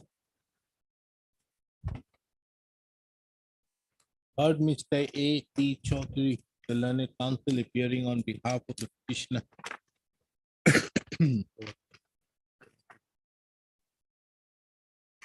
Mr. Sutia appears on behalf of the respondent number 2 and 3. Mr. S. Dutta appears for the respondent number 1. This court, by the detailed order dated 27/3/2023, and by the orders dated 24/3/2023 and 27/3/2023, had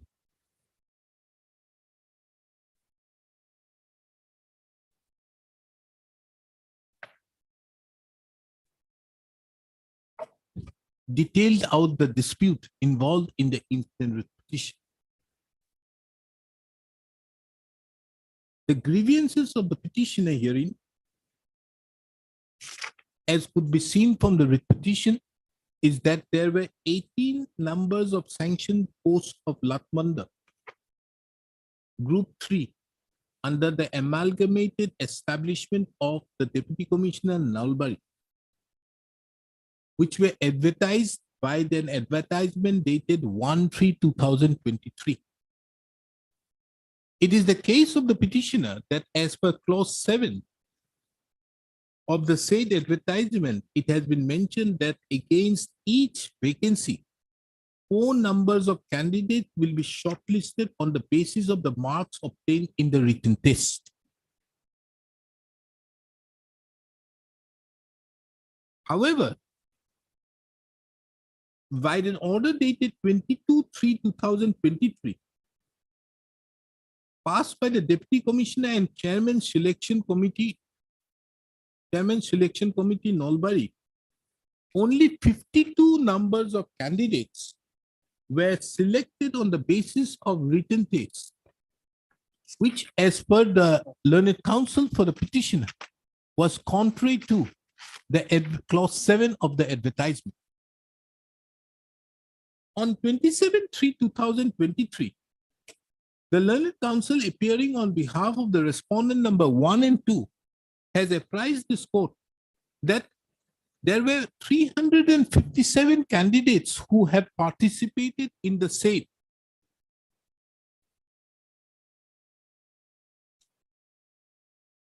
advertisement. No, who applied to the post of Lot Mandal. However, only 134 candidates had appeared in the written test. There was further mentioned that there was a resolution taken in the minutes of the meeting dated 15/3/2023, wherein it was decided that the unreserved category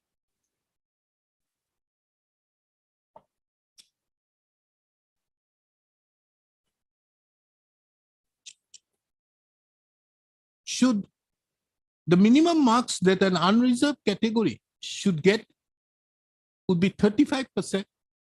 And as regards the reserved category, it was mentioned to be 30%.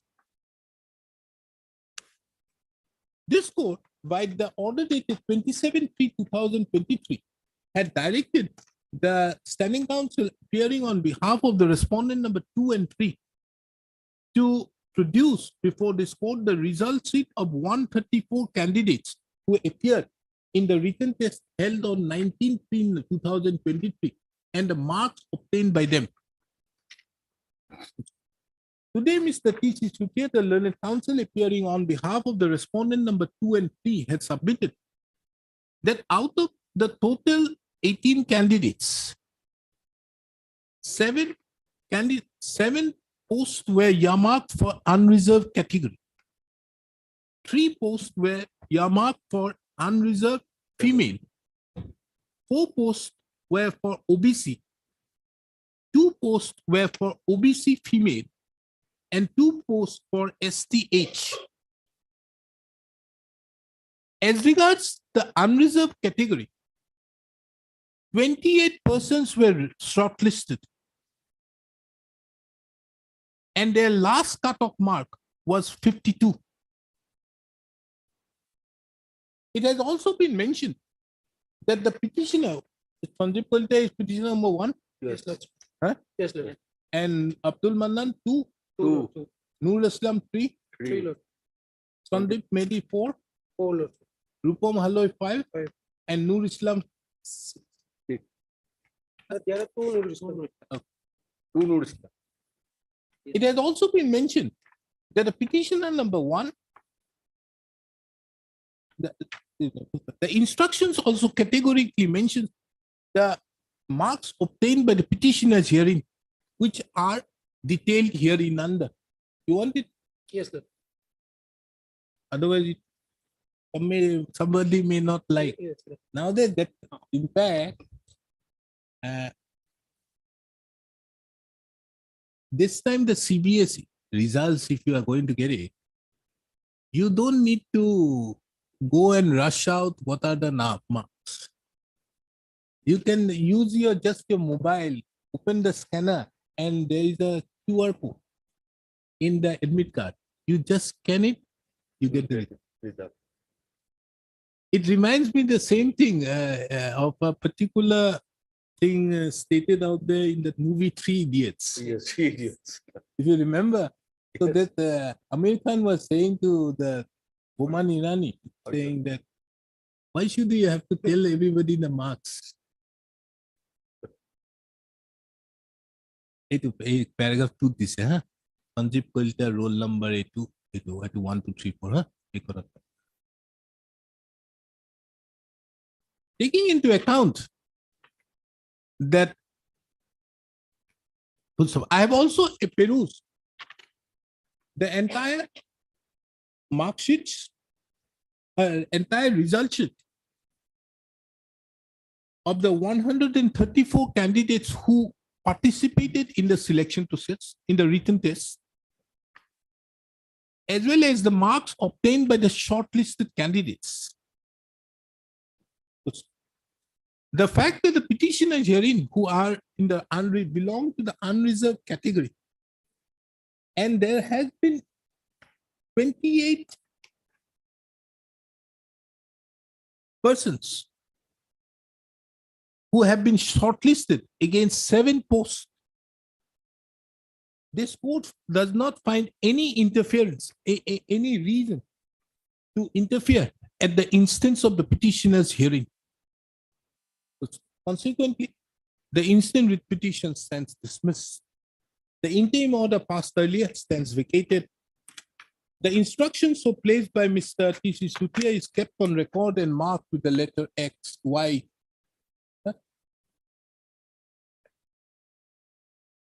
Obliged. So early disposal of the matter. 17. Apply.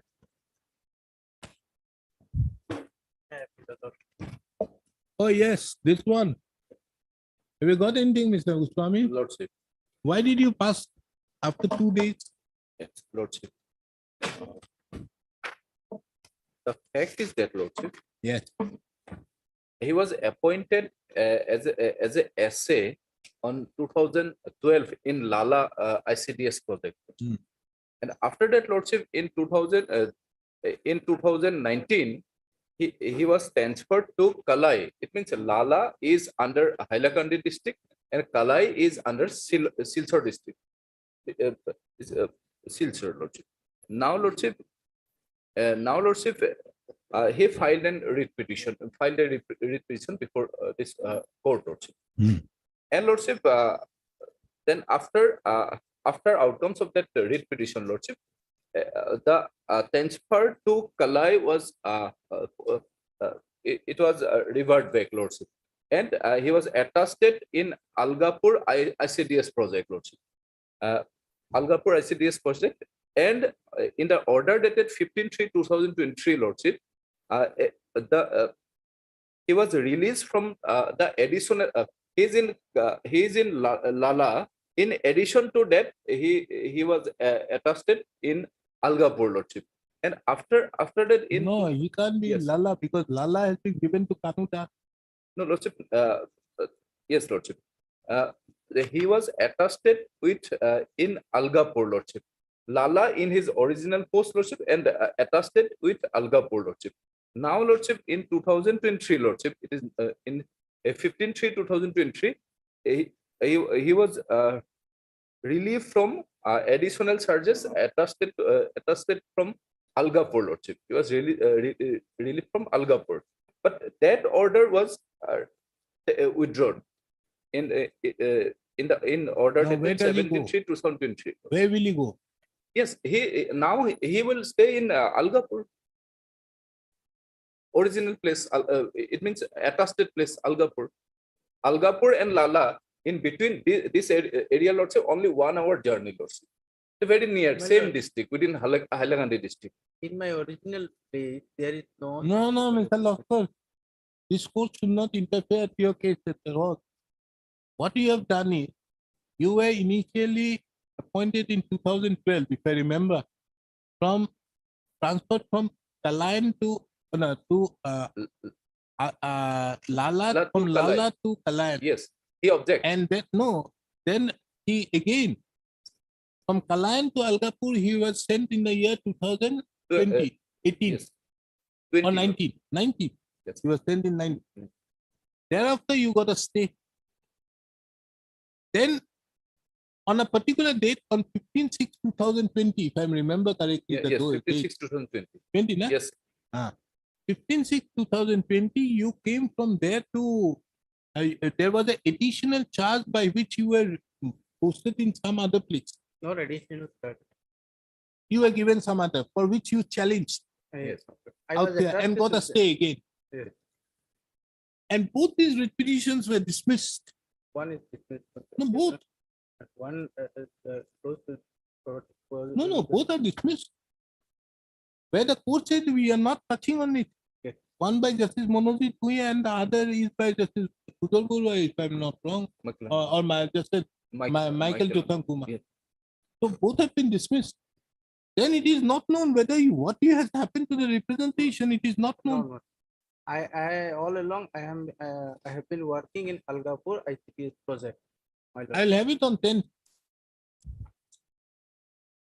I'm not passing in time order. So we'll have it on 10.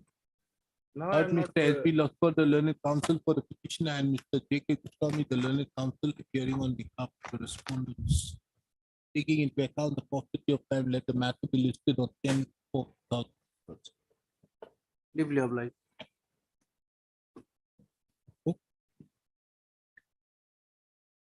Yes, Mr. Mondo, what are you waiting for? I am looking for one review matter. What review? I filed a petition for review of the order, my lord. That was actually visible, like Item number 13, my lord. What is this review? Actually, my lord, I am the mother, my lord, my son died, my lord.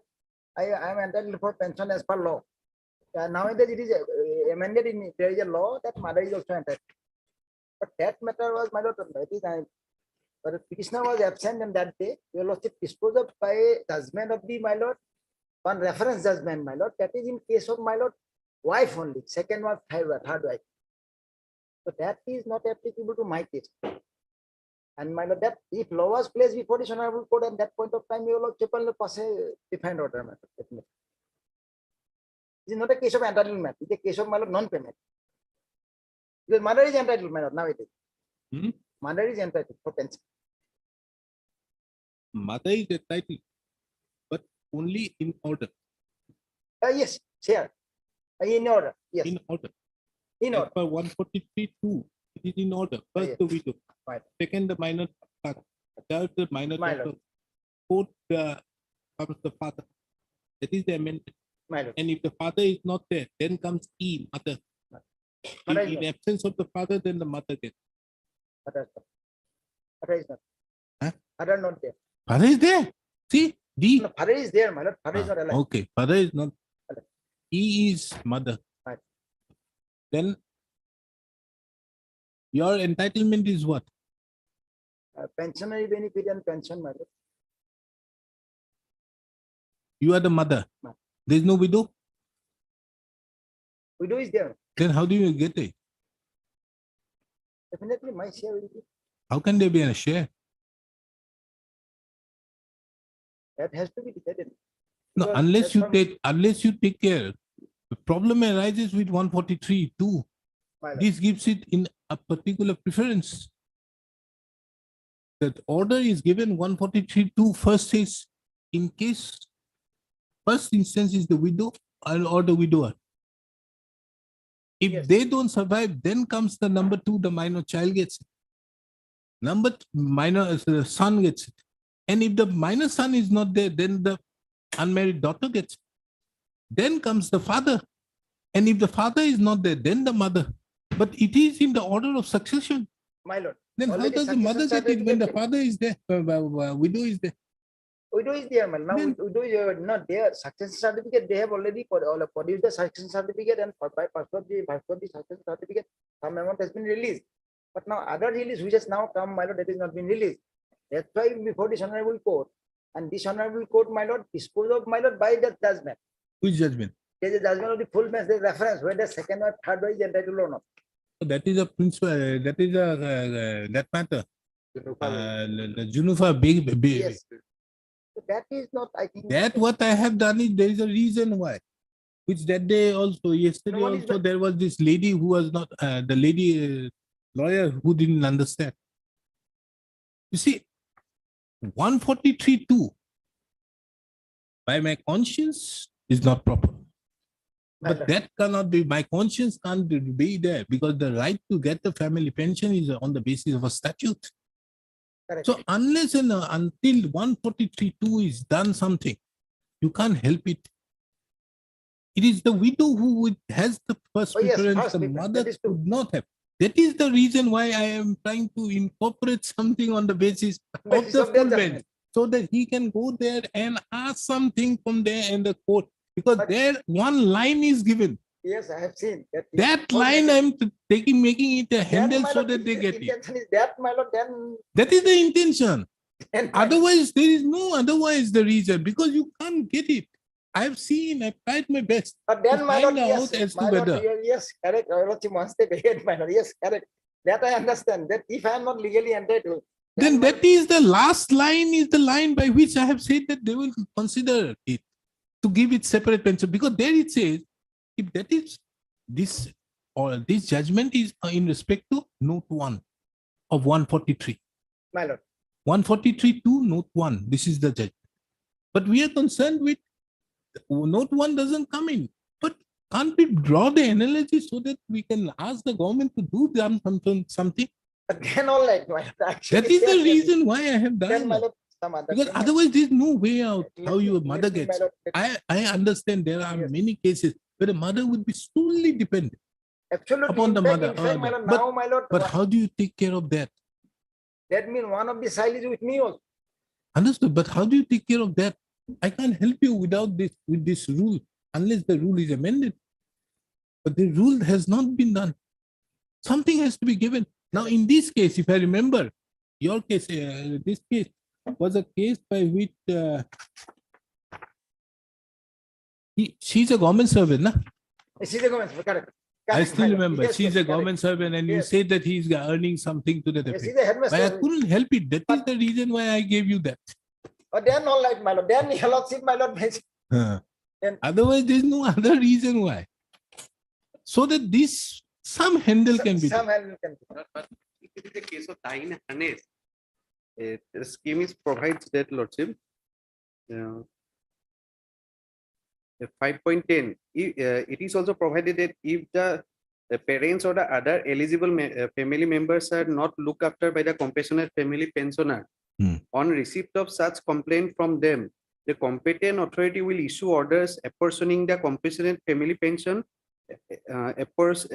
appropriately among the other eligible family members. there is a scope. Yes, there's scope. Is this a case of die harness? Yes, my lord. Then I, Then, my lord, yes, I have not seen that, my lord, then some other day, I'll have it because if because yes, something yes, can be yes, done. something can be. Because Otherwise, my that is lord, what that day also I say. Because you no, see, that day, my lord, petitioner says that because I was not present, my lord. Probably, my lord, no, it was present. He said, somebody said to me that there was a, no, none. but anyways, whatever may be, if that is can be done for that, then very well it can be done. Then I have it But after petition, my lord. we'll have it after vacation. Got We'll have it after. My lord.